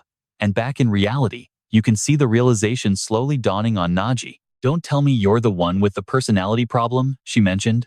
Pumin grins back at him and asks, "Is that what she said about me?" Van hesitates for a moment before speaking up. "I think I've seen him somewhere before." Nero, standing beside him this whole time, replies, "Yeah, he looks familiar." Hearing this, Boo just scratches his head in embarrassment. "You guys just think that. I've got a pretty common face." But the two of them weren't having it, firing back in unison. "It's not common at all." He let out a few dry laughs, trying to sound friendly. "Anyway, they said they were sending some decent rookies, so I was really looking forward to it." Human continued to speak, but the smile on his face slowly froze over. His expression soured completely, as if he'd just lost a winning ticket. "You're a bunch of pathetic trash, aren't you?" he said. Nero shot back, refusing to accept it. "That's way too harsh." Van was also getting pissed off by his comments, shouting, "Hey, we took down a ton of ants, you know." Human just smirked. "Yeah, your firepower isn't half bad." His mocking eyes locked onto Van as he went on, "But you burn through your energy way too fast, making you useless right after. Plus your wild attacks just mess up the team's formation, like 3 hopeless amateurs in a dungeon." Nero yelled back, defending them. "Don't you dare lump us all together." And let's be clear, Pumin wasn't just picking on Van. He came to roast everybody equally. Human said, "You're all obviously greenhorns, and every single one of you has a problem," he went on, pointing out their biggest mistake. "You didn't even realize you'd walked straight into an ant mill." The moment Naji heard that, it all clicked. An ant mill. So, that's why, even for a nest, the number of ants here was absolutely insane. The ant mill, also known as the death spiral. And you need to understand this. It's a bizarre phenomenon where countless ants march until they die. It's caused by pheromones and scent trails. Ants are just wired to follow the trail left by the one in front. But if the leader gets lost, or the trail gets scrambled, the ants will march in an endless circle until they literally drop dead from exhaustion. The real problem is, if this spiral forms inside an anthill, it creates a zone where the ants become hyper-concentrated. Naji couldn't stop himself from blurting out his realization. In other words, they knew there was an ant mill here, and they pushed us in anyway. Bei asked, confused. "But why would they do that?" Naji explained, "Even in a spiral, some ants break off, but if you draw their attention one way, it makes the other side a whole lot easier to manage." After hearing that, there was nothing left to misunderstand. Nero screamed in pure rage. "Those absolute bastards." Van gritted his teeth, snarling, "I hated those guys from the very beginning." Human suddenly cut in. "So they're terrible, huh?" He gave a cryptic smile before answering his own question. "So what?" He took a slow step towards them and said, "In a dungeon, the only real evil is weakness." He flashed a wicked grin and continued, "You were defeated by them simply because you were too damn weak. That's just dungeon logic. Brutal, unfair, and ruled by power. And you and I both know that's the cold, hard truth of this world." Human asked them, "What do you think would happen if you actually tried to fight that raid party?" "You'd obviously get wiped out." Nero immediately shot back, "As if we'd lose to those muscle-headed idiots." Human actually seemed to agree. "Yeah, their hunting style is pure brute force. But think about it, for morons like them to have survived this long, it means they're insanely strong." After being serious for all of 3 seconds, he went right back to mocking Naji's crew. "Of course," Human said, trying to hold back a laugh. "You guys aren't just dumb, you're also weak." Van and Nero. Hearing that, Nero was seeing red. The only thought in his head was, "This bastard." But across from them, Pumin just kept on talking. "When Anessa introduced you to me, she said you had good willpower, but you're so weak that bringing you along would be a death sentence." At this, the corner of his mouth curled into a seriously punchable smirk. "So, I was given full authority for your re-education." He paused for a second, then delivered the good news. "Disciplinary training, My way.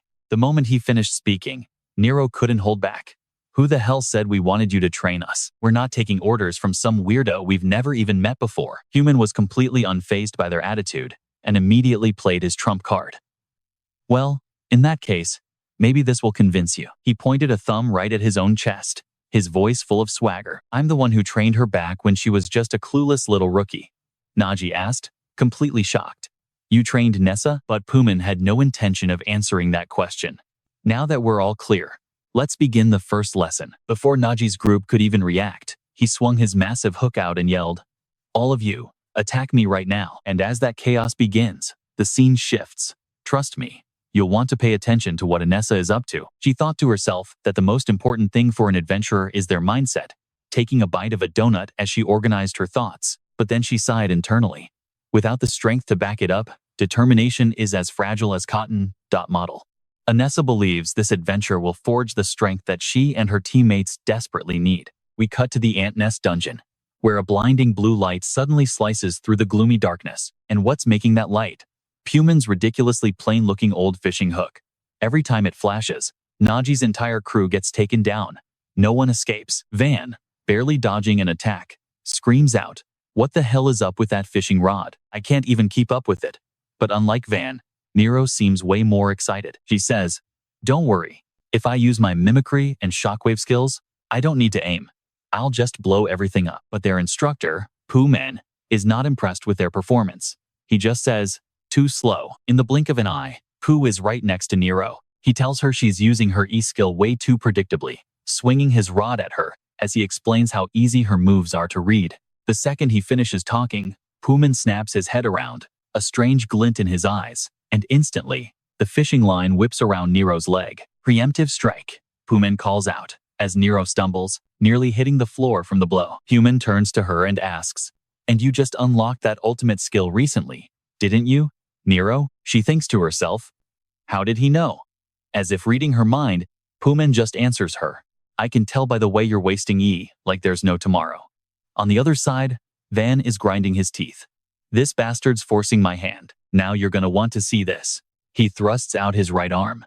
His thumb pops off, and he screams, I have no choice but to summon my ultimate golem. The thumb instantly starts to shift and morph, transforming into something else entirely. In a flash, a massive animal-like foot slams down onto the ground. It's a huge beast, its body covered in rough, cracked patterns, with 3 terrifying eyes staring forward. The soul-branded ochre golem, Pumin says, recognizing Van's ultimate patchwork summon. A boss-level summon? Pretty impressive, but seems a little dangerous, don't you think? Van hears this and his confidence skyrockets. He smirks. What's wrong? Feeling that crushing pressure? Now, crush him. But before he can even finish the command, wham! A huge blow lands right on his head as Pumin's shout echoes. You absolute moron. He covers his mouth, holding back a laugh. You know, when you summon a creature, your own body becomes terrifyingly slow. All that's running through Van's head right now is one single thought. My head feels weird. I think I just turned into an idiot. Okay. After dealing with one of them, Pumin's eyes immediately lock onto his next target. He looks over his shoulder and says, and next up is. As he whips his fishing rod towards his target, try and dodge this one.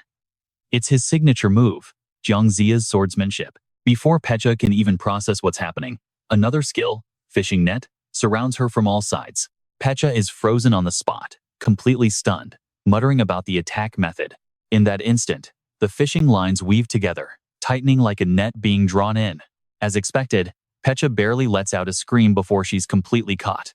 Pumin looks at the cocoon hanging in midair and scoffs. So you're just a gold rank in name only, huh?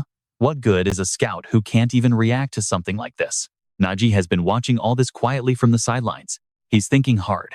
Looks like he wasn't lying about his coaching skills. That fishing rod is no joke.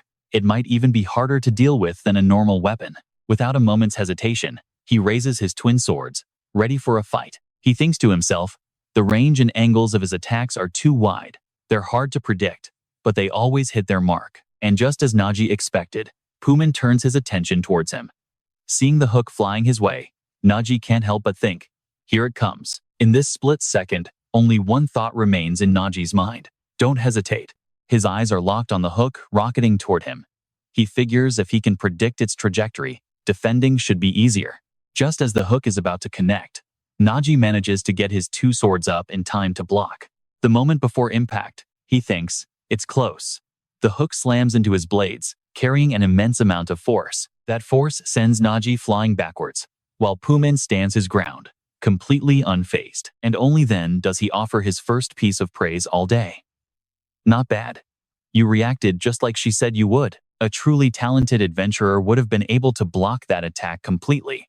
But you've already hit your physical limit. Pumin looks at the long drag marks Naji's feet left on the ground and continues, and that's where we leave it, with his final words. Without your E-support, you're no different from a regular, well-trained human. In the end, his praise twisted back into familiar mockery, like a brand stamped on Naji's neck that screamed Porter. But even so, Poom was a responsible instructor. He grunts. All right, get up now. Anessa told me you have a special power. He grins, pointing to himself. Heard you even sliced up an L-class monster. Show me that sword skill. Naji immediately gives a warning. But it could be dangerous. Pumin can't help but burst out laughing. He's laughing so hard tears are streaming down his face, but he still gets a jab in. Wait, don't tell me you're actually worried you'll hurt me with your little sword technique? That's hilarious. Naji thinks to himself, this guy's attitude is really getting on my nerves. After finally catching his breath, Pumin gives the signal. I'll block every single one of your attacks, so just bring it. Seeing how dead set he is, Naji doesn't argue anymore. He just replies, all right then. He pulls the sword from his equipment bag, adding one last piece of advice. But don't blame me if you get hurt. Pumin watches his movements with a flicker of curiosity. He rubs his chin. A sword drawing technique? I'll admit, the stance is pretty decent. But that's as far as the compliments go. In the very next breath, he's back to running his mouth. But honestly, Nessa was definitely exaggerating. She tends to overpraise any adventurer with a good attitude. The guy even lets out a massive yawn before taunting Naji. So, you gonna make me wait all day? In a real fight, that move is totally useless, you know? Across from him, however, Naji isn't paying any attention to his trash talk. He's just focused on condensing his power. The energy swirling around the blade grows thicker and thicker until it finally reaches its absolute peak. The whole time, Naji has kept his eyes closed, feeling the flow of that power. Now, pay attention. He snaps his eyes open. This time is different. As Naji draws the blade, the sheer force radiating from it is just terrifying. Before unleashing the attack, he gives his reckless instructor one final, sincere warning. If you actually get hurt, don't come crying to me. You've been warned. Pumin is starting to get seriously ticked off by what he thinks is just empty arrogance. He whips his head around and snaps. Don't act so tough with your little sword skill. But he can't even finish the sentence. The sight before him freezes him solid. Faced with this suffocatingly powerful attack, he completely forgets to even defend himself. The only thought running through Pumin's head right now is a single, perfect phrase. Oh, crap. And just like that, our esteemed instructor is taken out by his student in a single hit, now lying completely flat on the ground. In that instant, Pumin flashes back to how he was just a few minutes ago. Everyone has a great plan. He was the wise master everyone respected. Or at least, he used to be. But good times never last. And nothing ever goes smoothly forever. It wasn't until he got blasted in the face that Pumin really, truly understood what don't judge a book by its cover means. And yeah, I think we can all agree he had that coming. His brain is slowly rebooting now, but he can't seem to open his eyes. After a moment, Pumin finally manages to pry them open. He can't even see what's in front of him yet. But he reflexively screams out, "Don't hit me anymore." When his vision finally clears and he sees who's standing over him, Pumin immediately gets defensive. Van is looking completely unimpressed. He scoffs at the newly appointed instructor. Is this guy really going to teach us anything? Nero, just as dissatisfied, immediately chimes in. He got taken down by the captain in one shot. I'm starting to have my doubts about his skills. Hearing this for the first time, Pumin is practically foaming at the mouth with rage. He screams, "Shut up, you brats. I just let my guard down. That's all." Burning with shame and anger, he immediately points at Naji and demands, "Especially you. Who are you trying to kill, huh?" The more he talks, the more he convinces himself he's right. Continuing his rant, unleashing something like that could kill someone. You're lucky it was me who took the hit. Naji just shoots back. Well, I did warn you it was going to be dangerous. Pumen gets right in Naji's face and screams. Even if I told you to use your full power, who the hell unleashes an aura that intense? Naji is about to argue back, but then freezes. He asks, confused, aura?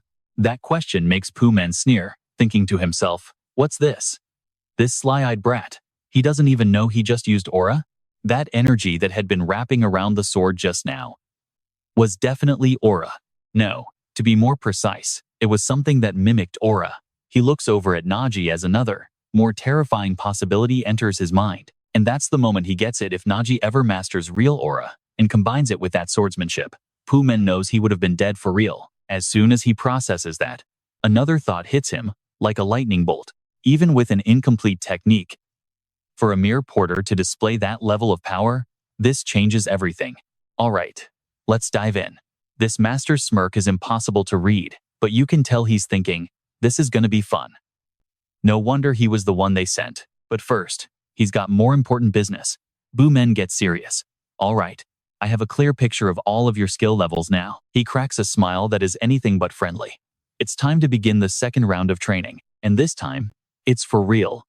Do you have any idea how I became the master of Agnes Nessa? Naji just shrugs. Who knows? Because you're stronger than her?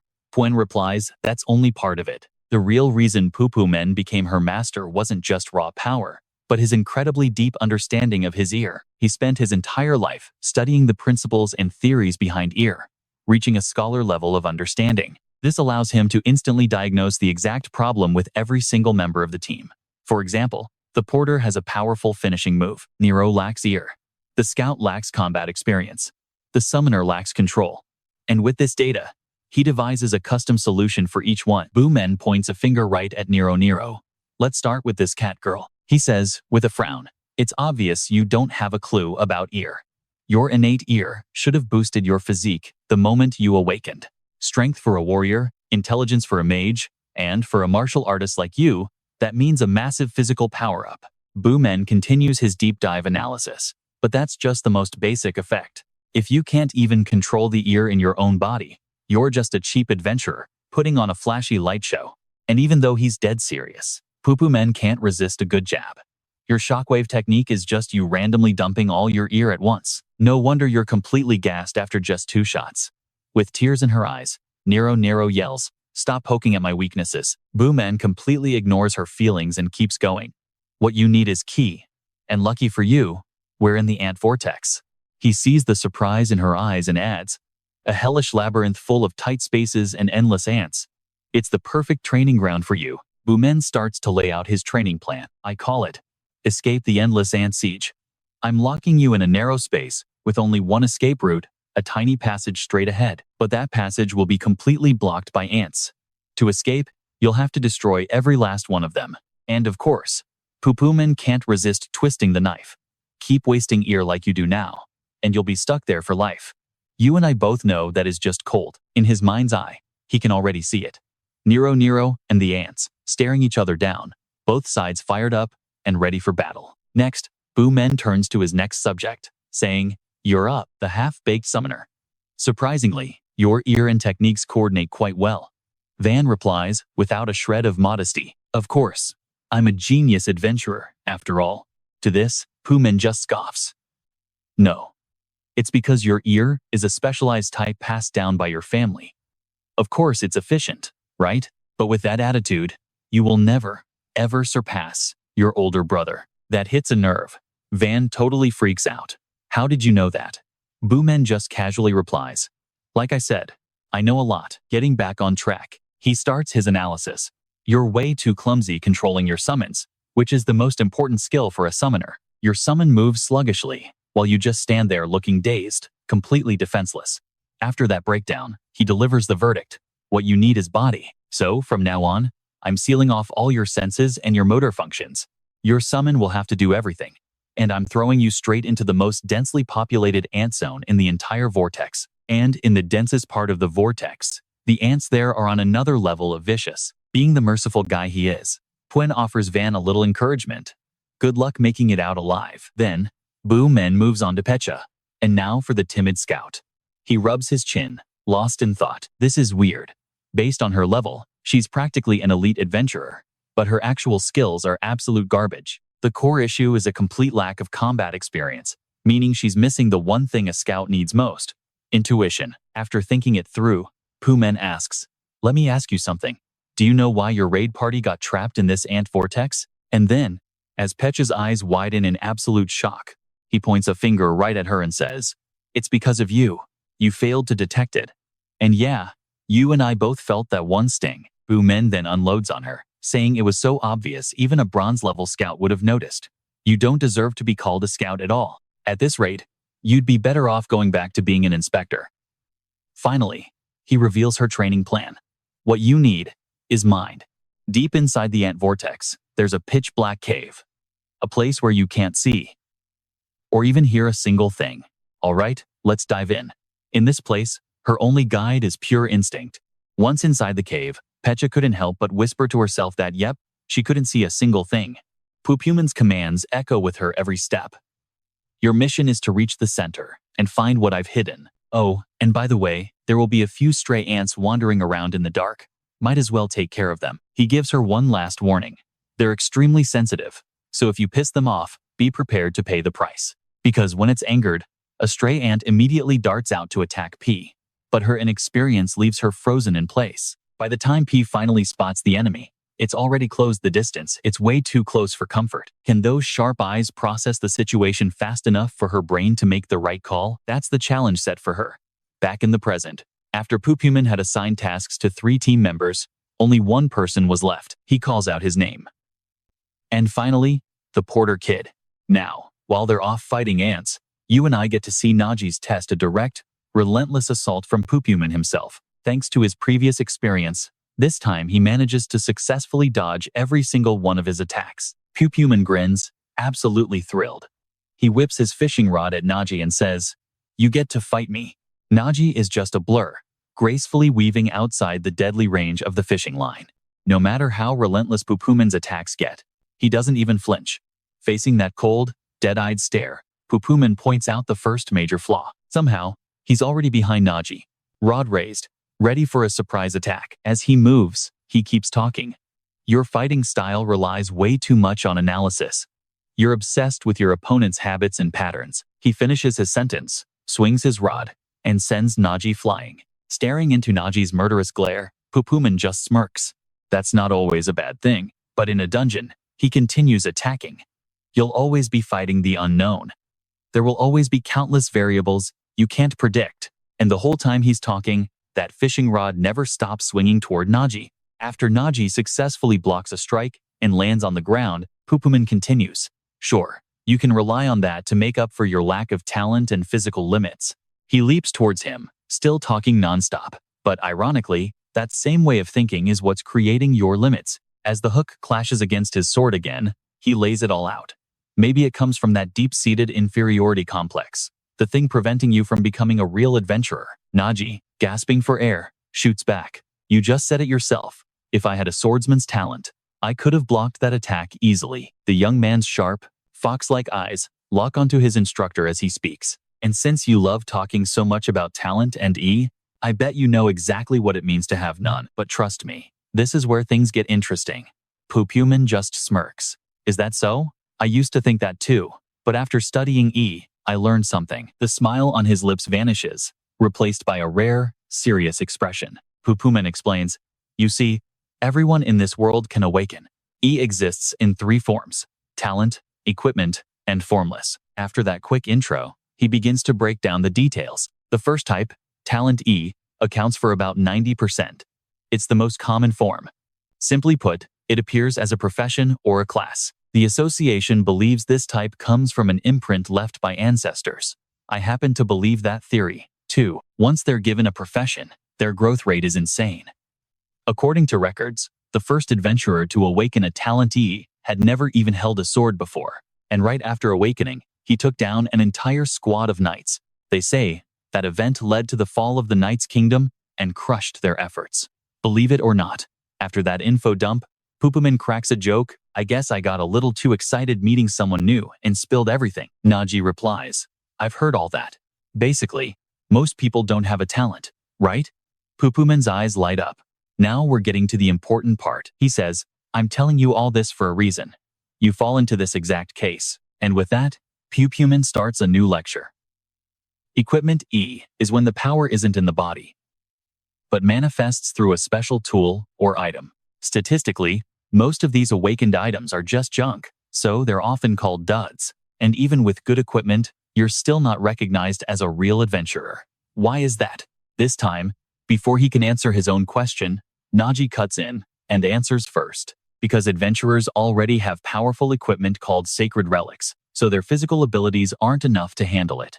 Pumin grins and says, exactly. And with that, I see that Naji finally gets it. He continues, most people think that way. And honestly, they're not wrong. But there's one critical thing. They don't know the biggest difference between a saint relic and equipment. Now, pay attention, because this little detail changes everything. While both hold special powers, a relic's power is fixed. Pumin slows down here, emphasizing every single word. Equipment constantly evolves with its user.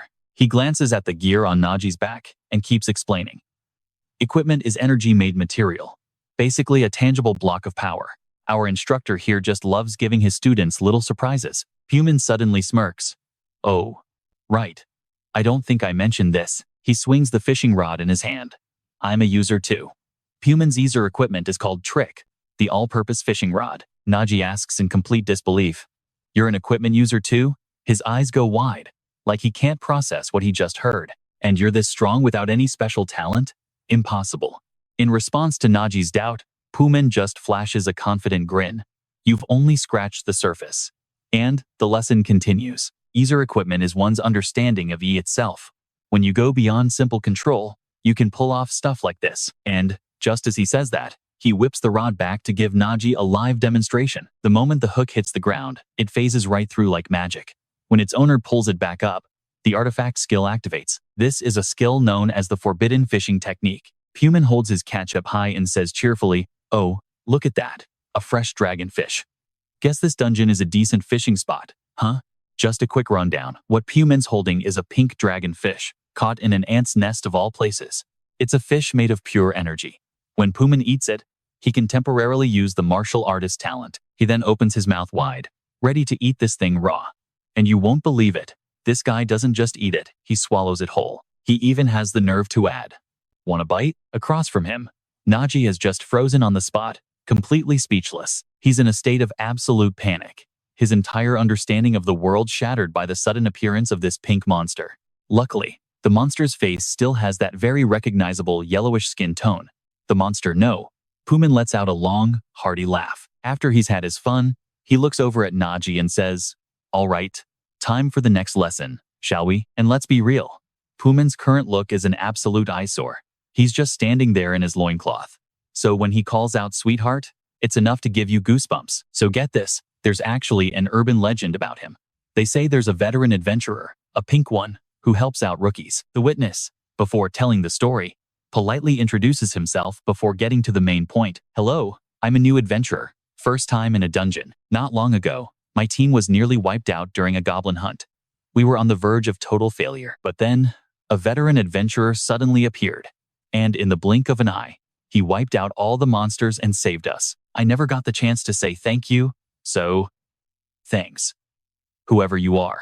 Even if your pink skin was a little terrifying, seriously terrifying, the scene cuts to another part of the dungeon, where an ant with glowing green eyes is charging its enemy. However, facing off against this giant monster is just the small, delicate fist of a young woman. But shockingly, that one punch sends the massive beast flying. Nero's cool moment lasts all of 3 seconds before she screams out in pain. She can't help but yell out, "This is hopeless." Nero punches another ant away while complaining to herself that their shells are too hard. Her fists can't break through. She needs to use a special move, but then she immediately dismisses the idea. Nero says that using it just twice will completely drain her energy. Then she'd have to retreat to the starting point to recover. But before she could even do that, a new swarm of ants would pour in. A vicious cycle. A spark of determination flashes in Nero's eyes. She stares into the black eyes of the ant swarm and shouts, psyching herself up. At this rate, it'll take 1,000,000 years to escape. I have to come up with a plan. Fast. The camera pans to another corner of the dungeon. Right now, Van is being carried by his summoned beast. his own 5 senses having been completely sealed off. Facing a swarm of ants as vast as an army, all he can do is command his summon to run for it. And you and I are right there with him. As he screams in his mind, "Somebody, please help me." All right, strap in, because you're about to see what happens when your own summon has 0 brain cells. Van screams, go right," in his head, but his summon just points at its own face like, "Who, me? You want me to go right?" And after getting its orders, this absolute genius immediately makes a hard left. Van is about to have a full-blown heart attack, but since he can't speak, he just screams internally, "I meant my right, you absolute moron." And the price for this total lack of teamwork? He's completely surrounded by giant ants. Van can only think in pure desperation. "Damn it, we're trapped because of you. What now?" As the monstrous ants close in, all he can do is scream silently in total despair. Amid his silent panic, the ants attack with a massive crash, kicking up a huge cloud of dust that hides everything from view. Meanwhile, Bee is so exhausted she's practically running on empty, struggling for every breath. She's hiding behind a rock, avoiding a few stray ants, and quietly wonders, are they gone yet? She cautiously peeks out at the massive creatures right next to her. These things are masters of stealth and have super sharp senses, probably from living in the dark for so long. Trapped and overwhelmed, her mind is a mess. What's the play here? Let's watch her figure this out. This is bad. This dungeon is different. I've never trained for anything like this. She holds her head in frustration, thinking, there's no guide for this. What would Naji do right now? Her mind keeps going back to him. How would he beat this? If it was Naji, he would never give up. She instinctively reaches for her pouch, thinking he'd pull out some clever tool to get through this. Let's see what I've got. There it is. With that thought, Bee pulls out a long cord. She looks at it and recalls its name, searching wire. It's not a flashy item, but for a scout, it's a perfect weapon. First time I've used this since the training camp, she thinks, tightening her grip. Sure, it's a basic tool for new scouts, but she has to admit, it's the perfect gear for her current skill level. And right then, Bee finally realizes her own fatal weakness. All this time, she thinks, I've only used my sight and hearing, but a true scout can find their way without sight or sound, using pure intuition. Now watch. This is where she completely changes the game. With that, Bee closes her eyes. Using my sight in a place like this just floods my brain with useless information. She starts using her ear to guide the searching wire forward. Focus all senses, all my ear, into the tip of this wire, she tells herself, putting the theory into practice immediately. With the first step done, Bee focuses on the next, spreading her ear outwards. Suddenly, the arrowhead at the wire's tip emits a pulse, like a radar wave spreading through the entire dungeon. She senses the first ant's location. I'm going to map this whole place out, she resolves. And just like that, she locates the second. Bea takes her first step, thinking to herself, my detection range still isn't wide enough. Though her eyes are closed, her steps are firm. Right now, she thinks, precision matters more than speed. And just like that, she moves silently past the stray ants, completely undetected. She reminds herself, slow and steady, one step at a time, I will move forward. The scene shifts to Naji, who looks way more beat up than any of his teammates. He's sprawled on the ground, letting out a soft groan, feeling completely drained of all strength. He lets out a weak chuckle. And they call this a lesson, he says. Felt more like a one-sided beatdown to me. Flashback to a little earlier. Boomen's voice echoes. Even though this is a lesson, you better be careful. Like I said, in this state, I'm not great at holding back. And as Naji struggles to his feet, Boomen's fist is already flying at him. Then this guy says, completely deadpan, I might actually end up killing you. Naji wastes no time, instantly raising his sword to block. At the same moment, Boomen's palm strike connects. His hand smashes down hard against the blade. The force is so immense, it shatters Naji's sword instantly, sending him flying several meters back. But Boomen gives him zero room to breathe, closing the distance in a flash. He gets right behind Naji and yells, forcing him to turn around. Boomen leans in and whispers, you're wide open. And then, this absolute creep licks Naji across the face. Yeah, you and I just witnessed that. Alright, I'm just gonna warn you. This next scene gets weird. Fast. Once he's had his fill, the creep retracts his tongue. Naji freezes for a few seconds, before his eyes flare open, filled with absolute killing intent. Boomen even flicks his tongue and smirks, the taste of a rookie. Any normal guy would lose his mind after that. Naji grits his teeth and growls, you bastard, I'm going to kill you. He takes a step back, his right hand pulling a sword from his item pouch. His first strike slashes down, but Pumen twists his body, dodging it with almost insulting ease, even adding, "Too slow." Seeing this, Naji immediately switches his game plan. He tells Glatton that a direct attack won't work. Glatton provides cover. With a new weapon in hand, Naji hurls it at Pumen like a bomb, but this freak doesn't even try to dodge. He just opens his mouth and catches the small mushroom, looking like he's been waiting for this his entire life. Without any hesitation, he swallows the mushroom whole, even as it starts to expand, about to detonate, and sure enough, the mushroom explodes inside his stomach. But Pumen just grins and cheers. Delicious. Okay, can we just agree that's insane? Naji and Glatton certainly think so, screaming in unison, "What kind of stomach is that?" Pumen just gives a twisted smile and asks, "Starting to wonder, aren't you? How can two people using the same E-rank gear have such a massive gap in power?" But Naji's response is something Pumen completely didn't expect. He just shouts back, "Then teach me." Pumen doesn't hold back and starts to explain. The method is, he pauses for a beat, then asks a question. There is none. Worried about leaving a bad impression, Pumen quickly clarifies that it's rare for users of E-gear to become real adventurers, because the methods to reach that level are too complex, and they're different for every single piece of equipment, so there's no single right answer. So, honestly, I don't have a single method I can teach you. He looks straight at Naji and gives his final answer. The only thing I can do for you is shatter your entire way of thinking. He continues, "You know exactly what I mean. You're the one who decided you couldn't be an adventurer just because you lack some special talent, right? I used to think that way, too." Pumen licks his lips and says, "So today, the only thing I can do is break your mental limits."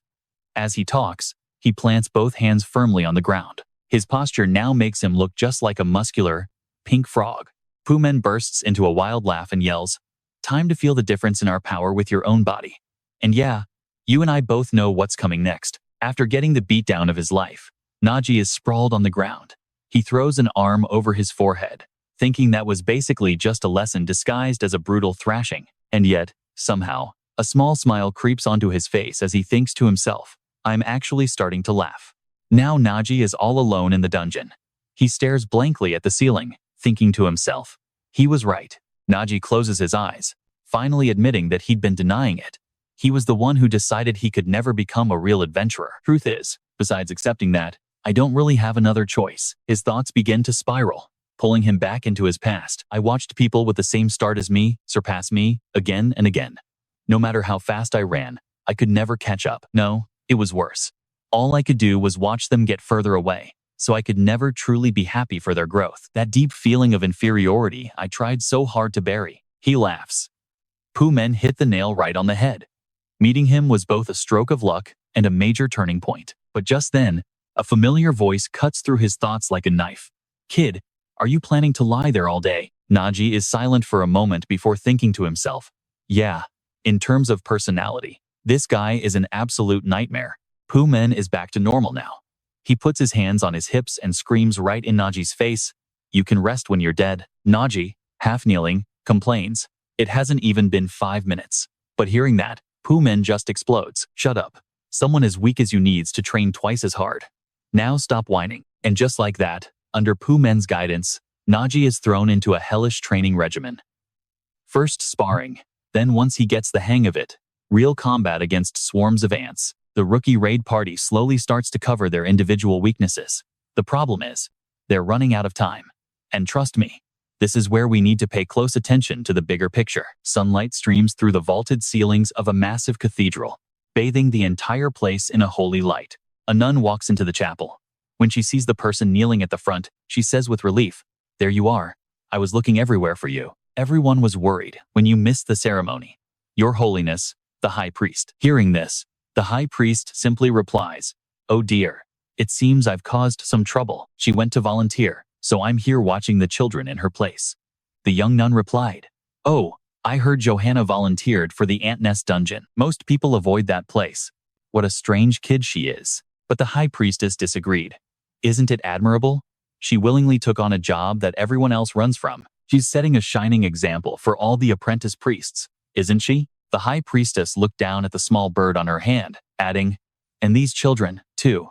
Even with her duties, She took in sick kids to heal and care for them. At this point, the high priestess couldn't help but sigh in admiration. It's not just her skill as a priest. Her heart is so pure. I truly hope Johanna becomes our next saintess. And Johanna? Hiding her true identity in the White Order, her real plan was just getting started. Stick with me, because this is where the saintly image shatters. On the dungeon floor, almost out of nowhere, lay a freshly severed human arm. And the one who did it? The very same woman everyone praised for being a living saint. A cold sweat trickled down Naji's face. Johanna, he thought. So that's the woman's name. Did she do this to these guys? It has to be her. I can feel the same aura. But he knew something else was more important right now. He called out to Pumin. Pumin, are you okay? Let me find something in my bag to treat that wound. Pumin replied, I'm fine. But more importantly, he stared at Johanna and stated with absolute certainty, she is insanely strong. Now, pay attention to this. Pumin raised his fishing rod, cautiously explaining, even with my guard up, she sliced off my arm before I could even react. Using the legendary Jiangxia's technique, the hook on Pumin's line snagged the severed arm. And then, with his sticky fishing line skill, the arm that seemed lost forever was pulled back and reattached. Pumin flexed his newly reattached right arm and said, but as long as I can stick it back on, it's fine. Still, he couldn't help but think to himself, honestly, even with this patch job, my right arm can't operate at 100% capacity. He stared at the extremely dangerous woman in front of him, lost in thought. Can I really handle someone like her? After watching Pumin's entire reattachment process, Johanna finally spoke up with a sigh. Oh my, faking being a priest when you're not one? What a ridiculous way to heal. She smirked and said, here, let me heal you properly. As she spoke, she raised her hand, and a green aura instantly formed 3 orbs of light. This was her signature priest ability, blessing, great restoration, but as the orbs shot toward Pumin, his eyes widened. That aura structure is clearly for healing. Don't tell me this is some kind of twisted trick. And just like that, the healing aura suddenly shifted from green to a sinister blood red. I think you and I both know this is not a healing spell anymore. Pumin, who was incredibly sensitive to auras, immediately sensed something was wrong. He wondered in confusion, wait, what? In less than a second, the 3 healing orbs detonated. In that split second, on a hair's trigger, Pumin managed to spin out of the way. In the end, Johanna's attack only hit the spot where he had just been standing. Pumin had escaped, but his mind was already analyzing. It started as a recovery aura, but its very nature changed right before impact. The thought barely crossed his mind before he blurted out, are you kidding me? Who could possibly survive that kind of healing? Johanna ignored his question and shot one back at him. Shouldn't I be the one asking the questions? That last move wasn't something a silver rank could dodge. Then again, there's no such thing as a silver rank swordsman. Pumin wasn't about to lose a war of words. He immediately shot back. Not what I want to hear from someone wearing a bronze rank priest badge. Johanna just shrugged. Fair enough. Finding out that information doesn't matter anyway. It's not like I have the time or kindness to waste on a man who's about to die. Pumin stared at the woman before him, deep in thought again. Everyone knows priests aren't built for combat. He narrowed his eyes. But I can't deal with her, based on those old stereotypes. She's used to fighting. No, she's used to killing. That's the kind of aura she's giving off. Let that sink in. He tightens his grip on the fishing rod, making a silent decision. To figure out what's going on in this dungeon, I have no choice but to face her head on. With that thought, Pumin immediately swung his fishing rod, the hook carving a straight line across the ground. Without looking back, he warned Naji. Hey, Foxy Eyes. Whatever happens next, do not cross this line. Naji immediately grew anxious. But your arm is. Pumin just smiled back. Who's worrying about who now? The slight smile on his face slowly transformed into a brilliant, confident grin. Pumin continues. Well, what a coincidence. This is a rare chance, so sit back and observe carefully. See how those at the very top really fight. This will be your 3rd lesson. After instructing his student, he steps forward, remarking, it's been a long time since I've had something this big on the line. Guess I'll have to pull hard. As Pumin finishes, he casts his fishing rod, preparing to use that old trick again. Unsurprisingly, that trick is his fishing secret art. This time, he's hooked a blue marlin from the ant nest fishing spot. This fish is created from ether. When Pumin eats it, he can temporarily use the spearman talent, chomping on the raw fish. Pumin says, a marlin, huh? My hand isn't fully healed, which is a waste of talent. But it's not bad. Hearing this, Johanna covers her mouth with a charming smile. Are you looking down on me, eating in front of an enemy?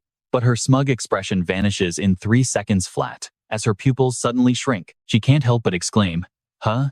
What is this?" "Your ether," Johanna pauses, staring at the explosion before her. It's suddenly erupting. When the dust settles, the golden Puman is gone. In his place stands a handsome man with silver hair. Puman's class change is complete. He's now in his spearman form. And right here, this is where the real fight begins. Johanna bursts into laughter, clearly intrigued. "Well, you're quite handsome. Why not take off that ridiculous mask from the start? I might have gone easy on you." Puman replies, bored, "What are you talking about? Everyone knows this is the mask. My face from before was the real one. Calling it ridiculous is just rude." He twirls the long spear in his hand and says, "Now then, I hope you're ready." Puman lowers his center of gravity, dropping into a stance perfect for both offense and defense. He declares, "I won't let some adventurer stop me from clearing this dungeon and just walking away." "Oh, I'm so scared," she mocks in reply. Of course, that's enough. The massive axe in her hand flies out, but Puman is already gone, leaving it to hit nothing but air. The next second, that blood-red axe is right back in Puman's face. They clash back and forth in a brutal exchange, making it impossible to tell who has the upper hand. Realizing a direct assault isn't working, Johanna makes the axe head spin in midair. By the time the axe flies back to attack Puman, it's basically become a massive boomerang. But with his immense combat experience, Puman dodges every pass of the boomerang axe. The two are locked in a stalemate again, neither side able to gain an inch. You can just feel the tension building, right? Puman can't help but complain with a frustrated tone. A weapon that moves on its own? This is a real pain. The moment he finishes speaking, he spots an opening and kicks the makeshift boomerang away with a swift motion. Over on Johanna's side, she now has her hands clasped before her chest, head slightly bowed, as if performing some kind of prayer ritual. A moment later, she opens her eyes, and 3 ether orbs now float behind her. Johanna scoffs. "Tired already? I haven't even used my cleric talent yet." With that, she unleashes the Holy Light Blessing talent, aiming it straight at Puman. Puman has just dealt with that annoying axe. He doesn't even get a second to breathe before this blessing is upon him. Luckily, he's been through this before, so this time he counters it with ease, while dodging the Holy Light. Puman thinks, when fighting high-level adventurers, the most important thing is understanding their talents and skills. Based on her ether, she's clearly a cleric class. After neatly dodging that fake blessing, he looks at the returning boomerang axe and falls into thought. So, is that flying axe the power of a holy relic? Ether begins to gather at the tip of his spear. Puman's thoughts are crystal clear. Whatever it is, he'll use his spearman talent, Ascending Waterfall, to stop the axe's attack. Puman continues to analyze inwardly. A flying axe, and an attack spell disguised as healing ether. The link between the two is seamless, and though his mind is racing, Puman's movements don't slow for an instant. His body is nimble like a shuttle, effortlessly weaving through every beam of holy light and the swings of the red axe. Like this time, the axe grazes Puman's cheek. If he had dodged even a fraction off, he would have been finished. Though she's his enemy, Puman can't help but praise her skill. She's controlling the space, tightening her net. The fight once again falls into a tense deadlock. As Puman dodges another of Johanna's attacks, he thinks, "This won't be easy." And from another angle, you and I can see this fight is just a blinding storm of energy. The clashing lights of green, gold, and blue completely obscure the two fighters from view. And this right here is Naji's view of the battle. The scene unfolding before him is absolutely overwhelming. Naji can only mutter his coach's name, Pupuen. After a long silence, he whispers, "So, this is how people at the very top fight." Naji's hand clenches around the mushroom bomb. A wave of regret and self-doubt hits him. To think I was planning to jump in if I saw an opening. But as soon as he thinks it, his grip loosens, and the small mushroom slips right out of his hand. Letting it fall is like a silent declaration he's abandoning his own ridiculous, blind confidence to finally face reality. In his mind's eye, he sees Pupuen's tall figure, his coach's words echoing in his ears. From now on, watch with both eyes wide open. He can almost feel his coach's intense, lively eyes looking right at him. If you lose focus for even a second, you'll miss it. Naji snaps back, scoffing at his own arrogance. Back on the main battlefield, Pupuen and Johanna are still locked in a fierce back and forth. As the axe comes crashing down, he decides against using the same old block this time.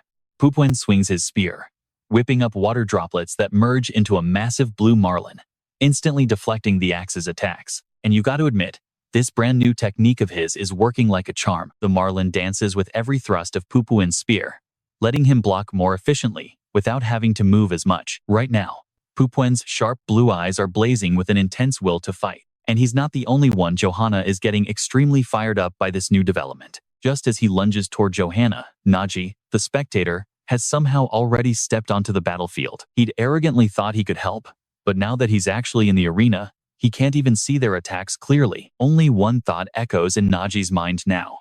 They are on a completely different level. The self-doubt from before begins to consume him. I can't do anything to help. I'll just get in the way. Following that thought, Naji's feet slowly begin to carry him backwards. He doesn't stop until he's behind the line, vowing to himself that he will absolutely not cross it again. Back to the fight, Pupuin's Ez swirls like a massive ocean wave, completely blocking Johanna's vision. The source of this raging energy is the long spear in Pupuin's hands. By spinning it at incredible speeds, he can easily create these huge, chaotic yet controlled waves of energy. Shielded by his own attack, Pupuin starts to carefully process his thoughts. She keeps pushing me back, as if warning me not to get close. A cold glint flashes in his eyes. Pupuin thinks, but isn't that just exposing a weakness? Her entire strategy is becoming way too obvious. Now, whether this guess is right or wrong, you and I both know Pupuin has to take the shot. He uses his turtle shield spear technique to block the axe, then darts forward, unleashing his all-out thrust skill. Johanna, his target, just stands there calmly, even leaving her supposed weak point wide open to the enemy. Suddenly, she glances over her shoulder and says, "Impressive. Figuring out a priestess is weak in close combat." Normally, that's not a bad assumption, but it's just a stereotype. The moment those words leave her lips, she uses the Waterland Spear wave to launch herself off the ground. After dodging Pupuin's attack, she continues with a smile and a fatal mistake. While still hovering in midair, Johanna clasps her hands together again, casting her priestess specialty, Power of Blessing, on herself. In the next instant, Johanna's leg powers up, and she brings it down in a powerful stomp. Even though it was a surprise attack, Pupuin still manages to dodge it easily. But Johanna's kick wasn't over. Realizing she missed, she instantly switches it up. A vicious roundhouse kick is blocked by Pupuin's spear. He speaks, as if analyzing the situation. A priestess who can fight up close by buffing herself? Just as it looks like Johanna's kick has the upper hand, Pupuin suddenly says one word: impressive. And then, using the force from her kick, he masterfully spins around to her back. As he speaks, he uses the opening she creates, pulling her leg back to prep a counterattack, finishing his sentence. Even if you strengthen your body, it's all useless if your basic close combat technique is... Wait. Before Pupuin's spear can even touch Johanna, his entire body is engulfed by a crimson light. Pupuin is so shocked, he can barely speak. He stammers in disbelief, his body completely paralyzed, while the one who was supposed to be the victim just smirks and says, "Gotcha. Finish him." Naji roars. His ally, the woman with the axe, attacks, while summoning beams of holy light, a brutal two-pronged assault. Faced with this, all Pupuin can do is stare, completely helpless. Unsurprisingly, he takes the full force of both attacks at once. Johanna just laughs, absolutely delighted. "I was really trying to kill you with that one," she says. "I have to admit, you're not half bad." Across from her, Pupuin is on one knee, using his spear to prop himself up. He replies, his voice strained with annoyance. "No matter how you flatter me, I'm a total wreck. Every single part of me hurts." But he's gained something, Pupuin thinks to himself, deciding to voice his theory to buy a little more time. "I think I've finally figured out what your special technique is," he begins, launching into his long-winded analysis. "Your holy relic defies gravity. Your healing becomes pain, and your blessings turn into curses." After listing off his evidence, Pupuin finally reaches his conclusion. In other words, your entire technique is based on reversing everything. But as he says that final word, reversal, his voice is laced with a hint of uncertainty. Even though he guessed her power, Johanna just flashes a smug smile. "So you've figured it out. But what good will that do you now?" Now, while Naji's group was clearing an A-rank ant nest and training, Nessa's team was on the move. And you're going to want to see how these two stories connect. Compared to a regular nest, an Ant Queen's dungeon is on a completely different level. It's a tough dungeon that requires a direct, head-on battle with the worker ants led by their queen. So, the Ming Feng Guild prepared meticulously, mobilizing their most elite forces. But, for some reason, the raid ended in a fizzle. When they find out why, everyone just stands there, stunned. Nice scoffs in contempt. An ant queen's nest. With no ant queen? What a joke, he mutters. Stone Mong sighs in relief. You had me worried for nothing. That ended fast. Anessa glares at Niece. You think this is funny? You didn't do a single thing this time either. He nervously bites his nails. I told you, it's not like I abandoned Elizabeth Robert. I had a good reason. She couldn't care less, her disdain obvious. She turns to Pororo and asks sharply, what do you think, Pororo? Why would the boss just disappear? The little girl's eyes light up as she replies, something is clearly very wrong here. Suddenly, her eyes go wide as a thought hits her. A boss vanishing from an uncleared dungeon, and all this unstable ether residue. Thinking it over, she adds that nothing about this feels natural. It's almost as if the Ant Queen was kidnapped. The ether trail leads down a deep pit. Anessa asks, kidnapped? Why would anyone do that? It's just a guess, the girl replies. Pororo stares at the snakes coiled around the rocks, and the overwhelming ether filling the cave. The snakes are clinging to the stones, almost like they were waiting for us. As she's speaking, a glowing red object suddenly shoots towards them, catching everyone completely off guard. Pororo is shocked. She knows what this is, but it detonates in midair. She screams as a message, carved from pure ether, forms. A black snake erupts from a portal. It lunges straight for Nessa, and a voice echoes from the creature. I knew you would come here, Anessa Ferris. And yeah, this is the trap springing shut. The snake stares into her eyes, but I'm not sure you're ripe enough to be eaten just yet. A name escapes her lips in a shocked whisper. Johanna, the snake continues. So, I'll start with an appetizer instead. Its massive body coils around the rocks, thick black smoke pouring out wherever it goes. Sit there and watch the consequences of your terrible judgment. Anessa screams, it's a trap. Everyone, get close to me. Agnesa now unleashes the power of the Venom Fang sorcerer of Amev. The snake is engulfed in flames, its head rearing back as it lets out a shriek of pure agony. Even the cavern walls can't handle the sheer magic, exploding into fragments. Stone Mong immediately throws up an ice wall to block the falling debris. With that handled, Nessa quickly asks, is everyone all right? Stone Mong replies, I'm fine, but it's going to take a while to escape. Nessa's expression turns deadly serious. This is bad. The collapsing dungeon. It's not here, she realizes. It's where Naji is, staring at the massive nest ahead. She knows exactly what this means. And you and I know she's right to be terrified. Suddenly, Pupumin charges forward at incredible speed. He unleashes several slashes into the air, his eyes sharp. This is one tough opponent, he thinks. The axe alone is on par with a decent adventurer, and her weakening effect won't let him get close. The barrage of attacks continues, leaving Naji to watch in stunned silence, his face pale and covered in sweat. Because of his earlier wounds, he's steadily losing ground. At this rate, even Pupumin won't be able to hold on much longer. He could only watch, helpless, thinking, damn it, if only I had the power to break through. Jero starts to stir beside him, and he immediately turns. You're awake, Jero. What the hell happened? Was it that cleric, Johanna? Jero just stammers back. Giant ants, they're coming. We're gonna die. Naji frowns. Ants? Johanna just scoffs. Where'd all that confidence go?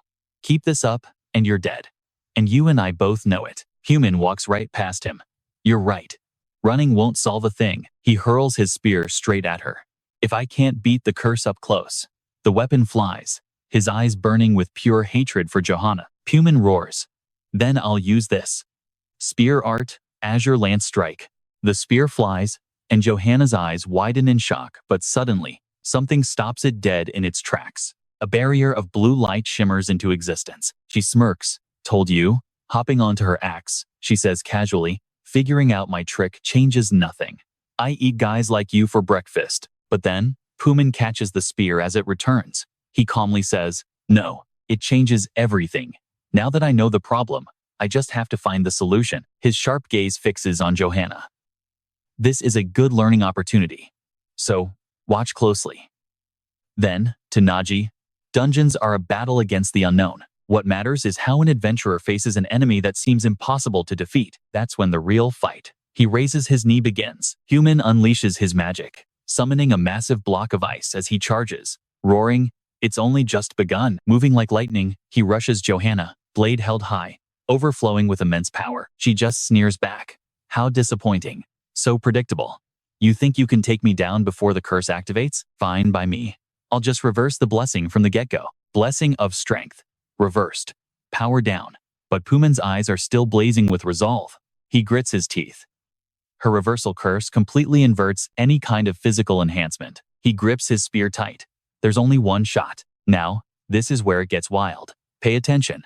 While his buffs are being turned into debuffs, he reveals his trump card. His secret fishing technique is random, but with the marlin harpoon, he can target and catch the exact fish he needs. Fishing harpoon. He skewers a fish instantly. A purple tang.